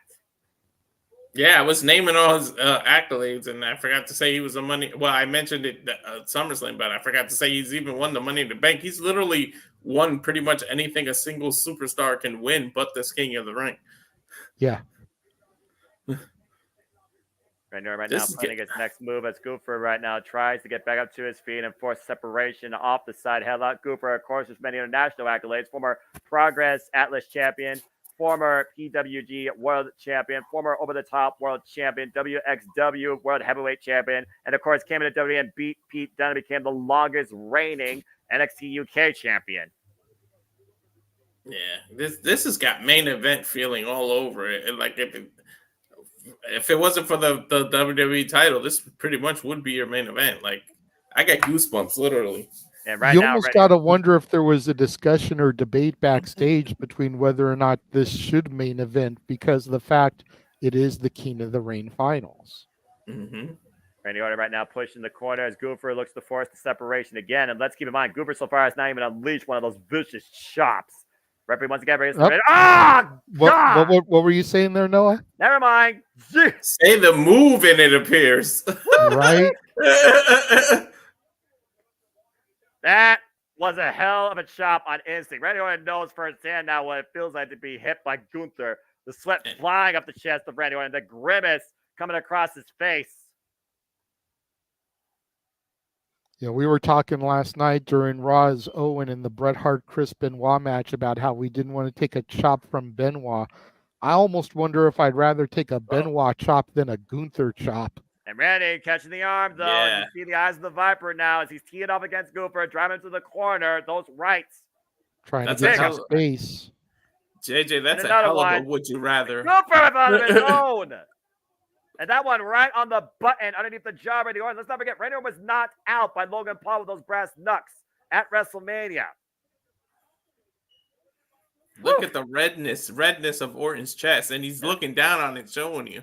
Yeah, the blood already starting to rush there. You could see Randy Orton getting a little bit winded. Again, those chops literally came in the chest of the Viper. Randy Orton still teeing off against Gunther here in the corner. What has been a tremendous show here tonight. Electrified crowd here at Saudi Arabia for WWE King and Queen of the Ring. This is our semi-main event, folks. And for those that are tuning in, thank you again. I hope you enjoyed our coverage reactions. Please subscribe, comment, tell a friend. You make all this possible. And we thank you all for joining us once again here at the Multiverse Media. And Gomer might be looking for that Somebody Powerbomb. RKO denied! Just nearly got out of the way of that. And both men going for their finisher, and you see Randy Orton's back may have been compromised there. Yeah, Gunther smells blood. Going right for it, stomped to the lower back there. And Gunther's on the attack, and you said yourself, Walter, he has been applying submissions right now. You wondered, would he go for an ankle lock? Would he go for an STF? Would he go for an accolade, camel clutch? What is in Gunther's lesson tonight against the Viper? What will he exploit the most? Is right now he's driving his arm into the back of Randy Orton. And then now that he's starting his back, you forget Boston Crab, sharpshooter. We've seen Gunther use the Boston Crab before. Texas Cloverleaf. Every punch, though, finding its mark across Randy Orton's spine as he grabs his lower lumbar, looking to find vertical support. Again, feeling out your opponent right now. Randy Orton has filled out Gunther. Gunther has filled out the Viper, and Gunther right now in control. Rebound again. Randy Orton, though, able to catch Gunther coming in. Big right. Again, Randy Orton's bread and butter, though, is the RKO. It's pretty much his only finisher. Ooh, but a knife edge chop again takes the Viper down. To relieve himself of the back, he might have to go old school and go punt kick here. Or go even further old school and go for the overdrive. Oh, yeah. Those lethal knife edge chops of Goofer can take any man down. The problem with the overdrive is you see Randy Orton's heavily braced and taped knee. What damage would that do to that delivering the overdrive? Because you more or less land on your knees. Boom! And Randy Orton landed on his back into that vicious chop by Gunther. Gunther stands tall there on the turnbuckle, taunting that he's about to become Keen. Yeah, the Ring General becomes the king of the ring, where the match will remain sacred underneath a reign of tyranny. Would he then become the Keen of the Ring General? Mm-hmm. And why not? They're playing on words right now. Goofer, though, scouting the Viper, and once again attacking the back of Randy Orton, who is just able to get back up to his feet with assistance from the ropes. And the Ring General being merciless here against Randy Orton's spine. Yeah. Big red, pretty much a bullet target on the back of Orton right now. You know Randy Orton's not coming in there at 100% tonight. Not just the knee, but again, like you said, surgery repair back. He's also had neck issues. He's recently been involved in a freaking street fight war against the Bloodline. And right now looking for the submission to hold. Goofer is trapping the left arm of Randy Orton. Able to force the Viper. Can you imagine what it would mean for Goofer's resume to force the Viper to tap out? Yeah, that's what I said at the beginning. Like, that's a notch in his belt. Like, seriously.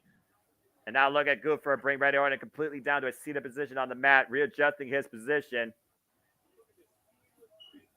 The fact that Goofer is able to transition body part to body part, saves of Billy Robinson techniques and training to one Zack Sabre Jr., goes to the testament of the in-ring capabilities of the Ring General. As you see the blood vessels rising on Randy Orton's right pectoral. Now he's working on the traps, the delta, just everything that has to do with an arm, shoulder, or back. Get to the midsection as Goofer once again hoists up Randy Orton. Oh, the backbreaker over the knee. Cover here. Look at the far leg. And Randy Orton gets the shoulder up. A literal backbreaker. And you can see Randy is in pain. You can see on his face there how much more can the Viper take here. Yeah, and he's forcing Randy Orton to use the compromised parts of his body to stay in this match. That was the bad shoulder and the bad side of Randy Orton that Randy Orton was able to kick out of it with. See, if I was Gunther and I wanted to add insult to injury, ooh, big scoop slam, I would have begun going for that Garvin stomp that Randy Orton likes to do. Oh, yeah. Isolating each body part, the wrists and hands, the legs, and just really kind of give it to him, rubbing salt into the wounds there. Oh, yeah. Randy Orton right now. This has been a long time since Randy Orton in a compromised position like this. And you mentioned the Texas Cloverleaf, and if he goes for that, that's also a little bit of a middle finger to Sheamus because he used that a few times. So it's like he's still doing that as well. Sheamus unable to beat Gunther, by the way, in their third ever one-on-one encounter in the opening rounds of the King of the Ring tournament. Gunther hoisting up Randy Orton, attempted suplex here. Randy Orton trying to counter, though. The hook Gunther up in the back hold, though. Gunther able to block, though. And of course, Kaiser is still taking. Cooper still maintaining front face lock control. Randy Orton, though, refuses to be denied, and hoists is going up for the suplex. But how much damage did Orton do to his own back with that suplex? You can see Randy starting to feel it. Yeah, he's hearing those voices, or he's feeling adrenaline. Again, you got to consider, though, what the King of the Ring represents, what the stakes are. You got to be willing to put your own body at risk for an opportunity like this. And to your point, this is the only accolade Randy's never done. Another clubbing shot to the back. Oh, a knife edge shot by Gunther. Looking to follow up here. Randy Orton. What? One clothesline. Randy looks like he's going to begin his 5 moves of doom. 2 clothesline. And Randy Orton's fired up right now. Put him on Duck. Up the ropes. Good for a goal. And counted the power slam. Yep, we knew it was going to be countered. Oh, God, that clothesline. That might be at the cover, too. No. The clothesline, Gunther with his version of the clothesline from hell, because he put his all into that. That very clothesline that beat Tyler Bate back at NXT UK TakeOver Cardiff when he successfully retained the NXT UK Championship. Did you see the sweat there go flying off of Orton's chest with that chop? If Gunther hits a couple more of those chops, Orton's chest is gonna look like Cody's at the Hell in a Cell with that pectoral injury. For real. Yeah, I'm gonna say Gunther has lethal force in those hands where he literally might be able to tear a pectoral muscle just the impact of his hand with those chops. Randy Orton right now. Gunther might be looking for the last Symphony Powerbomb. Randy scouting it though, pushing Gunther to the corner and working on his back. But Gunther explodes out. Oh, gets caught with a power slam. There's that trademark power slam. Little bit sloppy, not as much on it as Randy probably would have liked, but effective nonetheless. And Gunther wise really able to prevent Randy Orton from going for a cover. No, not wise, because the fourth move of doom is that elevated DDT. Then Gunther going to scout it, though, as Randy Orton, to your point, hooks Gunther up, hangs him across the second rope, makes him think about it. There's the DDT. The Viper about to go to those places. But again, JJ, he's favoring his back. Gunther right now, unable to get up for the moment. Randy Orton slow to capitalize, though. Finally getting back up to his feet on a bad leg. Orton's going to that place. Yep, the Viper's about to become coiled here. Yeah, but will the Viper strike? And he's ready. Oh, boy. Poised in position. Just needs Gunther to get to his feet so that the Viper can strike with that RKO. The three most dangerous letters in WWE. Does Gunther have a counter for this, though? Gunther able to push Randy Orton off again. And Gunther hoisting up Randy Orton. Big scoop slam. Orton's got to be careful. Going to the top rope here. He has injured his shoulder before smacking the mat. Got the splash! The cover! Middle the ring! No! Gunther looked like he lost his footing for a split second there, but he was able to recover and still hit that splash. I wonder if that affected his getting the victory here. Yeah, he looked like he's going for it again. Making sure he fully connects. Double stomp denied. Roll through. Randy Orton scanning Gunther. RKO! RKO! But again, his back. Though. Can he roll back. The cover? He's trying. He's trying to slither his way to the prey there so he can cover him. Has too much time elapsed, though, now. Bad knee, back net, bad back. Oh, veteran instincts of Gunther. Didn't even let him get a cover. He rolled right under the ring. And Randy Orton knows the mistake that he made, unable to immediately capitalize off this beautiful RKO. Again, Gunther scouted the power some of the early going, hit the splash, but went for a second splash, and Randy Orton caught him as he rolled through. Perfect RKO, but Gunther with enough wherewithal and time given to roll away and prevent the cover. And if Gunther didn't work on Orton's back, the match would have been over right there. Very few men have kicked out of an RKO. You see the look in Randy's eyes, though. Gunther laid out on the floor here. Uh-oh. This is where the Viper could be at its most dangerous. Oh, boy. And Randy Orton hoisting Gunther up and planting him on the announce table. Side belly to belly suplex drop there to your point on the table. Gunther rolling right off. And Randy Orton is pissed off right now. He is ticked, going for it again. And the range arrow planted across that table and those monitors and that plywood. Awkward landing. And the table not giving away. Orton might want to keep going until that table breaks. Orton going back inside the ring, though, forcing the ref to break. Count. Yep, that's right. Forcing the ref to break his count. We talked about a count-out situation earlier here. Again, the last time Gunther lost Planet WrestleMania was due to count-out. As Gunther able to push Randy Orton's back into the apron where steel meets wood. Another vicious chop. Ow. The in-ring IQ of Gunther is unmatched by most people in this business. Oh, no. And Gunther looking to hoist Randy. Powerbomb. Trying to hoist Gunther up with a compromised back. Randy, bad body drop to the ring general. But what did that do to Orton? All that strength that he just emitted to do that back body drop. Yeah, you can see it on his face. And Gunther, though, once again, platter across the announce table. I'm done. Orton doesn't stop until that table breaks, man. Third time, though. I mean, seriously, at this point. Referee, though, up to 7. And Randy Orton aware, bringing Gunther back inside the ring. And Randy is hurt, though, guys. Seriously. Randy is barely able to walk on his own power. Yeah, he's grimacing. Randy already trying to get back in this fight. Already has hit his best move, the RKO, favoring his back right now more than anything. And Gunther, though, with a drop kick to the damaged leg. Bad knee. Further compromise. Pinpoint accuracy by the ring general as Randy was coming in across the second rope.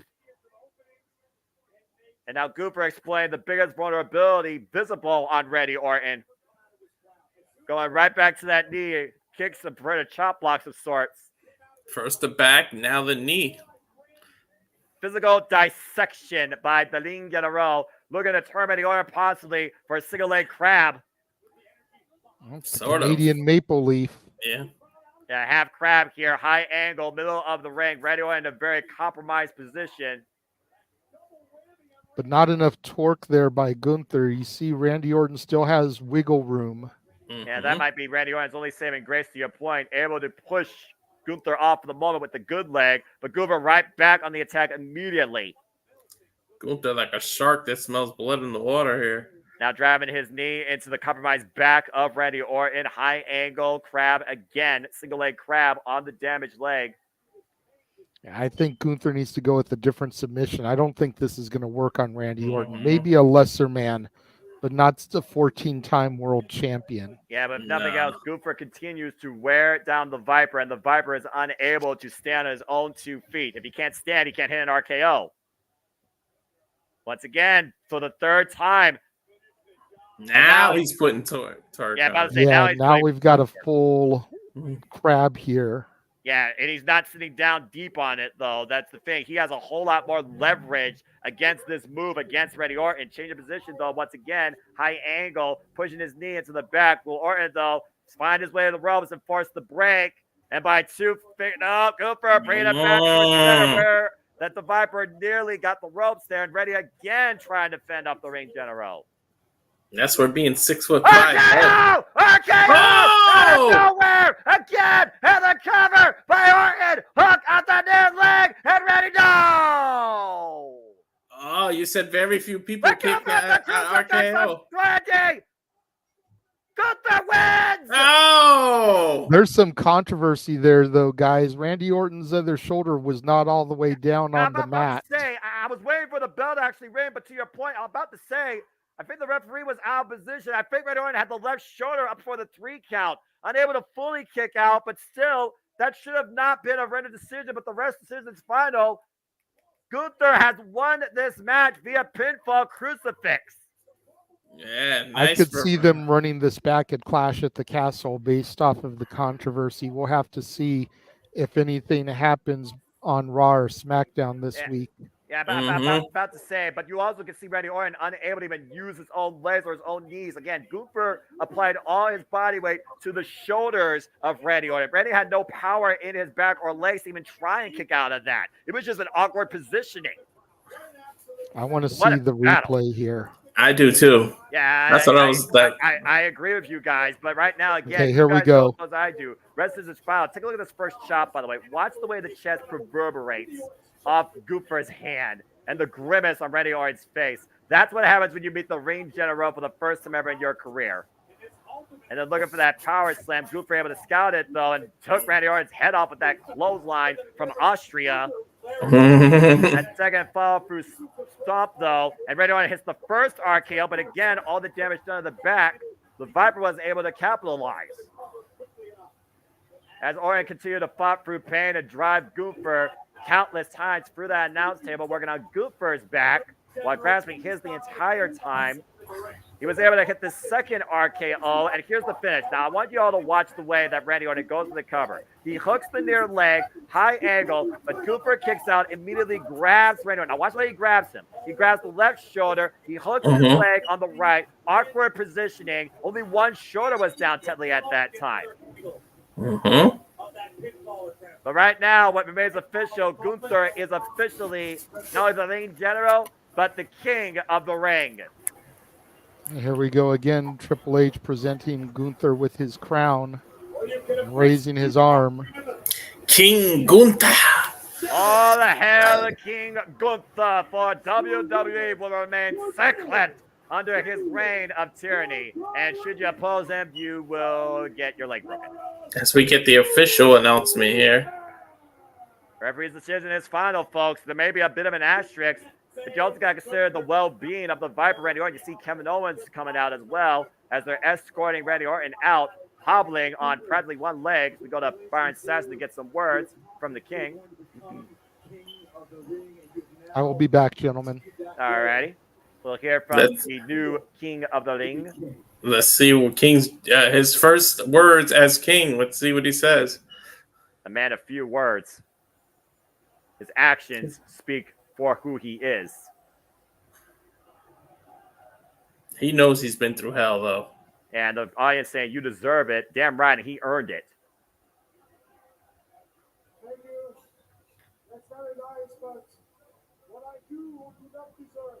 What I do and what I deserve is none of your business. Again, a man that's humble to himself. Mm-hmm.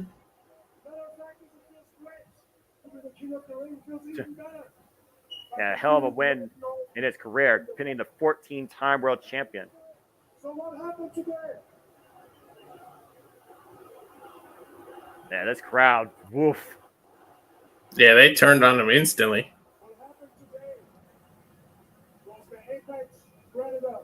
The Apex Predator became the prey of the new King of the Ring. I love it. It's SummerSlam. I'm gonna become the world. And Cooper has made his intentions known that he looks to become at SummerSlam the world heavyweight champion. Priest is But now we know Priest at this is moment, Damian Priest as the ring general winner, the biggest part of the summer. Priest has the clock now began on his reign, as I said about Bailey earlier. Do we possibly get two new champions in SummerSlam? I mean, at this point, a man that's only been pinned or submitted in the last year one time only, very hard to bet against. Congratulations to Gunther, your new King of the Ring. And yeah, King of the Ring just fits heels, man. I'm so glad they went with this. Yeah, I am too. And again, Randy Orton, he fought like a champion all the way to the end. But again, bad neck, bad back, bad knee. He's damaged goods. He's going to definitely need time to recover, to say the least. And it makes me wonder how this is going to affect his continued saga alongside Kevin Owens and their war against the Bloodline. I imagine we'll get more file of that, though, later next week as we look towards what's ahead after King and Queen of the Ring. As we got another intermission here. November 2nd from Riyadh, Saudi Arabia. Uh-oh. Yep, JJ, get ready to add something else. We're going to die schedule because the greatest celebration is going to take place of the fall season for Champions Galore in Saudi Arabia. A spectacle. Is this Night of Champions? That's now going to be official. Come this fall, we return to Saudi Arabia for Crown Jewel, Saturday, November 2nd. Oh, there's something else we got to call. Yeah, well, I'm for it. Again, they will be back in Riyadh, Saudi Arabia, Saturday, November 2nd for WWE Crown Jewel. We will cover that here, folks, and the JMN Multiverse of Media as part of the hashtag We Gonna Die schedule, but I'll survive as 2024 continues to escalate with all the wrestling. Jeff's got a new graphic to make. And let's not look what's next year, gentlemen, from the city, the entertainment capital of the world, Las Vegas, Nevada, April 19th and 20th from the Allegiant Stadium will host WrestleMania. And Priority Pass are available right now for you to deposit should you choose, should you want to choose to survive that. Again, WWE, the global juggernaut, international showcase here in the new era, the Paul Triple H Levesque era, that has been on absolute fire since its genesis at WrestleMania 40. Yeah, look out Streets of Vegas, because the Jeff Meacham Network is going to be there. Oh, yes. And speaking of which, the brainchild of this era, Paul Triple H Levesque. We're going to have to get an Airbnb for the Jeff Meacham Network or something. Yeah, you're right, you think? Breaking news. You have some breaking news in your right. Incredible night so far. Congratulations to our new. Saying congrats to the new champion. New Queen of the Ring. I can hear somebody's audio. That's Dave. It's not mine. Doing Jedda, of course. Big announcements earlier today. Medical staff. What? McIntyre's been cleared. Uh-oh.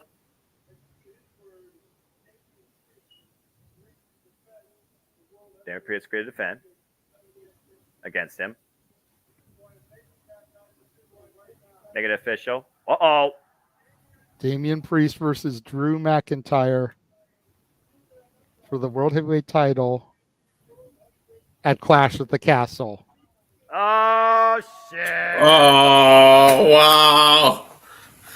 Well, thank you, Triple H. What a huge blockbuster announcement as Drew McIntyre returns home, and it may culminate with him reclaiming his gold. So again, it's made official, and of course we will cover it. But what is media? WWE Clash the Castle emanates from Scotland, and there's the graphic. It will be Drew McIntyre versus Damian Priest for the World Heavyweight Championship, June 15th. The previous title holder that held it for 5 minutes and 46 seconds.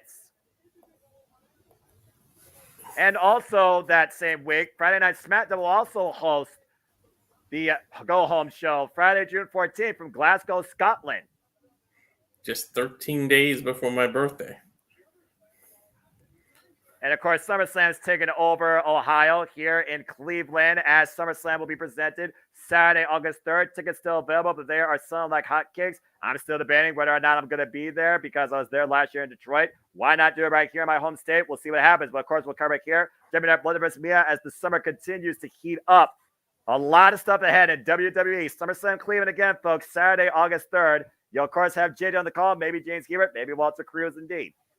Mm-hmm. Again, hell of a night's going to be August 3rd. Heck of a summer it's going to be, quite literally, for pro wrestling, guys. It's going to be a long, hot summer, as Keith Urban said. Mm-hmm. As, of course, they're in the Jeddah Superdome tonight for WWE King and Queen of the Ring. Literally a long, hot summer for me. I'll be in California for the summer. California. There you see Logan Paul, WWE United States Champion, warming up for what lies ahead, taking on Cody Rhodes for the WWE Championship. And there you see the American Nightmare right now. Pre-match preparations to take on the Maverick and humble him. Undisputed WWE Championship, Cody Rhodes, Logan Paul. This is our main event for WWE King and Queen of the Ring, and it is up next. I can never watch a man do a split without feeling pain myself. Ouch. Yeah, I don't know what goes for your body that allows you to literally put yourself at 180 degrees.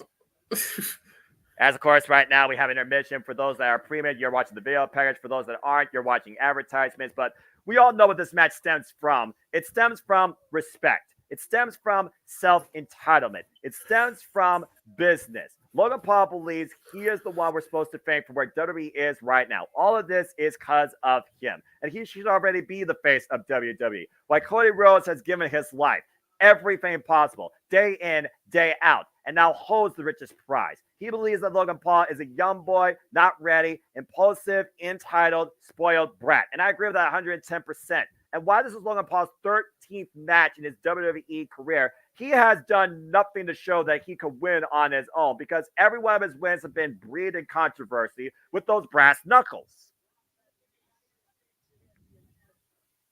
Yeah, I mean, I can't dispute you there, but wise man once said, "Win if you can, lose if you must, but always cheat." Mm-hmm. And another wise man said, "If you're not cheating, you're not trying." Oh yeah. We did get a super chat here, gentlemen. So ding, ding, ding. $5 super chat from Sam Do you think CM Punk will screw Drew again to make him not win the World Heavyweight Championship next month? It's always a possibility, but again, as I always like to say, you've got to look at both sides of the coin. Right. Yeah, CM Punk could screw Damian Priest. Or he could screw Drew McIntyre, excuse me, and prevent him from getting the title. That would be the easy thing. Or he allows Drew to get the title, possibly even inadvertently helps Drew get the title, so that come Money in the Bank, Punk can get a title shot against Drew. Yeah. There is that, but also I think about this. Every possible turn that CM Punk can mess with Drew McIntyre, he has. And to spoil Drew McIntyre's homecoming, that would be the proverbial straw that broke the camel's back and might bring forward a match with those two, if applicable, at SummerSlam. It's one of those things where I also got to think about again. We now know that Damian Priest defended the title against Drew McIntyre. After that, we got Money in the Bank. We don't know who's going to hold the briefcase, but we do know no matter what, Gunther is going to challenge for the World Heavyweight Championship at SummerSlam. And it's the fact of the matter, do you have him face Drew McIntyre again, or do you have him face Damian Priest for the first time ever and add another huge name to his ever-growing resume? I think if nothing else, we're looking at the culmination of the Ligne de la Roe leading Monday Night Raw as world champion come SummerSlam. It's just a matter of who's on the other side of the coin. And more so than not, with what's happening with Judgment Day, I'm leaning towards Damian Priest. So yeah, I think Punk screws Drew in Scotland.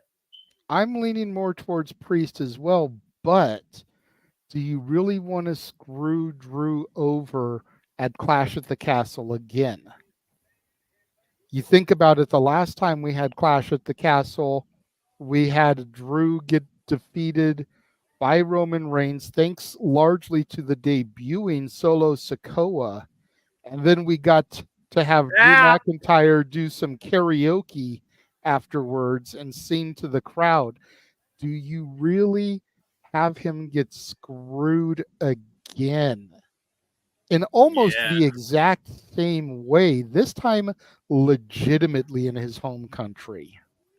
Yeah, do you take it that far, or does Punk strategic in his way? Does he wait? Does he enter the Money in the Bank, do something no one's ever done to become a 3-time Money in the Bank winner, and if Drew's the champion, then you cash in on Drew and try to screw him that way? And there's a lot of big what ifs to come out of Clash of the Castle, but I think one big if that we don't need to worry about right now is Logan Paul seizing the WWE title. Again, he said that he's going to not use cheap tactics. Yeah, right. And my name's not Noah Foster.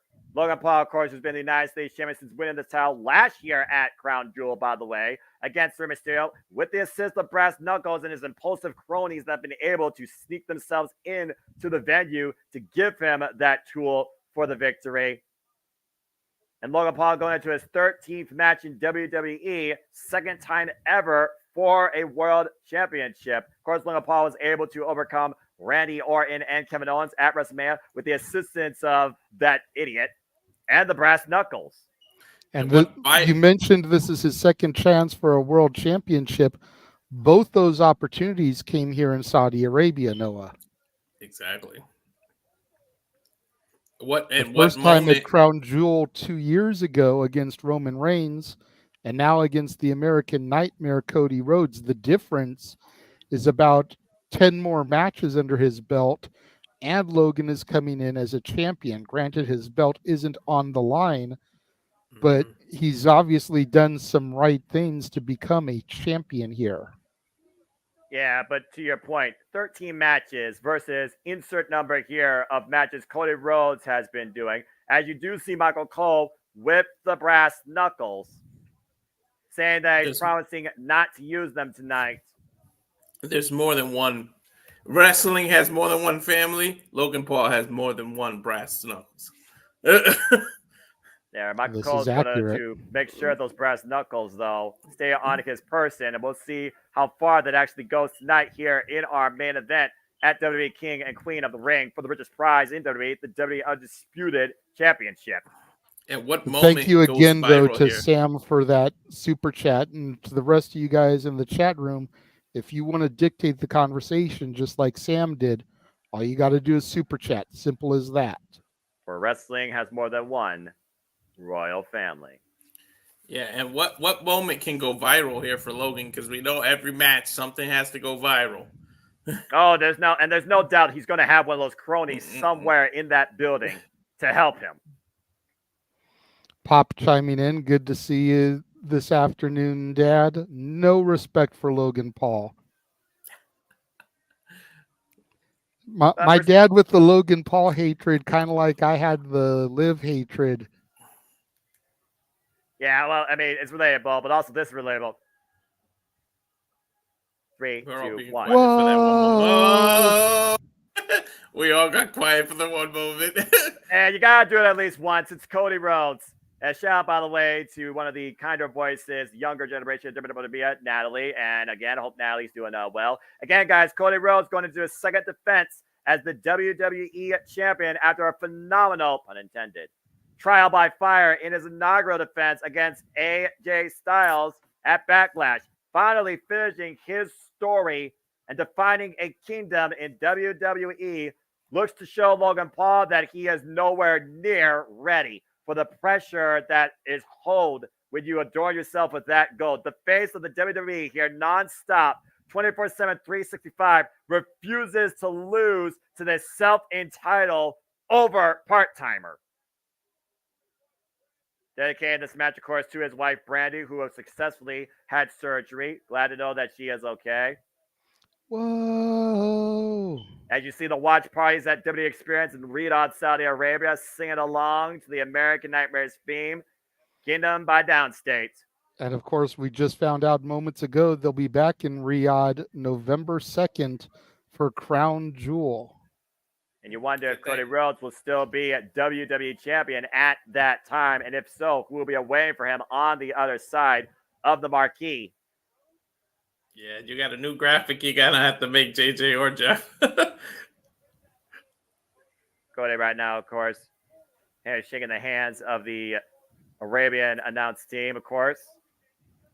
Again, Logan Paul, he made a transition to this seamlessly, but Cody Rhodes was born for professional wrestling. Literally born into it.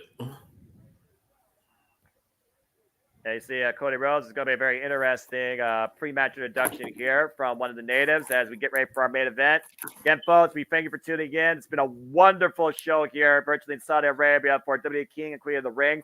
We've seen a title change hands, retain, and we have culminated with Queen Nia and King Gunther, and it all ends with this. This is our main event for the WWE Undisputed Championship. Let's go down to the introductions. One fall.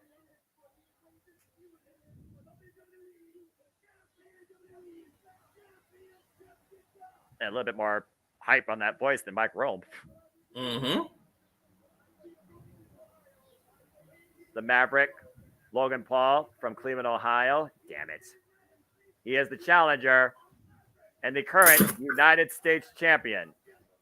Yeah, you say from Cleveland, damn it, and he represents Puerto Rico on my behalf, so damn it on me. Meanwhile, on the other side, representing everybody that's been a fan of professional wrestling and the WWE, he is the undisputed WWE champion, the American Nightmare, Cody Rhodes.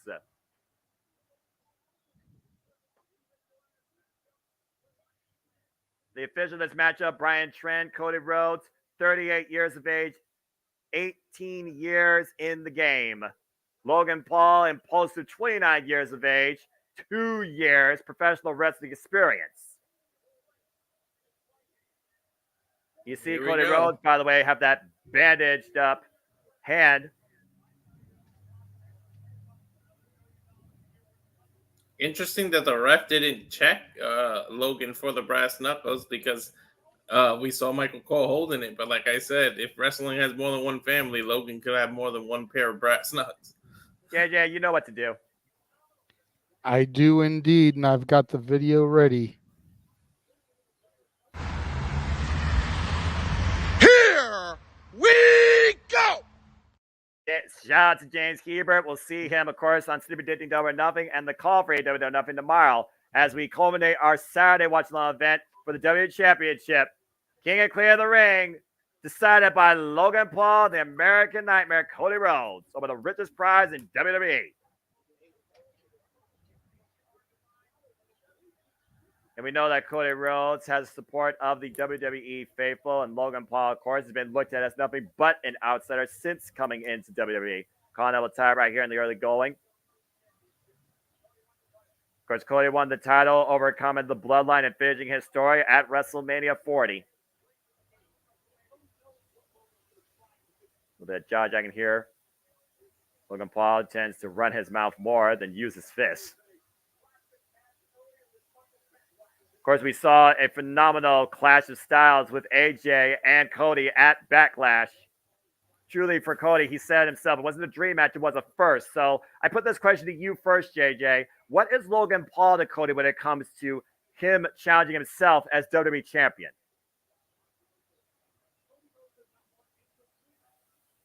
I think JJ might have come up. Yeah. I didn't notice that. Then I'll wait for him to get back and answer that. But Walter, again, we talked about it before. With Logan Paul, he's taken to this seamlessly, unlike any other person outside of wrestling when it comes to mainstream celebrity. But again, Cody Rhodes, he was born for this, disciplined in this, daily, every day, 24/7, 365, his entire life. It's one of those things where, again, I look at the tail of the tape and I think proverbially, you got to see Cody. It's the obvious result. But you can't undersell Logan Paul, what he does in the ring and what he could have on his body, including brass knucks. Yeah, you can't ever count anyone out. You can't undersell Logan. And everybody's got that puncher's chance. You know, I'm a big MMA fan. Everybody. That's the great thing about MMA. Anybody can win. So you can do that in the wrestling business. Just because we think it's obvious, it doesn't mean Logan doesn't have what it takes. Yeah, all it takes is 3 seconds any given day of the week. Exactly. And Cody Rhodes picking the ankle, though, looking for the ankle lock. Logan Paul immediately finds his way to the ropes. Referee here backing Cody off, trying to get some separation, allowing Logan to get back to his feet. And great footwork here by Logan Paul. Again, JJ, as you're back, I put this forward to you. What do you say about AJ Styles? It wasn't a dream match. It was his first. For Cody Rhodes, this is his second. But you look at the other side of this match. Logan Paul is no AJ Styles. But do you think Logan Paul imposes a bigger threat to Cody than AJ did? I mean, it's hard to say because AJ's been to the top of the mountain multiple times. So while AJ wants it, he doesn't need it. Logan has never been to the top of the mountain. And he's still trying to prove to himself, to Triple H and the WWE brass, and most importantly to the fans, that he deserves to be here and be in this ring wrestling with the likes of Cody Rhodes. Whoa. As we see the agility and that huge leapfrog. Oh! Gosh. Logan is stepping ahead with that pop-up uppercut blocked. That was a beautiful leapfrog. I mean, he literally did a split in the middle of the air. It was that split leg splash that allowed him to leave still the United States champion at WrestleMania. Big European uppercut by Logan Paul as both men trade forearms back and forth. I don't know if this is Cody wise, more traditional, Logan with the European style. And Cody hoisting up Logan Paul, stalling, vertical drop, suplex position, almost lost him there. Rebound off the ropes for leverage again. Perfectly straight up and taken down. Gorebuster face first. That was a nice recovery by Cody. Maneuvering, yeah, exactly. Great maneuvering by Cody. He could see he was struggling, so he went to the rope for that springboard, try and get the momentum back and straighten it back up. Veteran instincts from the son of the American dream. Yeah, about to say, Cody does not want to turn this though into a striking contest against somebody the likes of Logan Paul when you think about his outside disciplines in the WWE ring, Walter. Yeah, boxing, he's established as a good boxer. So, yeah, don't want to get into a street fight or slugfest with him. Again, Cody respects what Logan Paul has done, but he doesn't respect what Logan Paul believes that he's done for WWE when it comes to the reason that we're here is because solely of him. Did you see that agility by Logan Paul doing the splits, making Cody miss that cross body, and then a beautiful kip up? Yeah. And over the top rope with the plunge, wiping out the champion on the outside. Again, targeting Chain's hands via pinfall or submission inside the ring. Disqualification and countout means nothing. Yeah, you could talk shit. You can talk about Logan, but the one thing, yeah, remember the one thing you can't do is deny him. You remember the last person that jaw-jacked Michael Cole talking about paying attention? There's two people, Bayley and Kevin Owens. How'd that work out for them? I'll let you be the judge. Bayley's the women's champion right now. Yeah. And Kevin Owens has had bad blood with Michael Cole since 2016, arriving on the main roster WWE scene. And Logan Paul teeing off against Cody Rhodes in the corner. That body shot coming into play. These body shots finding their mark. Cody unable to cover up.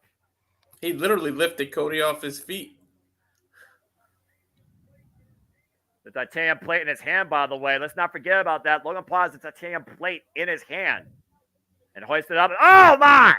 Up and over. Logan in for the pinfall. Hooks the leg, only a 2 count. Cody able to kick out at 2. An overhead power bomb. Wow.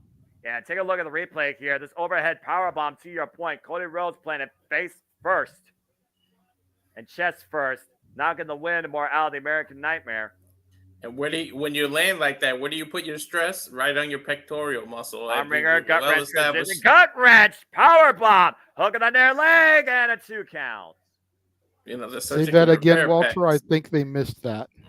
I said when you land out of a position on that, where do you put all the stress on? It's your pectoral muscles, and we know the history of the surgically repaired pecs of Cody there. And you know as well as I do, a surgery like that never fully heals. You're never the same way again. No.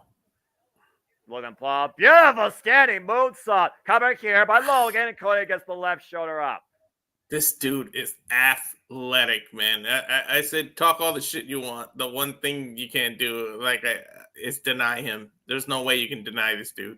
And look how quick Logan Paul has gained control over the WWE champion. This guy is athletic. Body shot by Cody, though, catching Logan Paul on the ascent up to the top rope. Now both men meeting each other up in the corner. Cody with the dominant position inside on the second. Cody and Logan right now fighting off. Cody fended off for the moment. Logan Paul once again readjusts his footing. Cody refusing to be denied. Out of the corner. Wow, God! Deep arm trap by Cody Rhodes. Oof. Diving arm drag. Wow. I want to see that again from a different angle because we didn't get. I want to see it from the back angle. Yeah, but I was saying, look at the way that Cody Rhodes' body lands, though. Yeah, definitely. That midsection, though, has been bothering Cody Rhodes ever since those body shots. Yeah, I'm with JJ. The angle was kind of a little weird for us to see. I definitely want to see the other side. And Cody going to the jab game, though, and the knee, though, bends Cody over by Logan Paul. Again, Logan right now attacking the core. Octopus. Yeah, octopus almost abdominal stretch almost. Yeah, made famous by Antonio Inoki, the first guy to literally bridge the gap with professional wrestling and mixed martial arts. Oh! Cody Rhodes is seriously hurting here, but able to catch Logan Paul with a straight right to the face. That's one way to stop momentum. Punch straight to the head. Like a punch in the mouth. Exactly. Famous words by Mike Tyson. And of course, Mike Tyson will be taking on the brother of Logan Paul later this year. Yeah, and of course, Cody back up to his feet. Logan Paul stepping over the outside, though, trying to find his footing. Cody out of the corner. The disaster kick connects. Drops Logan Paul hard as he falls to the floor. Cody right now with tremendous time here to regroup. Critical moment here in this match for the champion. And again, championship advantage. Cody right now taking advantage of Logan Paul, who's on the outside, trying to wheel his way back, still grabbing those ribs, and once again picking up speed. And Cody was looking for the tope suicida, but Logan Paul scouting it and walking out of the way gingerly. Cody, though, coming back on the Logan Paul. Body shot, driving him into the barricade. I'm shocked someone in the audience has a Prime shirt. Well, we all know, again, Logan Paul and Mr. Beast, proprietors of the Prime brand hydration drink, the official hydration drink of WWE. And right now, Cody Rhodes in control of the matchup. Again, another shot, though. They might be part of Logan's entourage. Yeah, the way the right, one just handed him the prime drink there to sip. How much you want to bet one of them has a pair of brass knuckles on them? I'm just saying. Exactly. And the one that handed the drink has a lanyard around his neck. Yeah, they're definitely supposed to be there. That prime hydration bottle off the face of Logan Paul. Oh, yeah, that's real smart, you idiot. Did he push Cody Rhodes? What the hell? Yep. It's all part of the story, man. There we go with the Wait nut. a minute, that dumbass again. That's the same dumbass that allowed Logan Paul to beat Rey Mysterio. Mm-hmm. He signed a prenup. Cody Rhodes off the steps. Boom. Oh, no. Brass nut gut punch. Ouch. And then Logan tucking the nuts in his tights, getting rid of the evidence. Hypocritical ingrates. Man, that'll rearrange your stomach. Smart. There. Yeah. Impulsive. Yeah, all right, focus on the He chant. told Michael Cole he wasn't going to use them. He gave them to him. Desperate man. Michael Cole we just is 100% Oh, right here. Corey Graves getting into the face of Logan Paul. Oh, For once, I agree with Michael Cole 110%. I want to see Corey get physical. We know he's been medically cleared. He can get back in the ring if he wants. Exactly. We just finished calling Logan Paul smart, and then he gets distracted by Cole. Well, again, Cole's calling his integrity. I don't blame him. This impulsive hypocrite, literally saying that he wasn't going to use the brass knuckles, just teed off against Cody Rhodes' midsection. Somebody needs to wipe that camera there. Cody Rhodes once again trying to pick up speed off the ropes, takes Logan Paul out for his speed after the tope suicida. And again, every move, Cody right now, you see the chest cavity. Waka! Power slam. Shades of his former legacy mentor, Randy Orton, we just saw in the previous match. Look at the way Cody Rhodes' chest, though, is heavily rising and falling, though, guys, after that brass knuckle shot. Everything that Cody Rhodes is doing has got to be agonizing. Cody right now trying to fight his way back into this match off the will of the people. And right now, you want to get to the top. You need to do what you got to do. Disaster Kid denied this time. Logan Paul looking for a big left. Cody able to duck underneath. Logan Paul misses the right. Swinging a miss right now by the boxer. Going for those Dusty Rhodes jabs here. A little shake, rattle, and roll action. Bionic elbow. So that flip up and fly, if you will. Bionic elbow connects. Cody hooked the leg, and Logan, damn it, gets the shoulder up at 2. The impulsive nature of Logan Paul is the only reason he's surviving right now. After this shot, watch this shot. Boom! His fucking stupid entourage at ringside. Once again, handing the weapon. And those brass knuckles catching the midsection of Cody Rhodes. Cody changing gears here. Might be looking to trap Logan Paul. Figure 4 leg lock. He goes from his dad with the bionic elbow to his dad's greatest rival, Ric Flair, with the figure 4 right after. Yep. Logan with nowhere to go. Logan Paul's never been in this position, folks. And Logan's got to be careful not to keep his shoulders down.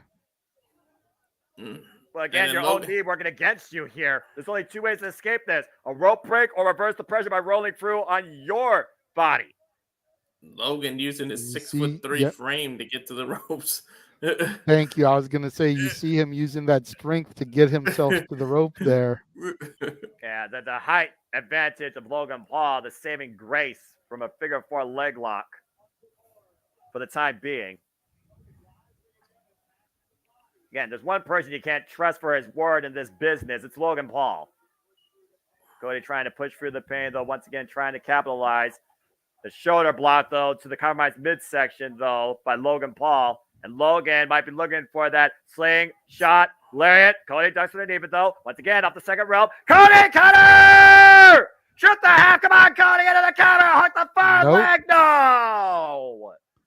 Logan Paul still showing a little too much tenacity here. Went for the Logan lariat. That momentary hesitation, though, cost him dearly. Nearly cost him the match. Cody capitalized the Cody cutter, 2.5. And again, you talked about the power slam earlier. Cody establishes a Cody cutter, so shades of Randy Orton again, because his own version of a cutter. This is our main event here at WWE King and Queen of the Ring for the undisputed WWE Universal Championship. American Nightmare Cody Rhodes defending the gold against WWE United States Champion Logan Paul. What the hell is Cody looking for here? A vertebra breaker? Yeah. What the hell? No. My God, the Hurricane used to use this move.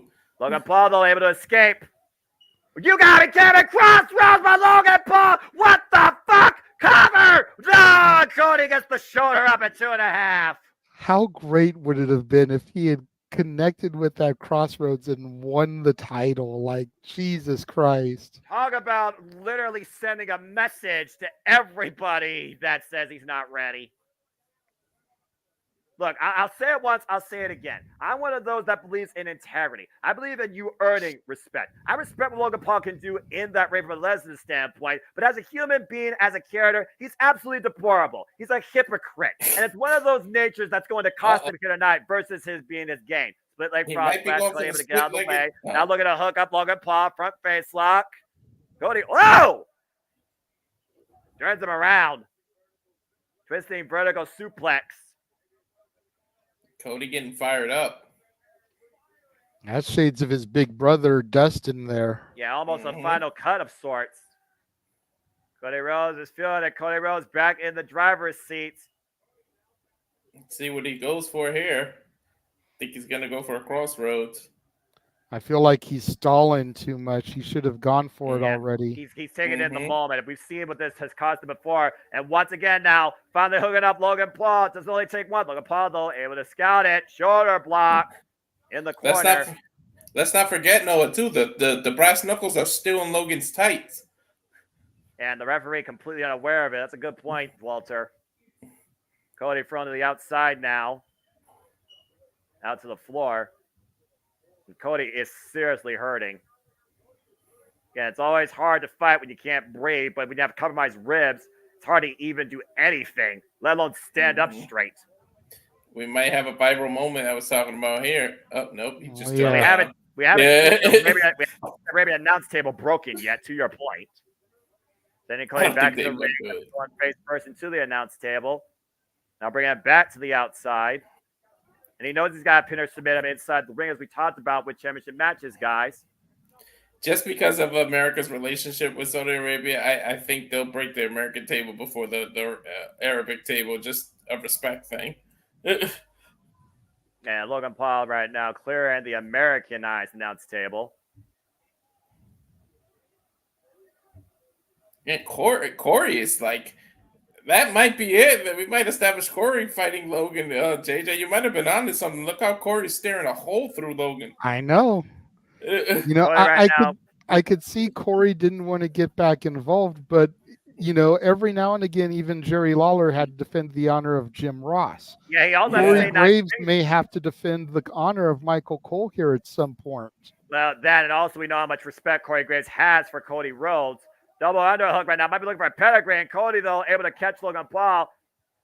And elbows to the side of the head. Logan Paul driven down to a knee. And Cody, what are you thinking? Cody cutter. Cutter the announce table! Oh, and it still didn't break, man. I'm not sure who got the worst of that, though. But Logan Paul went face first. Cody went back first. That not the win out of Cody Rhodes. Yeah, that's not the smartest thing. It's like Carlito a couple of weeks ago hitting the backstabber on the table. That wasn't the smartest thing because you hurt yourself. And Cody, though, right now, going back inside the ring, might be looking for a count out. Up to 9. And what? Cody doesn't want to count out. Yeah, a face champion doesn't want a small victory like that. I don't know. This is wise. Preserve yourself for another day. Logan Paul doesn't deserve any more of this. He told the ref, I want to do it. He pointed to the middle of the ring saying, I want to be in the middle of the ring. And I might have been wrong about the Arabic table because here it comes. Cody, come on, man. You should just preserve yourself for another day. Come out with the championship and move on. You said yourself, Logan Paul isn't ready. Cody going back inside, breaking the ref's 10 count and clearing off the furniture. To your point, the other announce table now cleared. And Cody again, this time driven into the steps. And one lucky punch! One lucky punch! Cody Rhodes is out! But again, he champion. Can't pin him outside the ring. He's got to get him back in the ring. That's going to end up costing him. Hey, here we go. You wanted your viral moment here. Bottle of prime there it tossed is. his way. Oh no. Popeye here's going to guzzle down his spinach before going for a high-risk offensive maneuver. Is he going to go for the split-legged splash? splash? Paul to the top rope. 1 foot on the ring post. I love the camera work. View. We're about to go viral, folks. Paul, get Paul, splash, got it for the table. Ah, that was definitely a viral cam. Damn. That's gotta be it. If Logan Paul, as much as I hate to fucking say it, gets Cody Rhodes back inside the ring, we very well might have a new WWE champion. Good moment, but again, is it smart? Now you got to pick up dead weight before you can get it back in the ring. Yep. But Cody's the one that stopped the officials' count. This match could have ended already via count-out. Cody had the match won, and his own prime might have cost him here. What's Cody, 235? Like, it's kind of hard to pick up 235 of dead weight. And Logan Paul, once again, to the top rope, split leg, frog splash! In the cover! He hit it! No! That should have been it. He hit all of it, JJ. All of it. I know. That should have been it. Don't get me wrong. I love Cody. I don't want to see him lose the title yet. But that was Logan Paul's best opportunity. Oh, man. Cody Rhodes survives for now. Logan Paul can't believe it. You can't believe it. I know even you can't believe it, Noah. Yeah, I'm not going to lie. I was about to literally throw my headset off in rage. Mm-hmm. Maybe it's just be a matter of time, though. It all might be one more lucky punch before Cody Rhodes loses the title. Logan Paul saying, I hate you. Another shot. And again, that right fist clenched up. Body shots to the compromised ribs of Cody Rhodes. I'm still shocked the brass knuckles haven't come back to play because, like I said, he's still got it in his tights. He never pulled them back out. Again, I'm not sure how much Cody Rhodes got with that single leg kick. Again, grabs against midsection right now. Cody Rhodes needs to do something big here to actually escape this match with the WWE Championship, let alone pin Logan Paul for it. Irish whip reversal, Irish whip. And oh no! Ref spot. There goes the referee. Oh, great. Now, how could it get any worse than this? Cody Rhodes right now trying to hook Logan Paul up. Again. Got him set. Now, this is shades of Sugar Shane breaker. Big vertebrae, but the referee's down. The referee's down. Turn around. 1, 2, 3, 4. God damn it. 5, 6, 7. Turn around, you idiot. The inverted contact with the official right now, unable to see the cover. And remember, the brass knucks are still there. I said it about 5 times. They were a perfect opportunity to use it with the ref being knocked out. Right now, Cody just trying to get the referee back in this match. Again, this match continues until we have a decision rendered. Oh, and a low blow by Logan Paul to Cody Rhodes. Can he go for the split-legged splash again? Let's go for that split. He's going for those nuts that you so eloquently pointed out multiple times. Well, you already said you ain't cheating, you ain't trying. He's already cheated twice. But the referee is also stirring. You don't want to get caught with a loaded gun. What's this? What? They're gonna not. That's a guest ring announcer. What the hell? Yeah. What? Yeah, I mean, whatever. Wait a minute. I would have used Cole for that spot. A little bit payback. Crossroads. Cody still has him hooked. Gonna go for number 2. Break his neck. Second number 2. Gonna get the hat trick here. The fire in the eyes, the American Nightmare. And a third emphatic Crossroads. The cover. 1, 2, and Cody has retained. That was the most random spot to use the guest ring announcer, though. Well, again, who doesn't hate Logan Paul? There's your answer. I would have used Cole or Corey after the what was the point of the interaction with Cole or Corey? Michael Cole cannot be physically involved in this match, and neither can Corey Graves. Logan Paul, I'll give the devil his due. He's impressive. He's incredibly athletic. He's fully capable in a WWE ring. He's just a disgusting human being. But he took Cody Rhodes to the limit and did everything possible to try and escape with the WWE Championship. And frankly, he failed. Cody Rhodes said himself, he's not ready. If he believes that pure athleticism and impulsive nature is all it takes to be the champion of WWE, he is milestones away from being ready to lead this company. But again, with this type of match, do you put more respect on Logan Paul after? I mean, he's established that himself as being able to be taken serious. Well, Cody Rhodes continues to forge his legacy in his kingdom, still our undisputed WWE champion. Let's take a look at some of the action here. That ridiculous Cody Cutter off the barricade on the announce table face first, then 360 panoramic view. Logan Paul, the Maverick, soars tonight, takes to the skies and splashes Cody Rhodes through the Arabian announce table. It's imitation of Triple H. Mm-hmm. Again, Logan Paul continues to play the game and raise it with what he does in that ring. And that ridiculous height, that split leg frog splash, full impact, deep hook of both legs, 2 7/8. And a punch in the nether regions, blatant low blow. As we would see another one lucky punch attempt here, but to your point, of all people, the ring announcer for Saudi Arabia. Mm-hmm. Hit the angle of Logan Paul that allowed Cody Rhodes to hook the Maverick for a trios of emphatic crossroads. And Cody Rhodes continues to be the face of the WWE. It was definitely not easy tonight. Damn right hard. Yeah. This pay-per-view delivered, though. And Cody Rhodes remains on top of the mountain here in Saudi Arabia. Tremendous respect being shown here by the WWE Undisputed Champion. Pop says brass knucks and low blow, no respect, period. It's solid heel work, Dad. I mean, it really is. It is.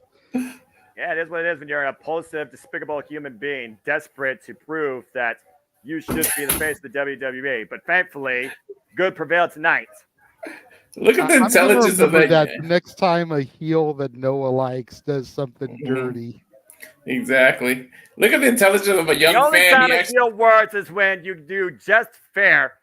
Dirty is as dirty does. Cody Rhodes remained integral, though. He never used the brass knucks. He never went to the low blow. He got Logan Paul in for 3 crossroads and won. Fair and square in the middle of the ring, despite the fact that I believe he should have taken the count out. Cody just literally apologized for breaking the Arabic table to them. Well, yeah, I mean, it's the first time the Arabic table has been broken, so it's like, you know. And that concludes tonight's festivities here for this WPLE for the regular wrestling JJ Williams and for Mr. Reliable Walter Cruz. I'm the Seminole Foster. Thank you for tuning into our coverage of WWE King and Queen of the Ring. Good. Yes, great. Of course, make sure you guys tune in. What did you say? 2 o'clock Pacific, 5 Eastern, Noah? Correct, sir. For Simply Predicting Double or Nothing.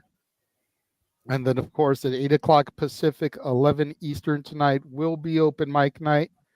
I am sure I will be there at some point. I just won't be there right at the jump. But lots of good stuff, I'm sure, on deck for Jeff to discuss tonight. King of the Ring fallout. Probably whatever topics you guys want to bring up. Of course, a super chat will get your topic discussed. Non-super chat, it's just got to be a really good topic. Mm-hmm. Of course, we'll be back here tomorrow starting at 3 o'clock Pacific, 6 Eastern, with our coverage of AEW Double or Nothing. James and Noah on the call for that one. I'm sure Walter and I will be close by to throw our 2 cents in, whether we're on camera or in the chat room. I know I will be on camera for at least 2 matches, as I have to join Noah as we enter the Timeless era. Yeah. And I know James refuses to be on camera during the elite match with Anarchy in the arena, so I've got to be here for that one. Despite its That'll be James. This will be James during the elite match. Yeah, legit. And I'll probably come on camera for Mercedes and Willow also, as that's the one match I'm really looking forward to. And arguably the biggest story of this entire pay-per-view, we're being perfectly honest here. Yeah, that's the matchup I'm looking forward to too. So there's a lot of good stuff coming up tomorrow as far as Double or Nothing goes. Thank you to everybody that is still joining us, and to everybody that tuned in throughout the entire broadcast. Big G popping in at the last possible second as we're starting to sign off. Hopefully he'll join the panel tonight for open mic night. Walter, thank you for being here for the pre-show with me. Noah, of course, thank you for your excellent call. Again, thank you to everybody for joining us and tuning in, and we will catch you guys at 2 o'clock Pacific, 5 o'clock Eastern for Simply Predicting Double or Nothing. Have a good night, everybody. Enjoy your day. Just a little over an hour. Have a good one. The Jeff Meacham Network's Multiverse of Media.